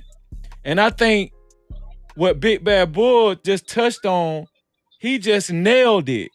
And see, he's right. It has shifted to the women. I don't know if y'all understand. It shifted to the women. And I don't see that. bro, I'm gonna tell you something, bro. This woman is getting bigger and bigger. Now, I'm not saying she's about to take over the world. I'm not trying to blow Who her you talking up about, like that. Freezy? But all I'm saying is that, see, back then, and you know this, Poppy, back then when Kevin Samuels was big, Cynthia G stayed in her space. Cynthia G didn't come over to the Peace Sector and Fight Club, and she didn't come over to all that, right? But this lady, Princella, this lady all over the damn place, bro. She on her platform. I think she done came to Fatty. She done came to Aaron O. I'm waiting on. She might be finna come to Fight Club in a minute. I don't know. She all over the damn place. She with Daryl Lone now. She everywhere. Bottom line, I'll tell you this. I ain't gonna bullshit you. I am one cunt hair away of just saying I quit. I have given serious thought into disappearing out of this space wholesale and devoting my time to other things that's actually making me money. Putting more energy into that because this is pointless. It really is. Just listen to the way you guys are having this conversation. Go ahead, man. Poppy, listen, I'm about to go to with Poppy Blanco. Once in a blue moon, you might see me, but I got other shit that's making me money, man. And my time would be better served with that. Most of these people out here are fucking worthless, and there's no saving them, Freezy. There's no helping them. Well, listen. That's why I'm having this show. That's why I'm having this show. Mandrell, you got too much high expectations, bro. That's your problem. That you think this is some sort of university or something. I agree. All right, Freezy, man. I'll talk to you later, man. I'll just talk to y'all later. All right. We ain't signing. Appreciate you, bro. I really do. Come back. No, I mean, I'm trying to talk, but I mean, shit. Every time I say this is what's going. My bad. We ain't signing because you were supposed to. But let's be real here. How long have I been up here? No. Go ahead. We ain't signing because when I went to talking, I went on a little soliloquy when me and Big Bad Bull kind of we agreed with each other. But go ahead, bro. I'm sorry. So I'm gonna say this. I think this space has helped a lot of people because, like for me, it has helped me a lot. The people I listened to, it gave me a lot of foresight on what's going on. It gave me a pulse on the community and what's happening in real time, and it helped me to make better decisions when it came to mating. So I'm going to say it has helped a lot. It has helped a lot of people, and it has helped a lot of people such as myself. Right, but I think what Mandrell is saying is where it has come to. Right. What do you think about that? Where it has come to? Where it is right now? Yes, where it comes to right now. I just think right now, man, I mean, it's just exhausted. I just think at the end of the day, it's kind of a stalemate, right? There's nowhere to That's go. what Mandrell was saying. There's nowhere to go. I think now it's just kind of like nowhere of a stalemate. But I don't think the people in the space are stupid or anything like that. Oh God, bullshit! No, You know full I well these don't. people are dumb. No, I Not all don't. of I them, don't. Mandrell. You know these people are dumb. We ain't son. Stop it. Stop being nice. No, I'm not Mandrell gonna don't call give these a people. damn. There Bro, you go. I'm not- You're not gonna call them dumb. Thank you for you're just being nice. Got it. I recommend you Yo, not do this is that, what's going. however, but fair enough. But fair enough. If that's the road you want to take. But you know these people are dumb. Man, no, They're man. not I dumb, mean, Mandrell. They're They- retarded. They're just not dumb. There you go. Thank you, Poppy. But look, Retarded. Freezy, Yeah, this that- was going on with that lady, bro. This was Go going ahead, on tell with me that. what's What's it? going on. I call her the dyke maker. The dyke maker. That's There her you name. go. The dyke maker, right? Look, bro. That's what I'm talking about. No Cap-tivity. Now we're being more discreet. Here's the thing, bro. She's here for the bad too, my nigga. If you put that woman in a lie detector test, that bitch will fail that shit, nigga. Like how much, yo? This is how I operate, bro. When you lie to me on something so simple, when you say that man is incapable of love, I don't need to hear about you no more, man. Like there's Thank nothing you, else Poppy. to hear Thank you. after There's that, nothing bro. else to talk about. No, but Exactly. listen, Hold we on, know but she that's was- not true. Then no, she was nothing to Exactly, talk about. but that's a simple concept that not even Right. not even the most deadbeat father, the most deadbeat song out there will even agree with that one. Like, come on, man, I love my listen, mama a little bit. This son. is the big. This is the better question. Why are the women believing it now though? Why are these women flocking over there? I And was believing gonna go that there. bullshit? I was gonna go there. I got Go all the ahead. answers, I wanna man. hear Listen, this. I ain't go. I got like a 40 minutes to spare, nigga. So hey, you should pay me by the hour, nigga. I'm about to give it to y'all niggas, man. Look, the reason why she's popular right now is because the women, these bum ass bros, I'm pretty sure most of them are ugly. Only ugly women follow that kind of concept, right? Yo, the reason why is they follow her is because she's actually quote unquote giving it to the men. They think that they found somebody that can go toe to toe, argue with niggas back and forward in the like they think that she's spitting facts and logic. You see what I'm saying? So they seem like somebody that can debate a man and beat him at debating. That's all it is, bro. Because the reason I know I'm correct on this one is a lot of bros that are married following that woman. You see what I'm saying? Yeah. If you first of all, if you are straight, and this, I asked, like when I was on Friday, I asked a lot of straight women this, like, yo, I understand if you a fucking dyke, you following her kind of message because she's saying women build communities and be with each other, raise the kids, whatever. That's some lesbian shit, right?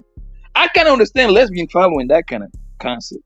What I don't understand is a fucking straight woman with sons and a husband or a boyfriend following what the fuck she's saying. That makes absolutely no sense. Why is No this sense happening? whatsoever. Though? Look, okay, listen. Okay, It's because it's because they like to see this bro arguing with niggas left and right, and they think that the Princella is beating these niggas at debate. That's all it is, bro. I think it has a lot to it's a do- show. It's a show, bro. listen. When we talk about the sister code, that shit real. Okay, and No, it ain't. bro, you can't see it. Nigga, Like, them okay. hoes with nigga, them hoes. When they can put a man in between, see how strong that sister code gets. Okay, I believe what you're saying, but listen. You know I understand what you're saying, but when I seen somebody like Nurse Fancy, right? Shout out to Nurse Fancy.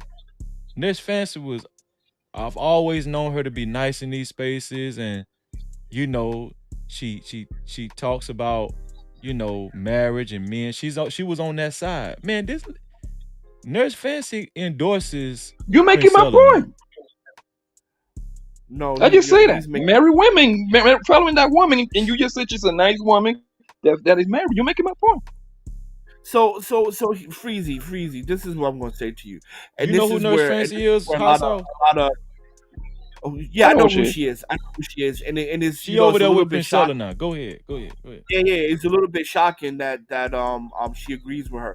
But at the end of the day, bro, you got to understand something. And this is why we fail at a lot of times of achieving our goals when it comes to the black community, right? I told you before, everybody practice white supremacy, right? And what is the foundation of white supremacy? Niggas ain't shit, right? In order for America to operate well and have a conscience of peace of mind, they have to always believe that they are better than the black man. That's why when black men have built their own towns and stuff like that, they blow it up. Why? Because at the end of the day, my mental peace depends on that I'm always better than you. I'm a step above you. I'm a step higher than you. So when we're coming to this Priscilla stuff like that, you got to understand when it comes to black women, right? Black women, just like all women, right, view white men as the pinnacle. Jennifer Lundquist, a statistician out of MIT, she proved it that black women prefer white men over black men when it comes to internet dating and things like that. So at the end of the day, niggas ain't shit is the American pastime. That's why she's popular. Because at the Hold on, can you end of the repeat day, that on the dating app? Can you repeat that one more time, please? You said they prefer what? can I finish? So at the end of the day, we all know this, right? America operates on the body of dead black men. Now I'm done. And that's why we have always failed, because black people, black men in particular, fail to keep that in mind moving forward. That's why she's always going to be popular, and that's why anyone like her will always be popular, because at the end of the day, niggas ain't shit is American as apple pie. So just Jay said, why are we mentioning Nurse Fancy? We're not talking about Nurse Fancy in a We're just using her as an avatar to make a point. yes, that's all. And then because we're just using her to paint a picture of how much influence Princella had, and how much ground she has covered in this short amount of time. When you can influence somebody like Nurse Fancy, who was a vivid supporter of the Lapeef show, Anton, relationship talk, men and women getting together. She's siding with extreme. What I'm saying is she's just one of thousands of women. That's what I'm saying. So I'm just painting a picture. I'm just telling y'all, be careful. Just be, Madrell, I'm not mad at you. In my humble opinion, just like Big Bad Bull said, the conversations between men has gone to shit. It's gone to the bottom. We can't, like, an older man told me one time before, we can sing together, but we can't talk together. Even And John Henry Clark said the same thing. John Henry Clark, he said, if you don't have something pressing to do with black people, black people should leave black people alone. that's a And fact. that's John Henry Clark. That's John Henry Clark. For those who know, he's one of the more popular. Well, he's one of the fathers of black consciousness. That's a Yo, fact. what I thing would is, like to know, bro. What I go would ahead, like to Pop. know, son, is out of all those bros that follow the die maker, right? How many of them got sons, right? And the fact that they let that shit slide, that they're making incapable of love, even though they got fucking sons that tell them I love you before they go to school or before they go to work, or you see what I'm saying? Like that right there should make you just know you be like, man, I ain't listening to this dumbass bitch no more. But they just there. I'm gonna be honest with you. They just there because hunger be dragging niggas left and right, bro. That's just what it is, son. They like to hear that kind of shit, my nigga. Yeah, they I do. promise you, half of them. I promise you, half of them hoes. After they finish with watching that bum ass bitch live stream, what they do is they go get on their nigga, bro. I promise you that, fam. I Let me promise let me you, ask bro. you a Hold question. on, hold on, Poppy. They don't Go ahead. realize how sick it is to sit there and let that shit slide. It's sick to have that mentality. Like men are incapable of love, but they got sons. Like the women who actually believe that, they don't understand how sick and twisted that is.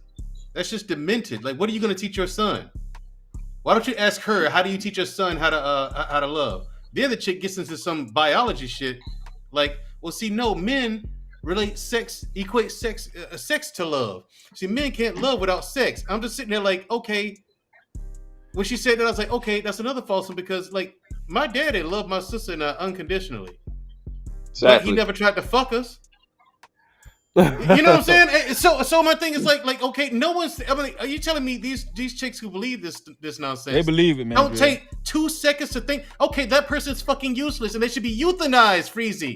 I'm not wasting my fucking time on someone that fucking dumb. Dog, this shit getting crazy though. It's just, we ain't signing. This is why people. I will have a conversation with we ain't signing. I will. This is why I'm listen. I will no longer debate anyone else unless they're on my level. We ain't signing. You're welcome. Okay, anytime. What you trying to say about me, Madrell? Huh? So what? Not Freezy. I ain't saying. Look, I'm pointing out. We ain't signing. Ain't even in the country right now. I'm just letting him know. I don't want him to feel left out. I'm up here now, Freezy. If I felt like you weren't on my level, I mean, I wouldn't be here. And you know I love you, man. I care about you. Right. I wouldn't have you on my platform. No Cap-tivity. You know what I'm saying? Let me just say this. Let me just say this quite quickly, right? The thing about it is, and I'm going to say something that's going to be really like controversial. No, it's but not. when we're talking about black women and how they interpret her message, but at the end of the day, I would say majority of black women don't love their sons. I would say majority of black mothers don't love their children at all, right? I think their children is an afterthought. Yeah, it's very true. It's an afterthought. It's a very much an afterthought because you can't, like, black boys in America are reading below grade average, right? Overwhelming majority, like 70%. If your son can't read, if you're a mother, you have a son that can't read, you don't love them. You're not taking the time to teach them to read. You cannot sit here and tell me you love your son when black boys in this country are reading below grade level. Is that a stat for real? Huh? Is that a stat? Like a that's a real stat. Most boys can't read above a 4th grade level. I'm talking about in the 11th and 12th grade, Poppy. So question. So let's say a woman got a boy and a girl. So that means did they teach the little girl they teach her to read better than the little boys? Is that how they they spend more time with the little girls. Is what it is. Yeah, but hold on. No, it's not about that, bro. It's not about that. So let's just say the girl is doing fine. She doesn't need help, right? But the boy needs help. If any of your children can't read above grade at their grade level and you do nothing, you don't love them.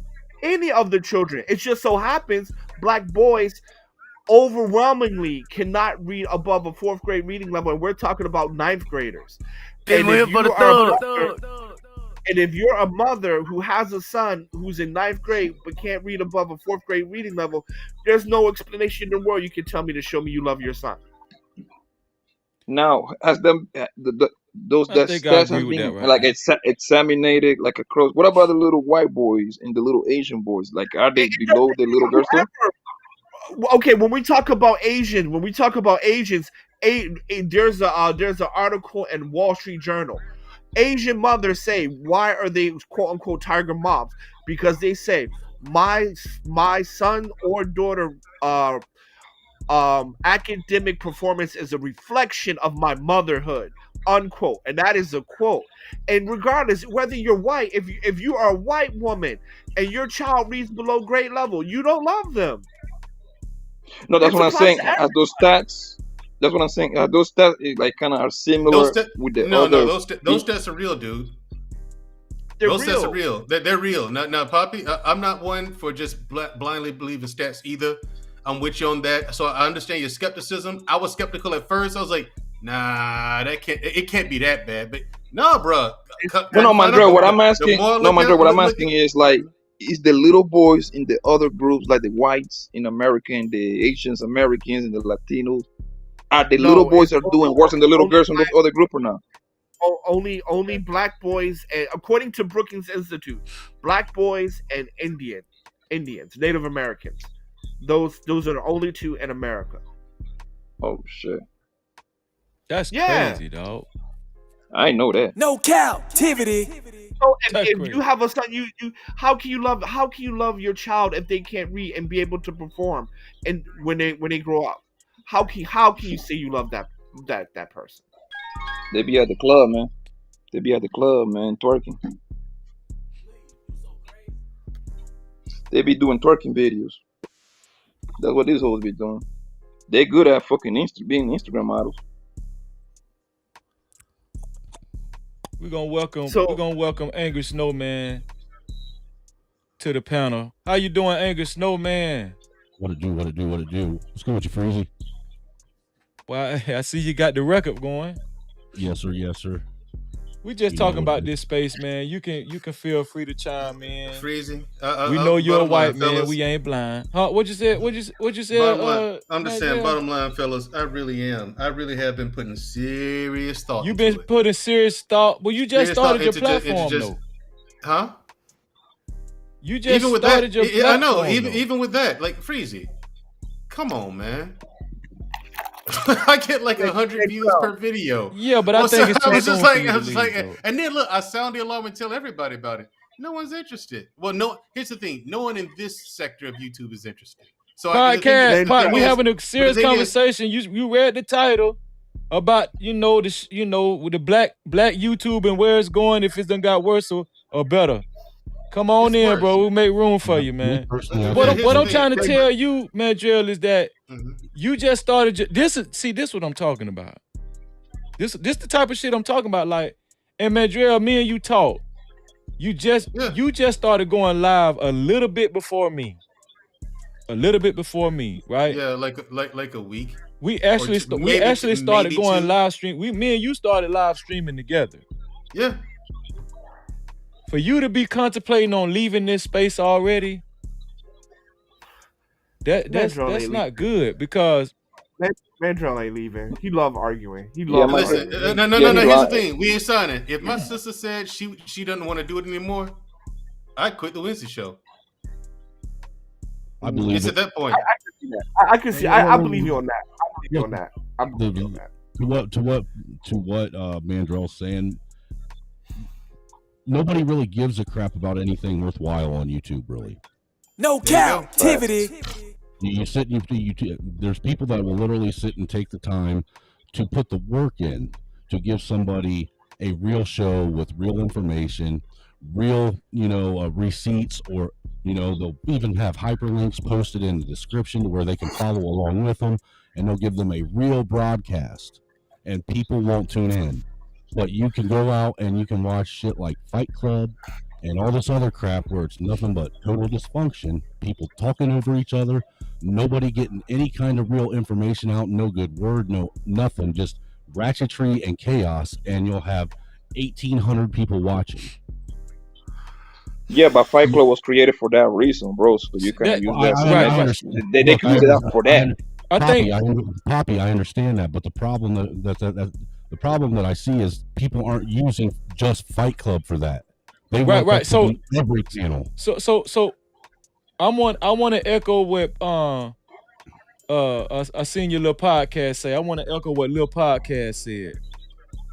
We go to Fight Club for that. Fight Club was created for that type of atmosphere. So we can't really put too much blame on I think Aaron O said Brittany B came up with the concept or came up with the name or whatever, but we can't really put too much blame on that platform.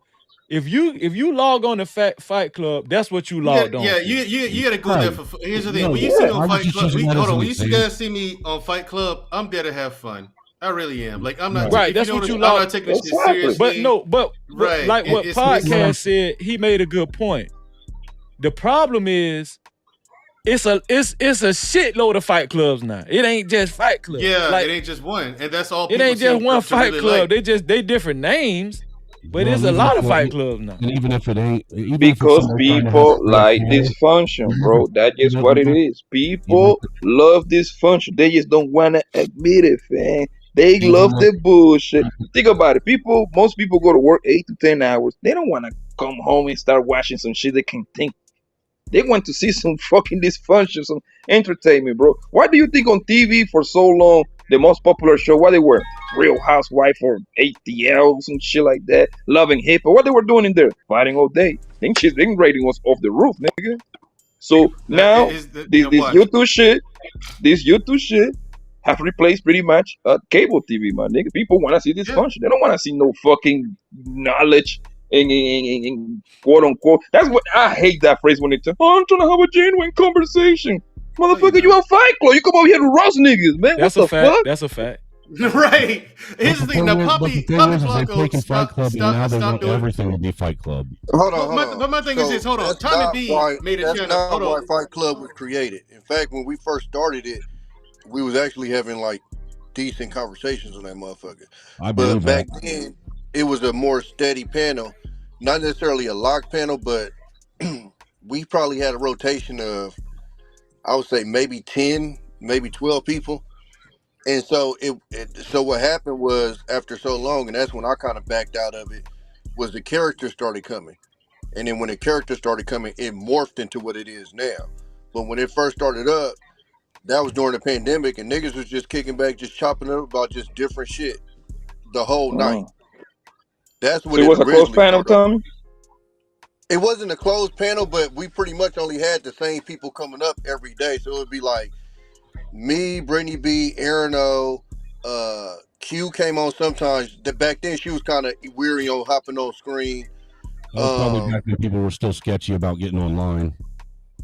That's why you didn't exactly. Like, it definitely wasn't like it is now. Most people was in the, like, I remember Just Jay was in the comments. Sherelle used to be in the comments. A lady named Kaya, she was out there with us.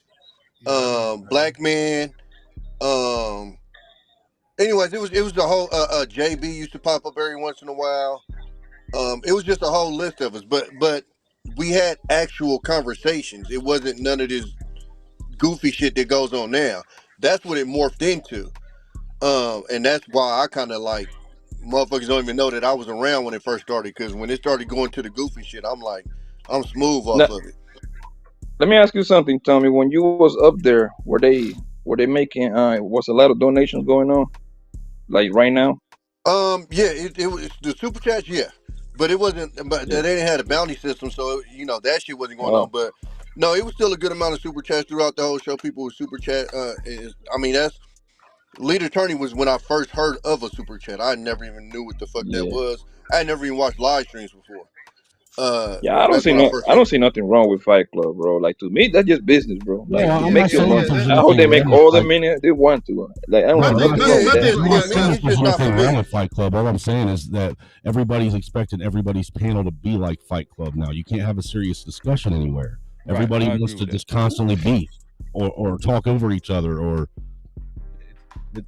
just dysfunction. It seems. Yeah, but I think the problem is we mistake this space as a representative of all YouTube. So a couple of y'all have made comments about what do you expect on YouTube, and it's like, no, there are a lot of spaces on YouTube where you can have grown-up conversations and have a different audience. The problem is, to get there, it's a slow burn, and nobody wants to do the slow burn. The fast money comes with the drama and the bullshit. And that's like everything in life. The bad shit gets you there fast, but it doesn't last as long.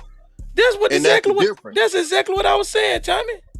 I guess to what Tommy's saying, he is kind of right. I mean, I've been at this for going on 2.5 years now, 3 channels in. That's why Mandrill can't leave. You out your goddamn mind. I'm gonna pull a puppy. Bro. I'm gonna pull a puppy. I will pull a Poppy Blanco on y'all niggas so fast. You ain't going nowhere, nigga. I'm gonna make y'all a believer. I'm gonna make y'all a believer. Here's my thing, because I got some stuff kicking off right now that's actually paying off, and it's paying off big time. And I'm just like, okay, if I devoted more time to this, then let's see how far I can take it. You know what I'm saying? Let's see how much money I can make. And with the more money I make, the more moves I can make into other stuff. So I'm like, all right, what can I cut out? First thing, YouTube. That's the first thing that popped in my head was YouTube. Do I need YouTube? No. Okay, then that can go. I was like, all right. I'm not getting anything out of it. Not even, unless it's the same people. Are you monetized yet, Mandrill? Of course not. I was gonna say, last night you got enjoyment out of it. Of course not, Freezy. I'm nowhere near getting monetized. Because you got a lot of good shit to say. You just need to do some more shorts and stuff, man. Freezy, I have 137 subscribers. Well, you got 136 now. I'm subscribing right now. I was one of the original. You asked me, Drilly, are you monetized? Freezy. I got 137 subscribers. No, bro. I got like. You got 136 now. No, bitch, you got 135 now. I'm unsubscribing for that shit right now. You got 134 because I'm following their lead. There you go, man. I mean, you know what I'm saying? And here's the thing. You know, you get. Probably ain't got no goddamn sense, man. Right. You want to know how, you go around, you network with people, and you tell them about you got a channel, and then people go over there and support, you know what I'm saying? Like, I've gone all throughout the sector of YouTube. I told everybody, I've done it for months now, right? And all I have, by doing the same thing everyone who came branched off of Anti-Days and Fight Club did, I did the same thing they did. All I got out of that for months is 137 subscribers. That means that I can no longer market towards this sector of YouTube. It is trash for me. It serves me no purpose to be here, especially financially. It's a waste of time to market towards. But you know why, Mandrell? You want to know why? YouTube. So I'm just like, why would I stay here then? I'm still thinking about it. I mean, because I do have fun. To be fair, I do have fun, and I met some good. Big Bad Boy Mandrell's channel is called The Big Picture. The Big Picture. That's the name of his channel. Mandrell, you want to know why, Brody? What's up? It's because you talking about eating healthy and all that shit, my nigga. You know these fat bitches don't believe in that shit, man. You know that. These niggas is fat too, bro. They were I bet if you start, you gotta include some ribs in there, some macaroni and cheese, some fried chicken, some Morocco pork. I bet you get 500 by Monday, nigga. You gotta understand how these people work. They backwards, bro. They backwards, man. Well, here's the thing. We're going on Cajun.5. And the thing is, Freezy, if you look at the way I'm doing it, I'm trying to do it in a different way than most people. Like, I'm having live streams with people, regular people, and explaining how, like you talked about how you lost 100 pounds. And I'm trying to do that because it's easier for people to relate to it when they see another regular person doing it. You're not some swimsuit model. You're not some YouTube fitness guru. You know what I'm saying? With the 13 pack and the guns are never on. You know what I'm saying? Like you're everyday dude. You know what I'm saying? You're a guy that they can see and relate to. Like I want to get people get in the picture like, oh shit, if he can do it, I can do it. It's motivation.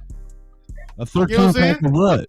I think we as content creators have a responsibility to make sure the content is as drawing as possible, as as entertaining as possible, right?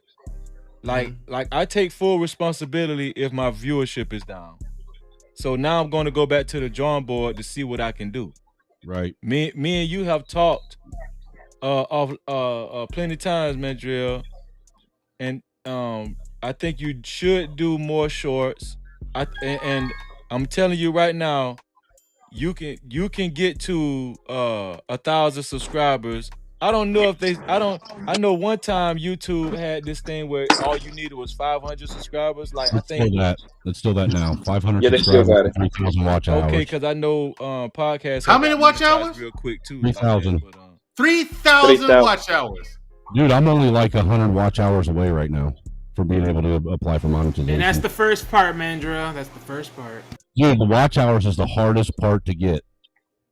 Yes. Yes. The watch hours is harder than the subscribers, but what I'm telling y'all, it can be done because what kind of shot me up there real fast was my my shorts. Like for some reason, people liked my shorts. You know. Yeah, if you got a 1 minute long video and 100,000 people watch it, that will help your watch hours. Right. Yeah. And so, but all you need is one video to go crazy. I got all my watch hours in one video, fam.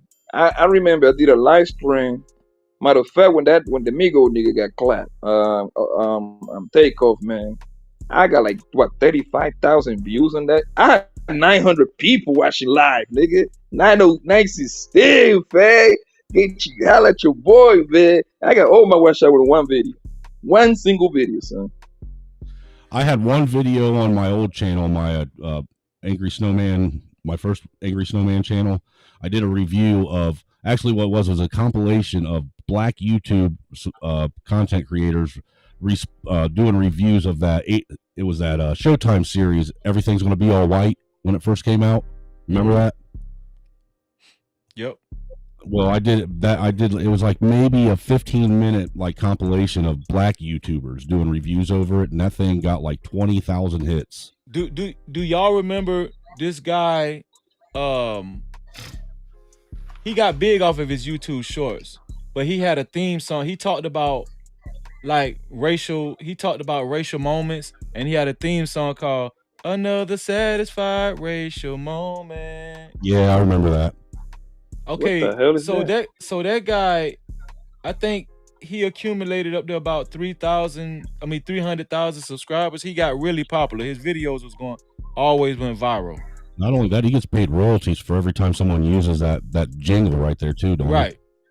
So basically, he just got demonetized for what? I don't know. Maybe it was some controversial shit he did. YouTube is Oh, they're cracking cracking down on down. people, and I think YouTube is revamping they're Yes. revamping They're about to their make this application. commercial. They're moving certain people out the way, and I think they have plans on moving new people in these spots. I think that YouTube is They, looking to clean up, anything that's controversial, right? yeah, And they demonetized that bro. What's her name? Cynthia Cynthia G. G. Yeah, Yep. they demonetized. I don't know if y'all ever Why heard they of this dude named Why Doggy they Diamonds. demonetized her? They demonetized Why Doggy they Diamonds.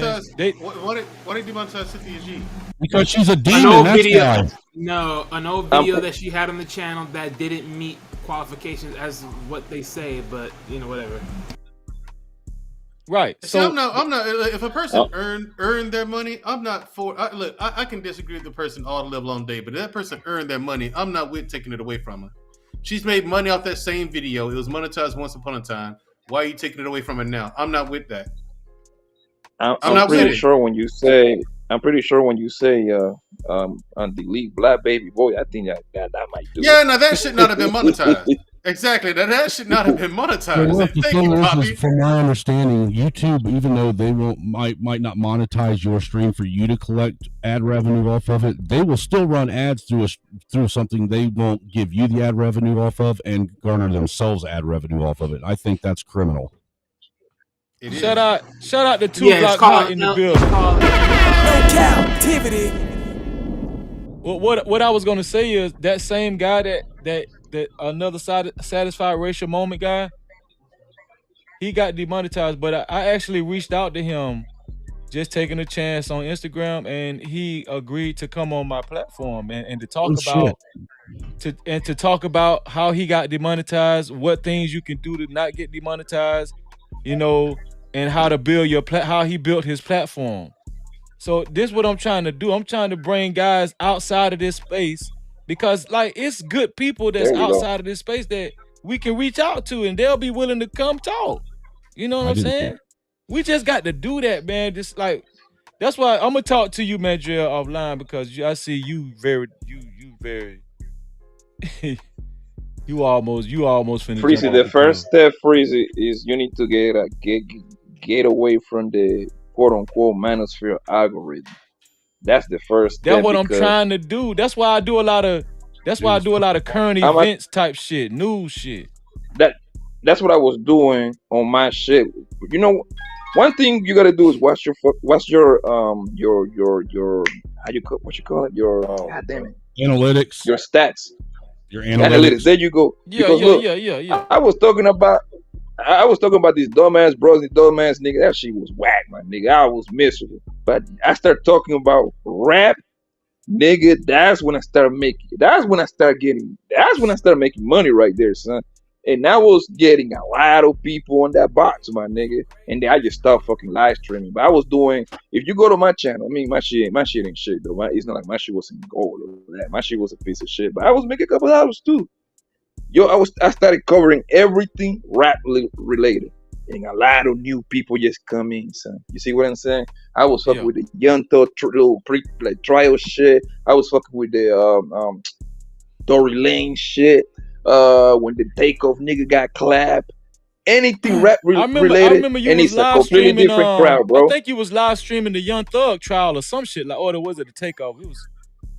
You was It live was matter streaming of fact, it one of was Young those Thug, yeah. trials or some shit like that. Hell yeah, people were sending super chats, cash at nigga. You can request and all of that. I was like, I mean, I ain't gonna lie, I wasn't making no money, bro. The best month I had, I probably make between cash and super chat was like $2,000 maybe. Yeah, it was about 2,200. But my shit's super little too. You see what I'm saying? My shit only what 2,000 subscribers. But I was building it up. I just stopped live streaming. I focused on my business, on my car business, which we was making How a lot of money. long had you Yeah, been your live channel was streaming trash. before That you was an kind easy of stepped decision away for me. from That's it? why Poppy, how long had you been live streaming before who you the fuck kind of? who called me trash, bro? Nobody Hold on, who called you called somebody trash. call me trash? I want to know who called me trash. No, I was asking you how long You know, somebody say that did you nigga live trash. stream before you kind of stepped away from it? Yeah, Oh, somebody nigga, said his last channel was nigga, trash. this Super Bowl baby. I mean, how many See the years? Super Was Bowl, it a nigga. I ain't give couple a of fuck about years, that. Poppy? Oh hell no, nigga got that shit. 8 months. Oh, so you was live streaming for about 8 months? Yeah, give it a take. Yeah. Okay. Man, fuck all that. Let's just be honest, man. All you niggas bit off me. You know what I'm saying? Y'all seeing how I was coming up around this thing. You know what I'm saying? Everybody started trying to plot on me, hate on me, try to take me out. You know what I'm saying? Niggas started doing everything I was doing. Niggas wasn't going live till I You started actually put going my name live. in my description, and it cost me to lose to subscribers. Niggas wasn't saluting the chat until I started saluting the chat. Niggas wasn't getting cash apps. You know what I'm saying? Until I came around, everybody want to start doing it. So y'all welcome. Y'all welcome. My thing is, y'all niggas ain't tired of fighting for the same 400 people. No, I'm not. I am. I'm ready now to go full-fledged war, especially with cocksucking ass niggas like Israel Mills. But I'm ready to go all the way in now, bro. Like, somebody said something to me today, and it made me realize something. Like, oh snap! You know what? That actually is true, though, right? He said that, particularly in this space too, going live, that's the smallest audience, right? Like the bigger audiences is for the people who upload and stuff like that, That is true. right? Somebody told me that too, podcast. So when I thought about it, I was like, well, wait a minute, that actually is true, right? So I got a whole little thing that I'm about to put together. I just need to get a bunch of people to sign off, and it's gonna be all good. And then I'm gonna take this live thing to a whole nother direction. And I really want to make sure that I cause a real dent in channels like, you know, cocksucking Israel Mills and all them type of cats. Like, I want to make sure that them niggas suffer, bro. Well, look, the And other they thing don't that get no money while they live. Like, that's my goal. What the hell happened? Hold on before podcast get into it, because I know he finna go in. Hold on. Super chat. Shout out to Fatty in the building with the $10 super scrap. He said, waiting on our debate on God. Let's go. Yeah, listen. So I got podcasts up here. I got Mandrill. I need some guy. Oh, Tommy B. Yeah, I think he on y'all team too. I'm gonna put my team together, and we're gonna have this debate. Let me see when we can do this. Oh, who team? You can't get that nigga. You on Tommy B podcast? You can't on debate podcast and God. Mandrill and Fatty team? When it come Tommy to B can't debate on believing in God, God. you know Hey, you know what? I'll be on your team, Freezy. I know you on my team. I'm gonna get. Hey, like I told you on your Instagram post, nigga, as long as you ain't showing me shit, you ain't giving me no proof, nigga. Yes, I did. You just, but listen. We're gonna set it up. It's gonna be called, and I'm letting y'all know I'm blatantly calling it atheists versus believers. That's what I'm gonna call the show. And You late.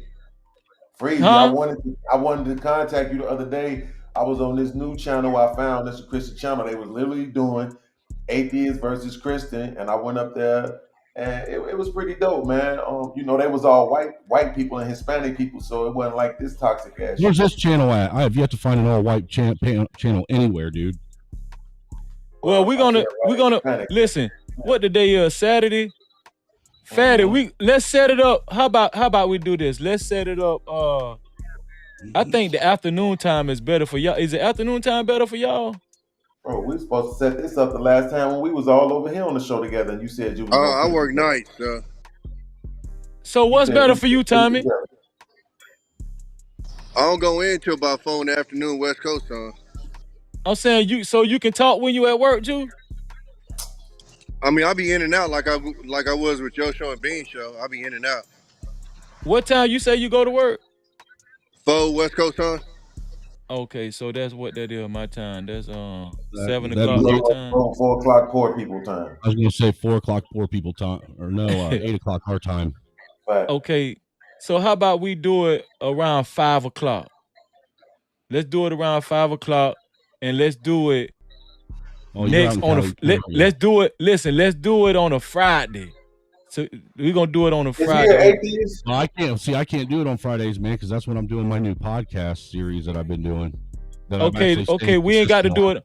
Well, listen, we ain't got to do it on Friday. It's cool to do it on a Friday, Snowman. Nobody's gonna watch that shit you're doing. It actually bullshit because I've actually had people watching that thing since I've been consistent on it. You know, next Friday's topic is Generation X. What's wrong with your children? Fatty is an atheist. Yeah, he's an atheist. No, that explains a lot. That explains a lot. Super chat. Shout out to L Nixon, the voice of reason, with the $2 ball. He said, great group of content creators up there. I appreciate that, my brother. No Cap-tivity. Appreciate that, L. Listen. So you say you can't do it on a Friday. How about it? Okay, so don't nobody watch LaPeef no more anyway. So let's do it on a Thursday. What? Y'all do it on You ain't shit. Appreciate your popping cranium. Let's get it. This one here for the thug. Yeah, Thursday. Let's do it on Thursday then. You good with that? You good with that? Snowman? I could probably make that work.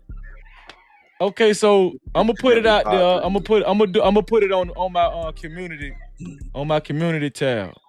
I just want everybody to pay attention to how Freezy was forced to have to include the white man in this debate. Hey, you know what? We was gonna do it on a Friday, but we gotta move it to a Thursday because the white man. You know what? I'll step back. You can fuck the white man. Tell that cracker he can go to hell. Y'all so damn crazy. Racism it don't matter when we do it to me, but I do. You know, I want to fit everybody in that want to be. Systemic oppression. But colonizer. Hey, listen. I couldn't believe you guys. Hold on, fellas. Let's get back to the show. Podcast. I know you got a lot to say.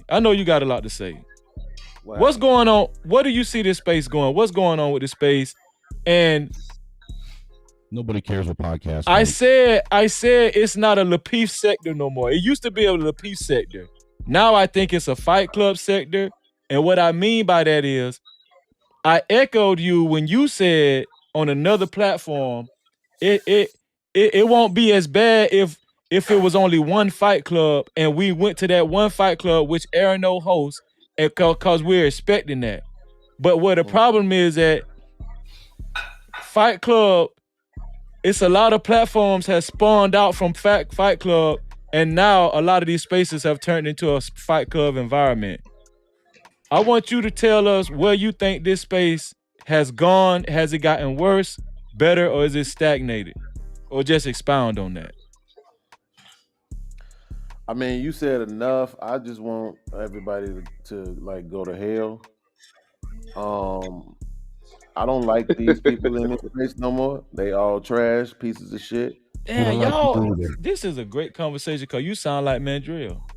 No, it really is, bro. Like, listen, man, I'm gonna tell you something. People are phony as hell, right?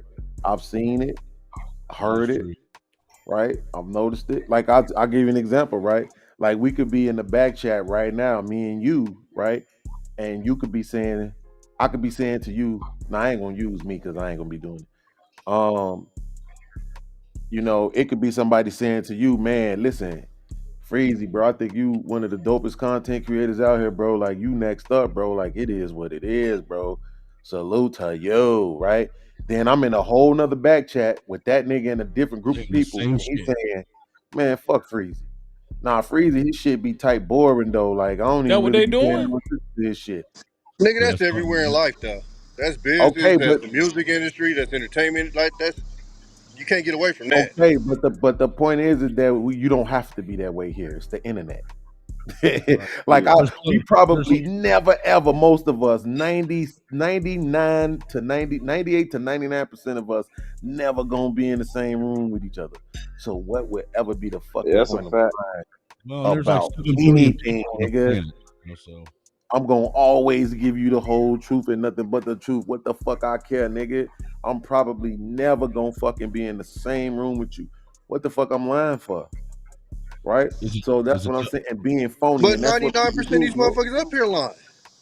We had a Well, nigga that's get on the true. panel and say $1,500 ain't shit, and almost every nigga on the panel was shaking their head like they agree.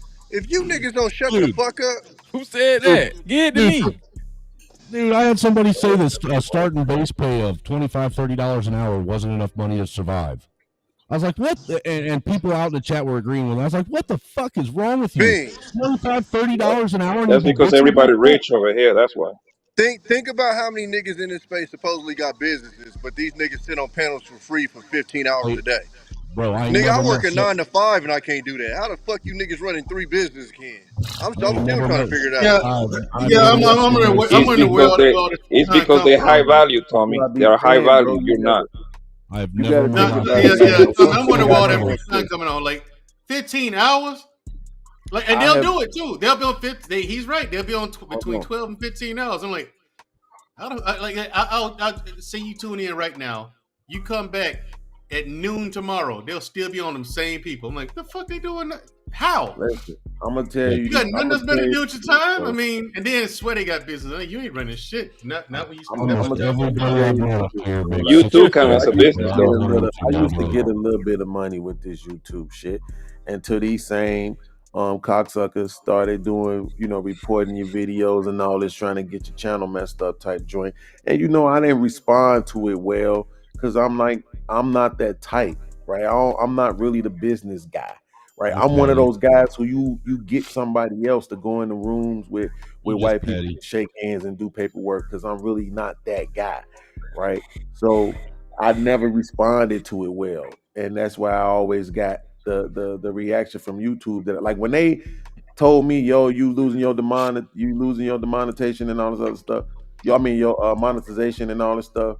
Like my message was, "Man, why the fuck y'all bullying me? Fuck y'all in bitch ass niggas. Y'all trying to stop my money flow." Like this is what I text to YouTube. You know what I'm saying? Like You text that it to wasn't no YouTube nice ass, "Hey man, I think you all made a podcast. mistake." Come on, bro. No, I cussed them motherfuckers the fuck out, bro. Why Cause didn't how you the fuck, call me and ask me how to be diplomatic about it? man, bro? Cause in that moment, I just felt like cussing their ass the fuck Because he out, You bro. wanted no, to Like, cuss him no, out, bro. dude. Come on, Let, podcast. hey, let Come that man on, be. man. Let him do his shit the way he do his shit. you letting these pussy motherfuckers lie to you about what's going on my channel, you dumb bitch. Right? So it Podcast. is what it Hey, is. I You got salute. my Hey, I But phone. salute you, but Hold you on. should however, go wait a and minute, hey, You wait a got minute, my hold phone on, number, hold on. Let me beans. land, let me land, let me land. Yeah. What I'm saying is this though, right? So what I'm saying is this though, right? So it's a lot of people in the space that I rock with. It's a lot of people in the it's tiers though, right? So it's like tier one is niggas like Freezy, Tommy, World Class, Aaron O. It's like cats that if I'm in a city, I'm reaching out like, yo, I'm here. Right? Then you got tier two. Tier two is niggas who I respect their minds and they have played a role, what I'm saying, in my life somehow, some way. So you got like the Mandrels, you got like the Cheeky Bantas, you know what I'm saying? You got people like that. I'll probably throw Poppy Blanco in tier two. Cause these niggas that actually checked on me. This nigga ain't been live for 4 days. What the fuck is going on? Yo, hit the line. You all right? You good? Them niggas like that, right? Then you got tier 3. These is niggas that's content creators, right? That you probably just fuck with on the content creator side of the game, right? You got your JRs, you know what I'm saying? You got your Bernard Rileys, you know what I'm saying? You it used to be Israel Mills, but I found out he's a cocksucker, who likes to get shot up his back by Edgar Man. So he's That's why off she that said list burner. now. But you got that. Then you got the people in tier 4. The rest of the shit don't matter, but tier 4 is motherfuckers where it's like, I don't really like you, That's where I'm but at. at the same time, I understand what you mean to the space. I get what you mean to the space. I get what it is that you bring to the space, what you provide to the space, like, say, a Daryl Long, right? I see what it is that you do. I see what it is that you do. I don't really like you, but at the same time, I don't hate you, right? Everybody else, fuck them all. They could all die. Fuck them. Jesus Christ, Right dude! up I'm and in the down. fuck them all category. Fuck you, No, I'm Beans. not naming everybody, bro. It's like other people that I named that are in all of those categories, but I'm not trying to name I everybody. haven't I'm just seen naming what's on that, site. right? But I'm saying the reason why is because when you're talking about the space, the reason why you have to kind of view it that way is because of the fact that it's people who, let's say, if Aaron O went away, you would feel it. You would feel it. You would feel his absence, right? Q went away, you feel it. You kind of feel it, right? The when Q went away right around that time, Fantasy Island Girl was popping in. So on the titty side of the game, she was kind of filling in. You know what I'm saying? But you still felt it. It's not the same. The commentary and shit. It's not the same. You see what I'm saying? When Brittany went away, we kind of felt it a little bit. You know what I'm saying? It's people that have impacts on the space. So you can't pretend like they don't. You know what I'm saying? Like you gotta, it is what it is. You gotta accept what it is. No matter what the fuck Anton has ever done to piss me off, I cannot overlook the fact that he created a space for all of us to pile up, branch off, and build our joints. Even though I had my joint already, but still in all, built up off that joint.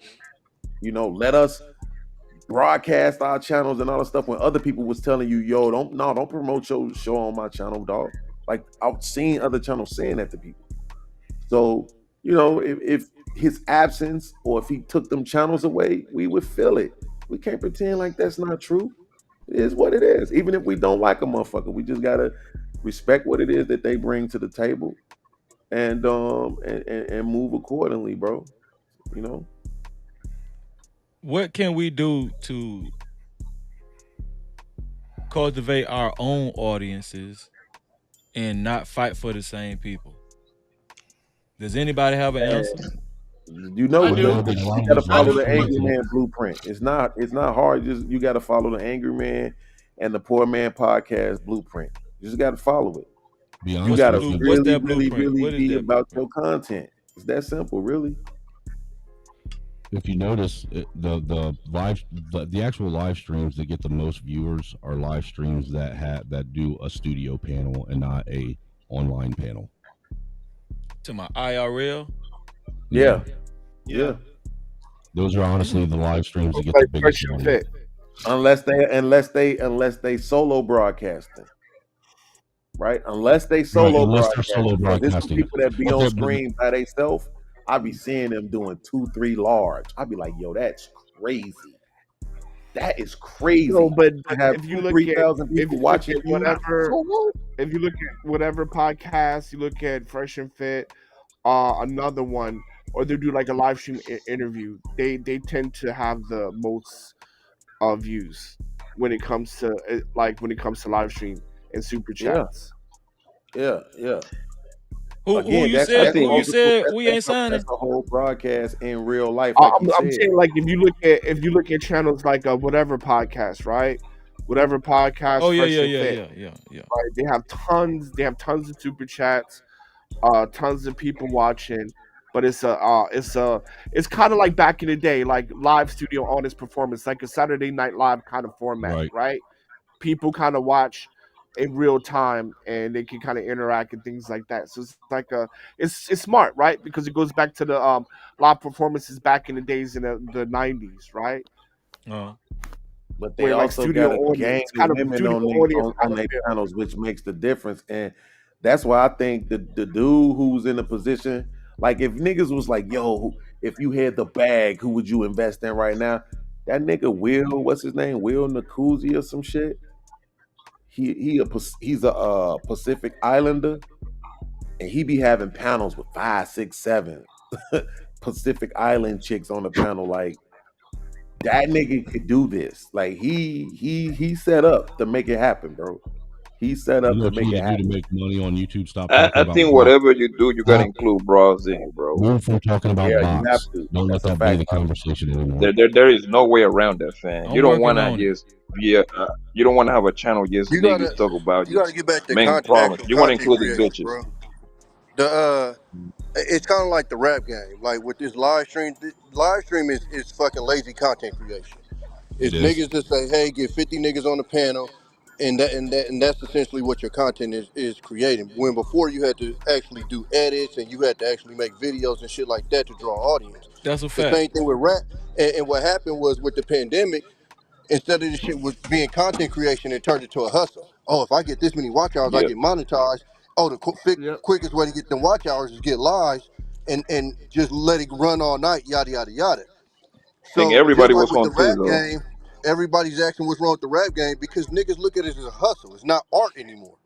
So now it's like, let me pump out as many songs as possible to make as much money as possible. Fuck the quality. Fuck sitting down and actually writing a song. I'ma just spit whatever the fuck comes out of my dumb ass head, put it out there, and that's what it's gonna be. And so now you're starting to see that the quality is lower and the money ain't the same. Yeah. It's the How many same thing people with this actually have shit. broadcast Everybody ran shows? to the live shit instead of actually content creating and using live as a tool. They use live as actual content creating, which again is lazy as fuck. It's lazy as content Yeah, I creation. agree.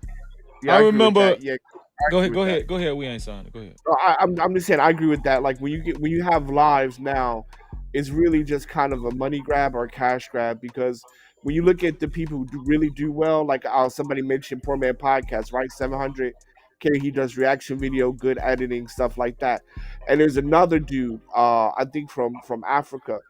His shit is AI based, right? He does reviews, but he has like an AI avatar with animation. It's pretty cool, and he grows like he went from like 30 to 50K in a week.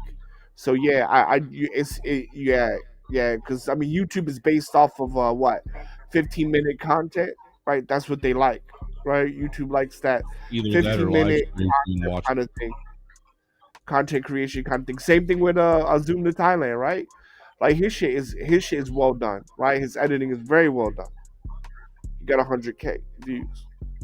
Podcast said something. I don't know if he remember on his platform. He said that it ain't too many people that can carry a show by themselves.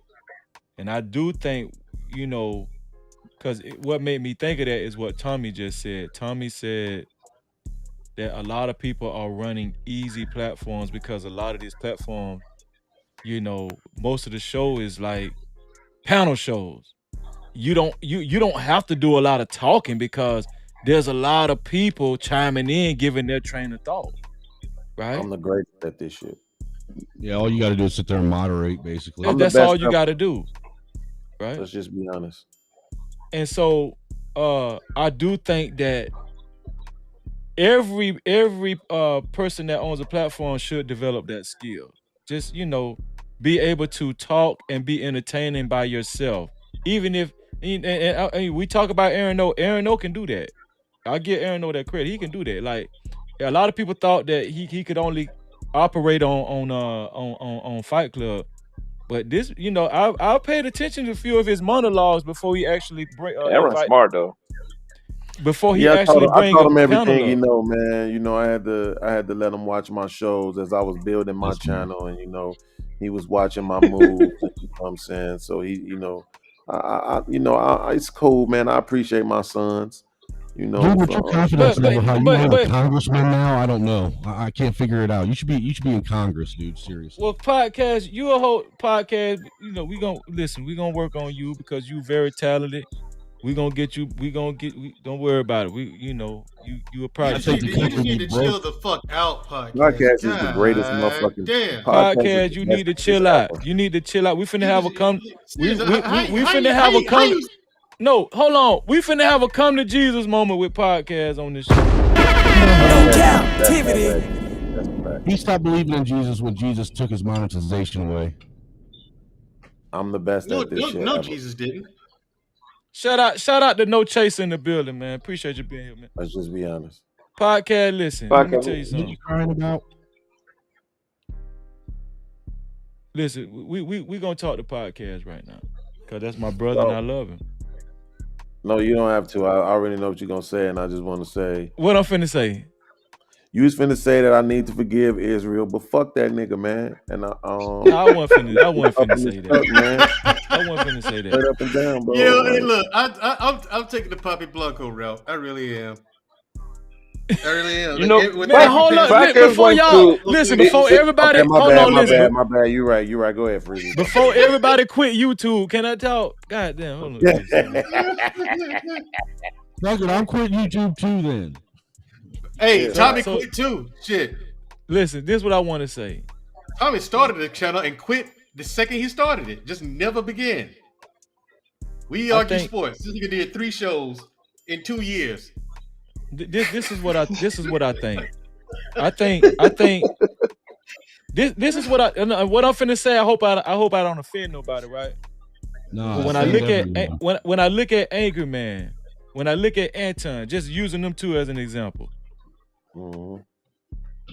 they built their platforms, and it took them a while to get to the point where they're at now.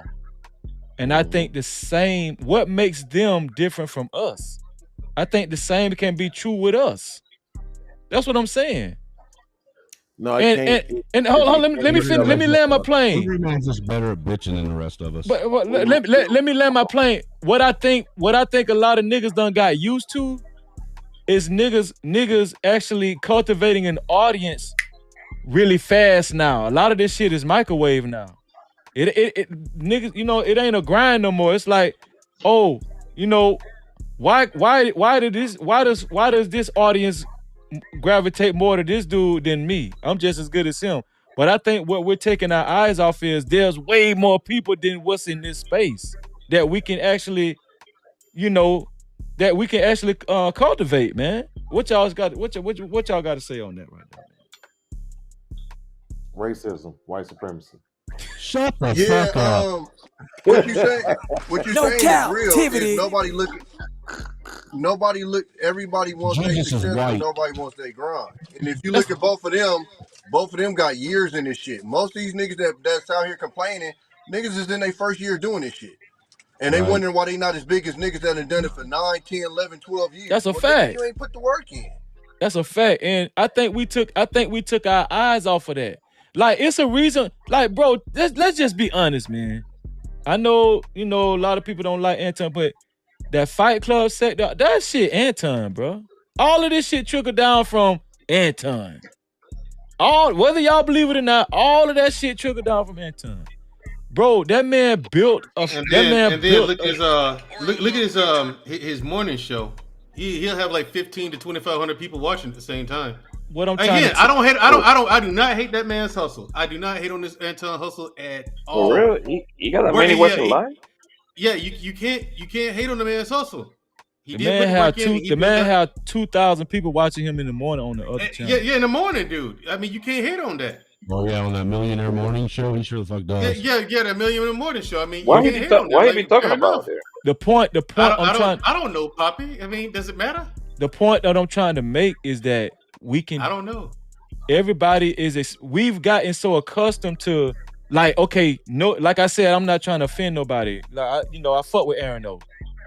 But with all due respect, like, Aaron O, he built his audience kind of fast coming up under Anton's umbrella. Let's just be honest. But hold That's on, because people went over there to support him. Hold He on. looks like he's annoyed. with Aaron his O was on audience. Fight Club for almost 2 years.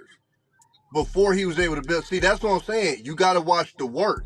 What the His audience? face Okay, was you was there in the beginning. Tell me what the audience Yeah. was looking like when you first got there. You mean like viewers? Yeah, what the viewership was looking like. Probably like 500 on a nice night, something like that. But what When I'm he saying first is, started, right? yeah. But see, all of that came over from Anton. But what I'm saying is, Aaron O, Brittany B were both hosts because when he first started off, Aaron O was staying up all night to do it. It was Aaron O and Brittany B. Those was the two. What I'm saying is, for 2 years he was doing that shit. No, what? And No.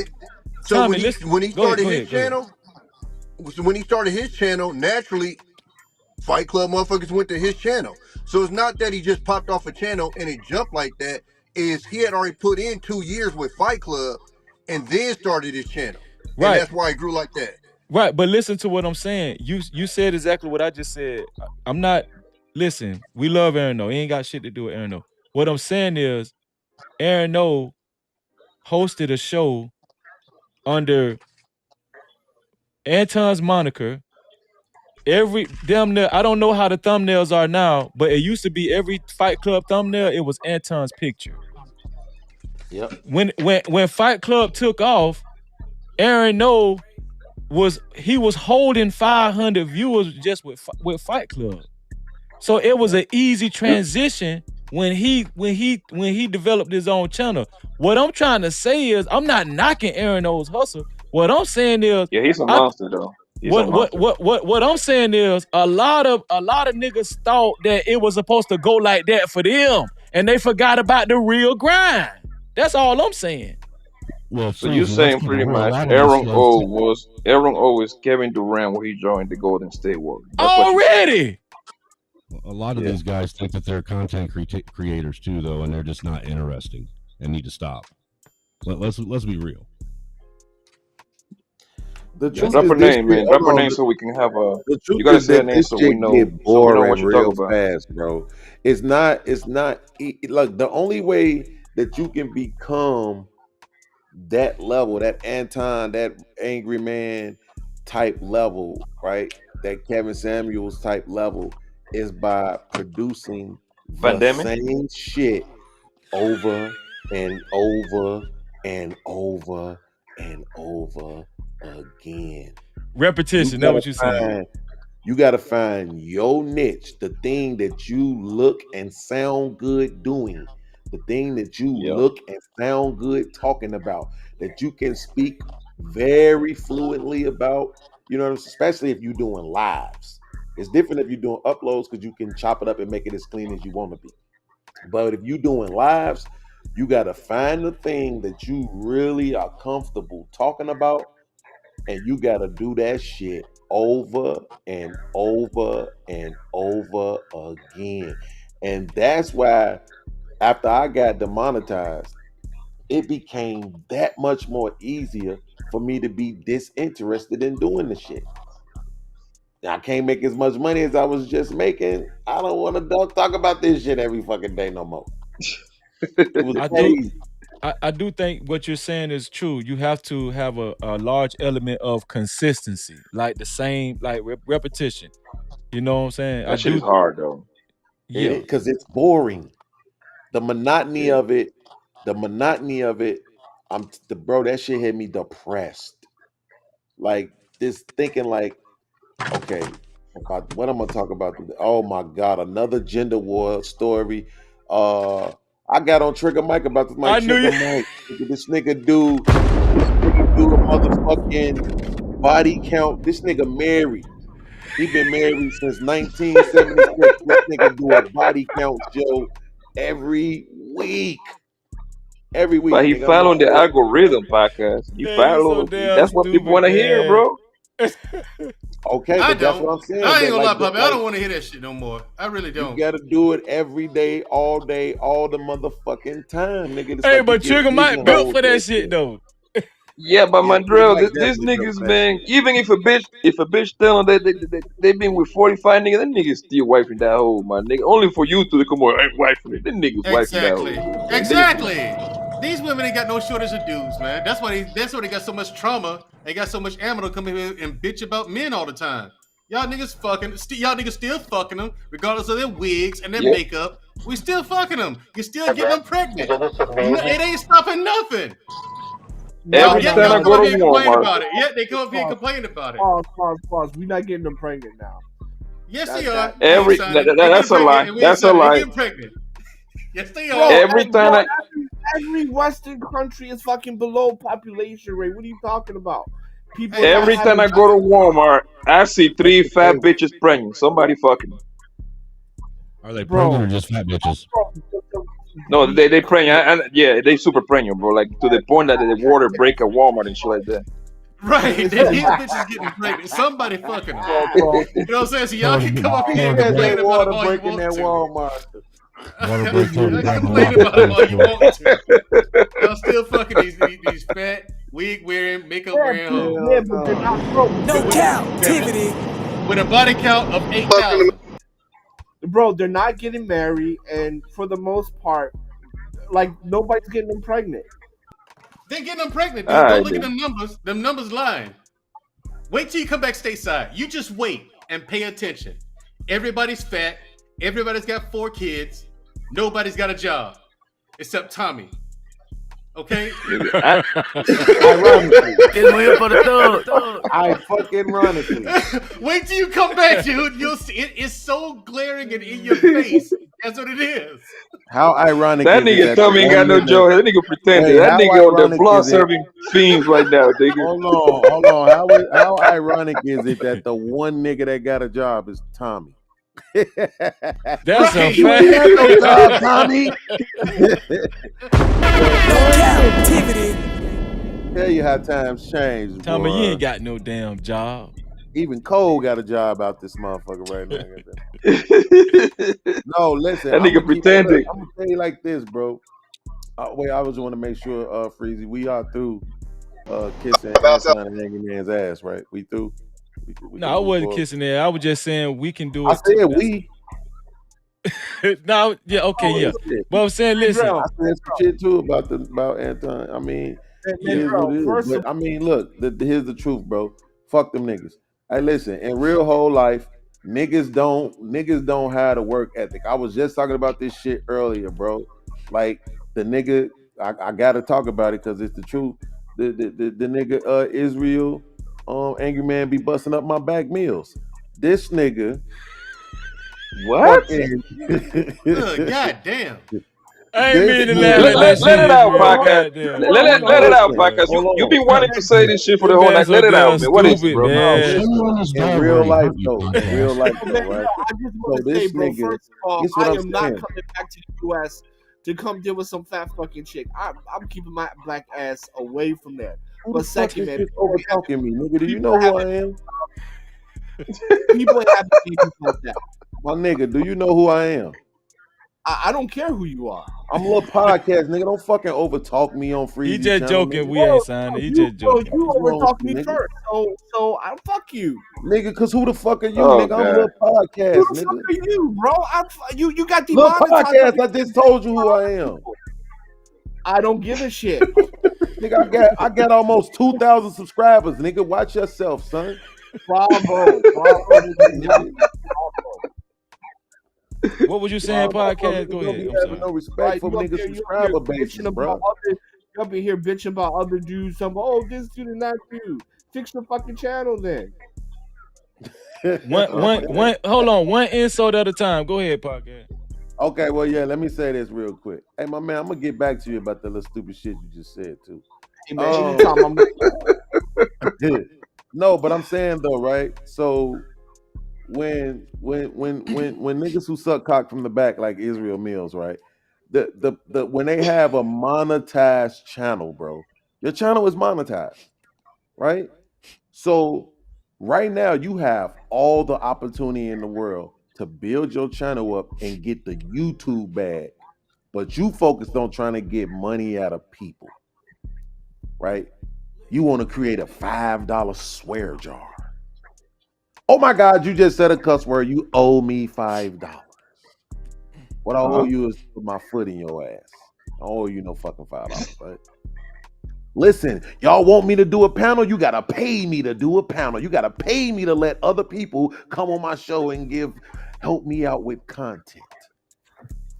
Damn, and I thought I grifted hard. Thinking when you talk about what's wrong with the space, this is it. You got a monetized channel.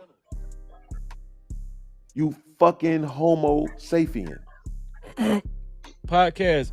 With an emphasis on the homo. This nigga could literally be blowing his shit up. He could be doing mad shorts. He could be doing mad uploads. He could be reaching out to motherfuckers for sponsorships. But instead, he's trying a way to get $5 out of niggas on YouTube. He's a fucking clown. And that's what's wrong. When I'm looking at these white channels, when I'm watching the whatever podcast, when I'm watching the Crucible, when I'm watching all these other channels, you know what I don't see? I don't see no fucking bounties. I don't see no fucking $5 swear jars. I don't see none of this goofy shit. I see them trying to get the money out of the people who actually have the money. I see them trying to get the money out of people who actually benefit from them producing the content, which is YouTube. But you niggas want to stay focused on trying to get money out of us. You know what else you don't see, man? A bunch of people that really don't need to be on the panel either. You see a productive conversation going on. This how I look at it. Like, you know, I don't really want to speak on Israel Mills, but that's his channel. If that's what he wants to do, you know, he has full autonomy to do what he wants to do on his channel. Right? I'm not gonna do that. Homosexual. My bad. Go ahead. I'm not gonna do that I don't choose to do that on my channel. You know what I'm saying? So I didn't even know that's what he had going on his channel. What you just described. I didn't know that, but that's because you're a real nigga. but I'm just saying, like, I think what we have to do is don't put so much emphasis and energy in other people's channel. You know, if that's what they want to do, that's what they gonna do, man. You feel what I'm saying? Now, if it directly affects you and you have like a disagreement with him, that's another thing, right? But as far as him just doing that, you know, it's just him doing it. But my thing is, I made this show tonight is because from me ghost watching, because I don't participate. From me doing live stream to me trying to build my channel, I don't really have enough time like I used to. But I see where it's going, man, and I just feel like I don't even like to talk about the lady Princella, but it just bothers me that this lady covering so much ground and she's just capitalizing off the dysfunction. You know what I'm saying? And so that's why I made this show. What can we do to try to improve, you know, this space?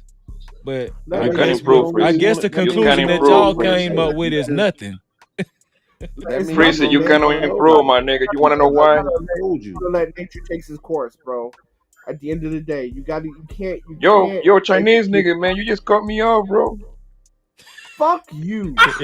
Everybody. Man, he's doing it to everybody, man. We gonna beat your ass, nigga.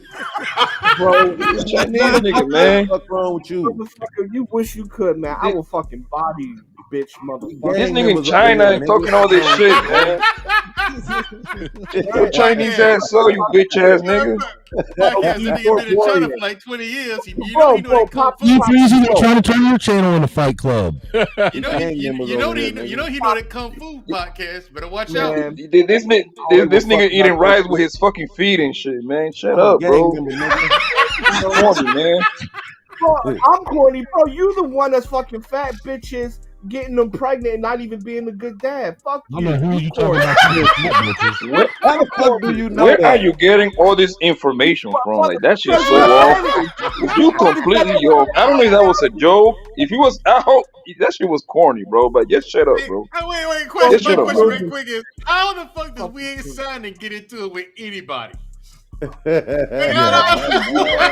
Y'all really just made history tonight. Y'all got right. This is literally like never happened. It took his ass long enough. Welcome to the team. He be crying too much, man. He a crybaby, man. Little Chinese ass nigga, man. I'm a fucking crybaby, but you up here fucking.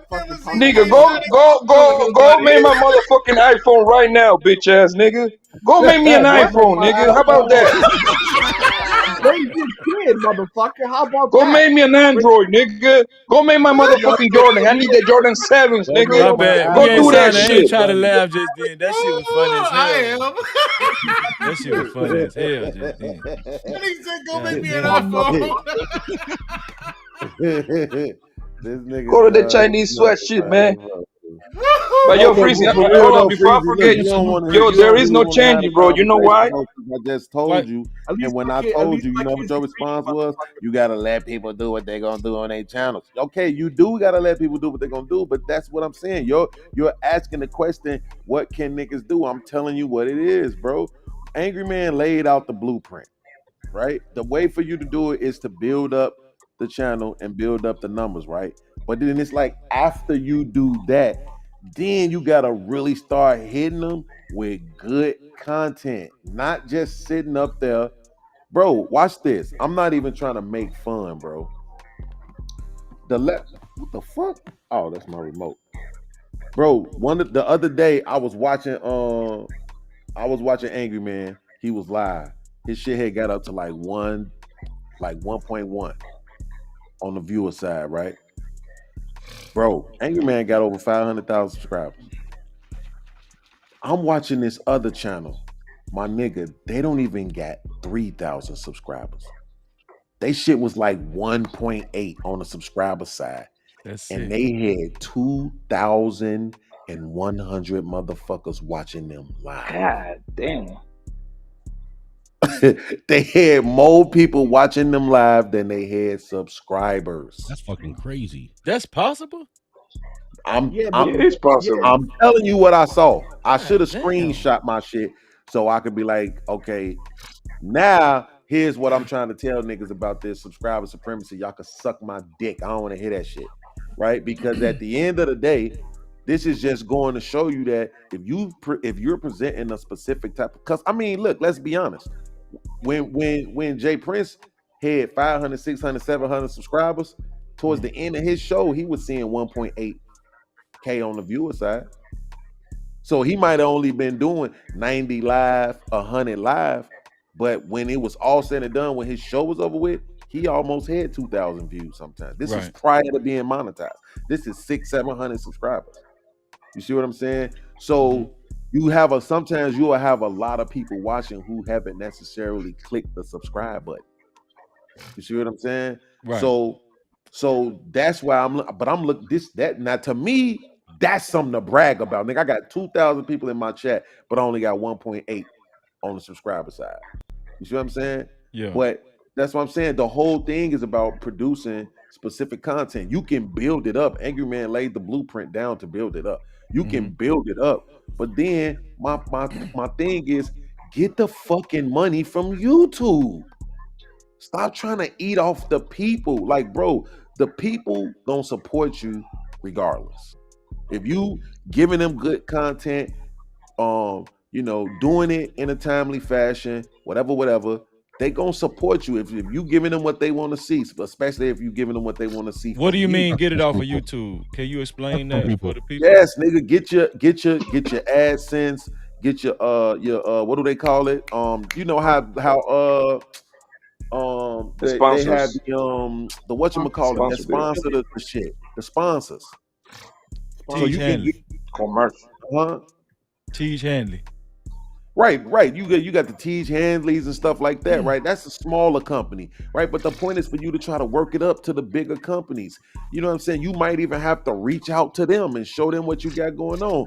You built it up, show them your numbers. Man, listen, I got 100,000 people. I got these many people watching me live. I got these many people on my uploads. I do shorts this many times a week. You know what I'm saying? Like build it up and go get the money from the people who actually got the bag. Yo, And that stop sounds too focusing much on like trying to work. get money out of people's So paycheck. are you saying Here's the Cass, podcast. are you saying this quiet- space has become very gimmicky? That's what you're Hold saying? on, freeze. Yes, it's Quiet yes. as is kept. I've been watching these platforms to see which ones I would sponsor. None of y'all niggas. Seriously, quiet. As quiet as I kept, and I threw out jewels and I threw out hints that this is what I was doing, and I know other people with companies, big companies, willing to pay good money, and I pointed them to the sector of YouTube. Now they're looking at me funny.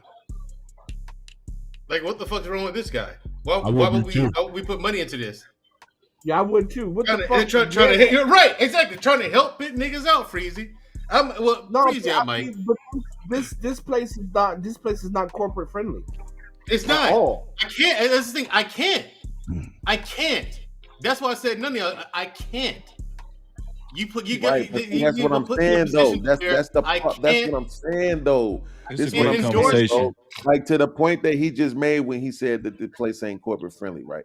My point. That's what I've been trying to say for the last few weeks to these people in this space, bro. Like, look at Pat McAfee, bro. Pat McAfee does 45,000 live. Yeah, that nigga's a monster, though. Why do you think ESPN came calling? And they didn't say, hey, we want you to come over here and do your show on ESPN. They said, we going to broadcast your show that you doing on YouTube on ESPN. And you don't got to stop doing it on YouTube. Yeah, Shannon Sharp needs the same thing, man. Shannon Sharp should do the same.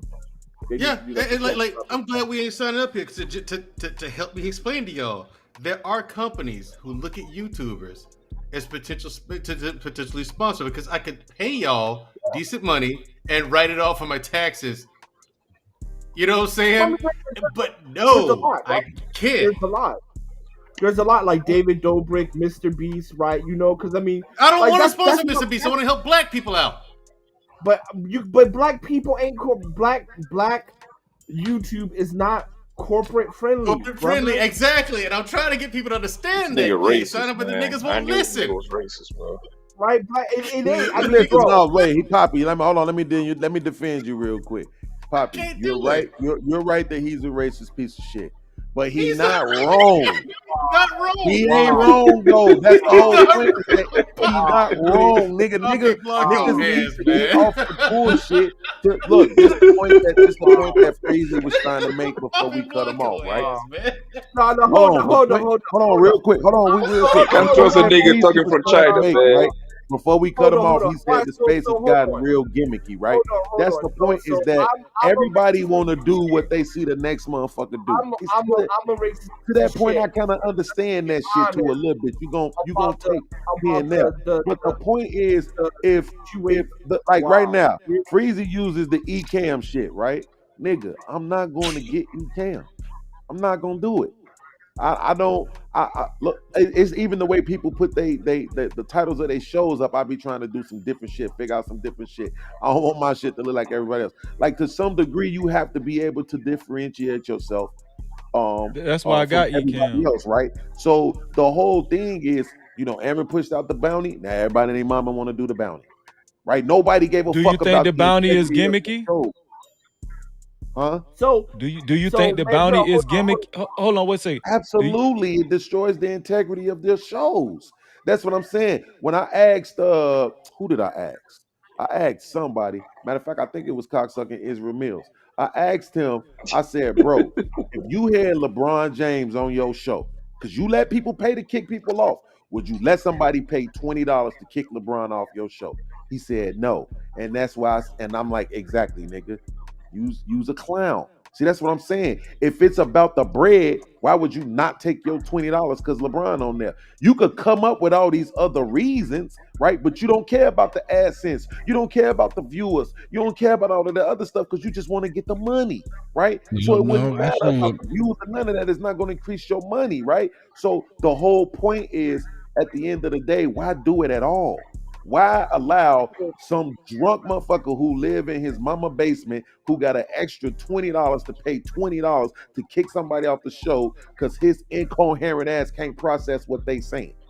That's kind of a disingenuous argument too, though, because don't you think that him having LeBron James on, the fact that he's going to have him on is going to make it more money than him? He's going to get the think about it. No,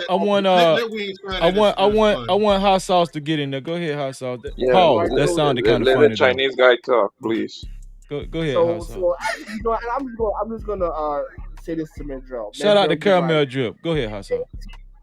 And see, at the end of the day, this is why pedigree matters, right? This is why pedigree matters.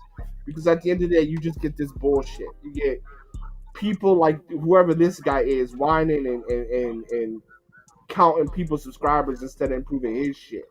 So at the end of the day, hey, I can be a piece of shit, but at least I'm gonna be a rich, successful piece of shit. Successful piece of shit. And I'm done. Oh, Yeah, a rich, successful yeah, I'm trying to who's take like hiding me and Son outside the told you. Hold country on, because you know we'll Freezy. beat your ass and take your shit. Let me Nigga, read. Wait, hold on, fellas. Like I said, just so look, I'm glad we ain't trying to say what he said because I was gonna say the same thing. It's not personal against anyone here in this sector. It's just the subject matter, the language. No, you know what? No. I can't do it, and I got colleagues looking at me funny because I pointed them in this direction. I'm just like, yeah, I can't. No, Mandrell. I can't. I got nothing. I can't. I want to. let the Black Anise kid talk, please. Go ahead, Black Anise. Right? You see the thing about it is, right? Black in this space, Black people are very one-dimensional, and if you ain't talking about bitches and pussies, they have nothing to contribute to. So when it comes to being like diverse and breadth and content and fluency and other stuff, they have nothing else to offer except for complaining about bitches. And this is why this space stays fucking toxic. Do you have a channel, Jackie Chan? I'm sorry we ain't sounding this funny. Do you have a channel? I'm sorry. The only people that can criticize niggas with channels, you supposed to have a channel, nigga. So you shut up, my nigga. You sound stupid, bro. I do have a channel actually, and it has 200,000 subscribers. Asshole. Asshole. You sound gay as hell when you I see why you in China, nigga. You a lame ass nigga, bro. I see why, nigga. Bro, man, You a lame ass nigga, homie. Let's You a refrain from cornball, trigger. bro. Hold on. You a cornball brother, nigga. Let me read this right here. Hold on for y'all turn the fight. You a lame ass nigga, bro. Shout out to I see why you in China getting Chinese pussy, nigga. Them black bitches wanna fuck you, nigga. I see why, nigga. Talk about niggas Hold on, y'all. complaining. Let me read this. Caramel Drip. Shout out to Bitch ass Caramel Drip. nigga. Caramel Drip said, there are a number of black YouTube channels that have affiliate monies and sponsors. Y'all don't have it. Say what it really is. Shaking my head. Yeah, because they don't deal with this bullshit like Marquise Brownlee. Shout out to him. Millions to over 4 million. Right. I could throw money at that guy and see a return on investment.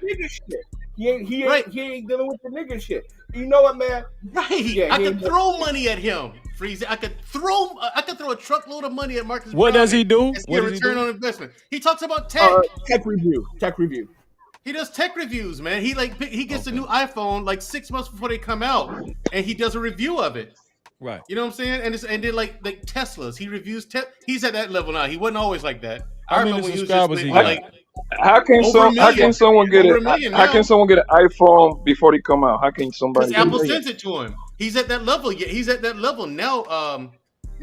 Poppy, where Apple, other companies send him shit. Like Tesla gave him a Tesla just so he can review. The Black Anise nigga here, bro. Why don't you send us iPhone, my nigga? Like, what's up with that, bro? Don't you want to see your people win, bro? Why don't you send this iPhone so we can review it, bro? Y'all get on me inside of hell, Poppy. Come on, man. But you know what, motherfucker? I will happily roast in hell just to see your bitch ass lose. Fuck you. You sound so feminine when you say that. Fuck you. See how we get sucked in. Fuck you. Princella watching this shit. She watching this shit right now. Yeah, man. She ain't wrong because. But Freezy, is this nigga fault because Black and these niggas are capable of love, my nigga? That's why. Black and broke ass job of ranks up here talking shit instead of raising his children. Fuck out my face. Oh, so why are you talking about my kid? That makes no sense, bro. You don't know me if I got kids. Like what's the point of you saying that? What's the connection? See, that's how this shit take a turn. See how that shit take a turn? Hey, man, bro, he came at me first, right? I just came on. Yeah. Don't worry about it. I'm finna do what hosts do and stop this bullshit. I'm finna do what a host supposed to do and stop this bullshit right now before we get too personal. But listen, this is what it say. I want to say this right here, cause I ain't took a shower yet, and I need to take a bath. So, but because I ain't gonna keep y'all long, but I want to say this. This has been a great conversation. And believe it or not, there is some jewels that can be gotten out of this live stream. Of course there is, but black people aren't gonna get it, Freezy. No, It's I like got it though. Freezy. Yeah, you can't. You got it. I said, listen, Freezy. Remember I told you, I said the vast majority of these people out here don't want to change. Instead of getting better, they've gotten worse. Most people jump on bandwagons and they treat ideology like a football team, and that's never going to work. It's never going to work. And my thing is, like I said, when it comes down to it, I look at the situation, I'm just like, oh fuck. Now I'm looking at myself like, what have I done? Just by pointing people in this direction, not your channel, but I'm talking about this sector of YouTube. You know what I'm saying? No, I know what you're saying. Right. Just by pointing people in this direction, that's already yielded this reaction. Like, fuck me, man. What have I done? Because I get nothing but negative phone calls about this place. Nothing but negative. That like no one has anything good to say. So they can't put money behind you guys. So here's the goal. I think we got to go back to the slow grind. That's what I think. No captivity. I think we got to stop expecting these microwave audiences, you know, and recycling the same 400 people. Right, Freezy. You look at my channel. You see why I went in such a vastly different direction Yes. than literally everyone else in this sector. I went in such a vastly different direction. I bring some of you over there. Yeah, the people who are worthy that I can put in front of a camera, that I can put in front of someone else. Yeah, I'll bring you over there. No, You know what I'm saying? that's Like I had Mr. and Mrs. He said. I said Mr. and he said. Miss She said. I had them Friday. I had you the week before. I had the world class week before that. You know what I'm saying? Yeah. But no, you know what I'm saying? It's like, okay, listen. This whole sector of YouTube, they're like, no way. they're all of them. Every single one. I'm gonna have a whole show on anxiety and depression. We're gonna have one. We're gonna have a show on atheists versus believers. Trust me, we're gonna do it. Shout out to Nurse That's Fancy. cool. Shout out to Nurse Fancy in the Shout out to building, man. No captivity. Shout out to Can I Just make a- Jay can I make and a Miss Just request, Jay. bro? No, I am not in this algorithm. Listen, Just Jay said, "Free." She said, "Freezy, stop including yourself with widows. Go wash your damn ass, sir." Man, y'all crazy. But listen, I want to thank y'all for showing up, man. Podcast, you know I love you, man. Drell, you know I love you. Poppy, you know I love you, man. We ain't signing, you know what it is, man. Shalom all the time. You know I love you. Snowman, you know, you gonna be on my team, so I need you to be doing some push-ups because they gonna come for us, Snowman. Yeah, I probably should. Snowman, we outnumbered already. That's what I'm trying to tell you. No, we're not. We aren't That's outnumbered. not what I'm talking We got the Lord on our side. That's all the numbers we need.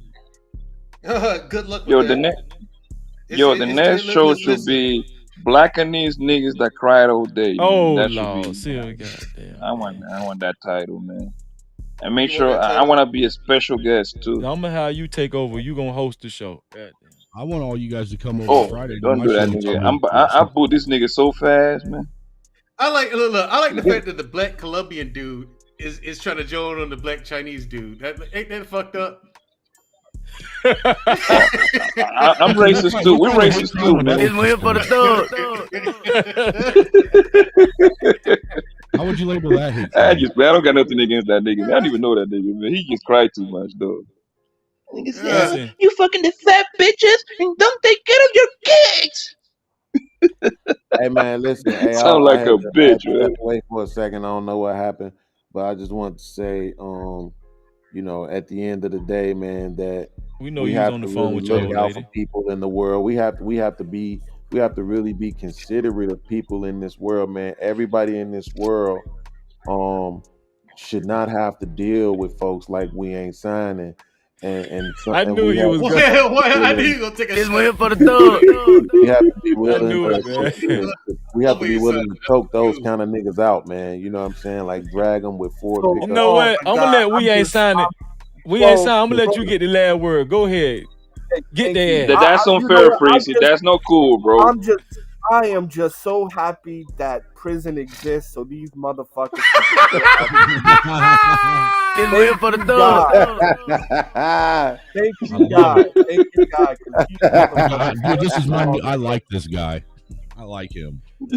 Oh Of my course you like God, this racist. man. Y'all stupid, dog. Of course you like this Hey, racist. Chinese nigga, Of man. course I Chill like out him, about James. that I'm shit. white. Listen, if Y'all, y'all don't y'all make mind, a good racist couple. if y'all don't mind, I don't if y'all swing don't that way. mind, I'm not prison gay. I'm gonna Racist. If hold we don't on. mind what? I'm gonna give a scripture. Hold on. Oh God, here he go. Let me mute up. This what I do every show. At the end of every show. Hold on. Let me see. Okay, I know what I'm finna do. Yeah. Dear Lord, keep the Blackanese kid in China. Praise the Lord. Hold on. Let me see. Dear Okay, Lord, this a good please one. let this man have. Dear Lord, please just let this nigga get locked up. Get the fuck on my face. Oh, What is this? sounds so sassy. Man, if I got locked up, I'd probably be eating better than I do now. Okay, this a good one. This a good one right here. All right. This city girl ass nigga, man. Bro, you stay talking shit, man. How about you just go get a fucking job at the gas station? Listen, I'm finna read a scripture, fellas. Okay, I hold know, on. man. Check your Chinese ass up, you bitch ass nigga, man. Why Y'all don't you so go to the My factory meal or is something, cold. bro? My meal is cold. Won't you go back into cooking, cook some shit? Shop Okay, hold on. Here we go. Here we go. Listen. This come from Galatians 6 and 9. And it says, and let us not grow weary of doing good, for in due season we will reap if we do not give up. No captivity. So I think what we here for this platform, right? And listen, I think what we do need to do is start encouraging each other. We got too much negativity. I know y'all was just playing. I think y'all was on, in this live stream, but no, I'm not. Fuck the hell. I'm not. Listen, I think what we need to do is we need to start as brothers, we need to start encouraging one another and building one another up, and because I feel the weakness going on. Guys are ready to quit. They ready to quit these platforms. I'm not gonna let y'all give up, man. We gonna see success one way or another. It's not weakness. It's just these people. The people in this space are not worth it. I understand that, but maybe we need to create another. Y'all space. they need to be better. The people need to be better, and they don't want to. They said no. They said That's no. true. I dare everyone out here to be better. They said no, Freezy. You come up here with this show. How come you ain't got 3,000 people watching you right now, as you should? But it might take me a little longer. That's all I'm saying. Yeah, you feel what I'm Freezy, saying? come on, man. Look. No, I'm serious. That's what we just talked about. Look. They over there on Fight Club. Yeah, they are Watching monkeys. But that's eat the same. bananas That's what and I'm talking about. That's the same crowd, though. They go everywhere. That's what I'm saying. Yeah, and they're over there watching monkeys throw shit at each other and eat bananas. Bro, That's I'm what trying to they're get a. But that's the purpose of that channel, bro. You cannot really say no about that, bro. Listen, what I'm trying to do, I'm trying to bring 342 people over there right now. Listen what I'm saying, Mandrell. That's racist, bro. That chill, man. You ain't got to call me. It's the truth. Mandrell, listen. My goal Podcast is over there. Yeah, right now. Podcast is on the panel. You know what? Now Listen. So my goal is to attract new faces. Right? Some people listen, some people are gonna get it, some people ain't. But my goal is to attract new faces, new people. And you're gonna see, I'm gonna do it because I'm gonna keep doing TikToks. I'm gonna keep talking to people in the comment section and on TikTok, Instagram, Facebook. Trust and believe, bro. It's already new people over here. Trust me. I'm gonna do it. Y'all think I'm just bullshitting. I'm gonna do it, I dog. believe you, man. But I'm I believe counting you, on man. you, But the Freezy. task is arduous, man. It's arduous, but I believe in you. May the Most High keep you, man, and achieve what you need to achieve, bro. That's what you really should be doing the channel on, right? What's that? Right. We need a Hebrew Israelite channel. Actually, that's what we really need. Oh yeah, I'm working on that, bro. They ain't ready for that though. Right. We ain't signing. Freezy, Well, you these from niggas. Florida, my nigga. You're gonna get it done, bro. Plus, now you sign an alliance with Chinese people, and it's like 1.5 billion of them. So you're good, bro. You're gonna have 4,000 niggas watching you, nigga. Watch, my nigga. Let the Chinese nigga help you, bro. Hey, Poppy, I used to fuck with him about Y'all the finna Chinese have me shit too. thinking we ain't signing Chinese for real. I used to fuck with we excited about the Chinese shit too. Right. I It's, used to. it's all good because at the end of the day, they always talk about how come they don't come back to help out and why they don't give a fuck about black people. You're looking at it, right? You're looking at it right now. Poppy Blanco is a great reason why. Chinese This nigga, is something you know I got will money, come right? back, I hope you know that I right? get money, right? No, So you it ain't cannot talk about that money shit with me, dog. That money shit don't bro. apply over here, fam.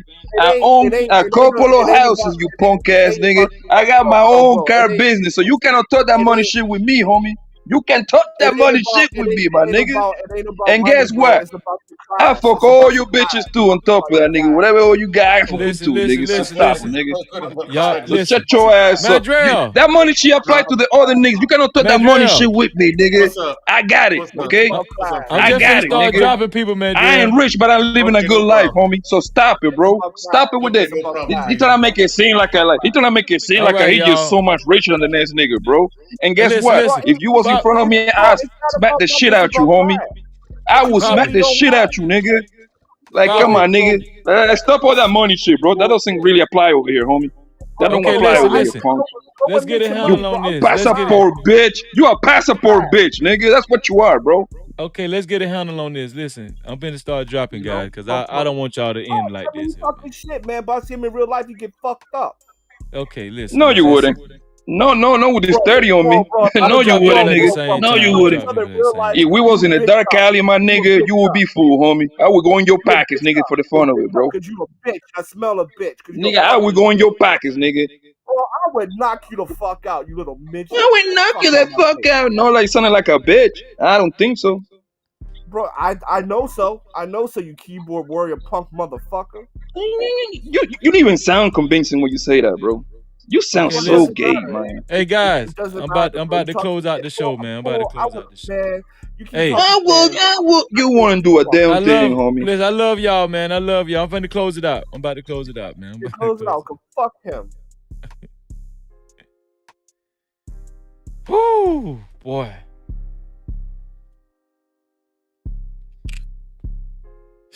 It's gonna be a fight, y'all. It's gonna be a fight. That's all I gotta say. You know, this was a great show. The spirit is strong. Spirit is strong, but we gonna stay in the fight. We gonna spread love. We can do it, y'all.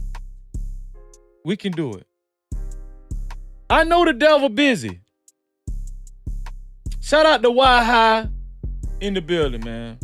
No Cap-tivity. Shout out to Poppin' Cranium. Shout out to Just J. Shout out to everybody. Shout out to Nurse Fancy for just coming in. Let me see. Shout out to 2 Glock Hot. No Cap-tivity. My partner. Shout out to Caramel Drip who came in. She surprised me tonight. This is what I'm talking about, man. We gotta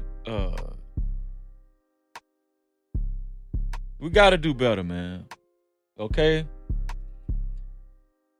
You know, we have a personal responsibility to conduct our platforms and our shows in a certain manner. And that's what Freezy gonna do. On a regular basis, right? You for the people that's been tuning in, y'all know that I run a clean ship over here, right? We do our best to try to remain as respectful as possible.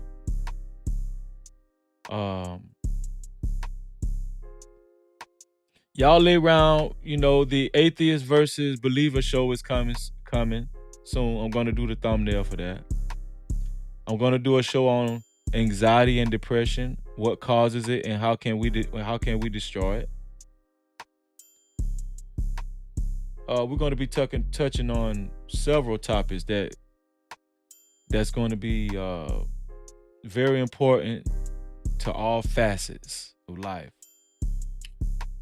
That was an excellent scripture, and I think that what the scripture is saying, we just need to keep the faith and don't get tired of doing good. We got a responsibility, especially the men in this space, because we are the leaders, and I'm going to keep saying that. The men.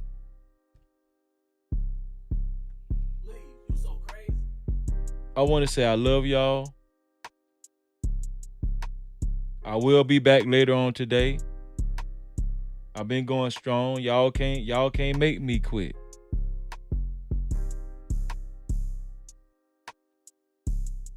Maybe it's because of how much faith I got. Maybe it's a useful thing to have faith and to believe in the Most High God. No Cap-tivity. I'm gonna tell y'all something. I really don't care about numbers. I really don't care about numbers. I really don't care how many. A lot of times I cut my viewership screen. I got my software tells me how many people watch me. A lot of times I cut it off. I don't even see how many people. I don't really see how many people watching me, because I don't care. I enjoy talking to you guys. I enjoy talking to you guys and girls, and guys and gals, and I just enjoy meaningful conversations.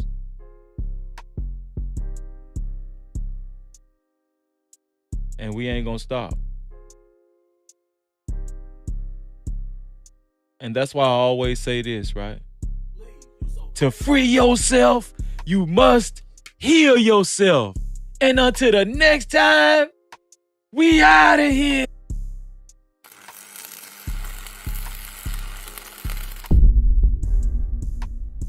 No Cap-tivity.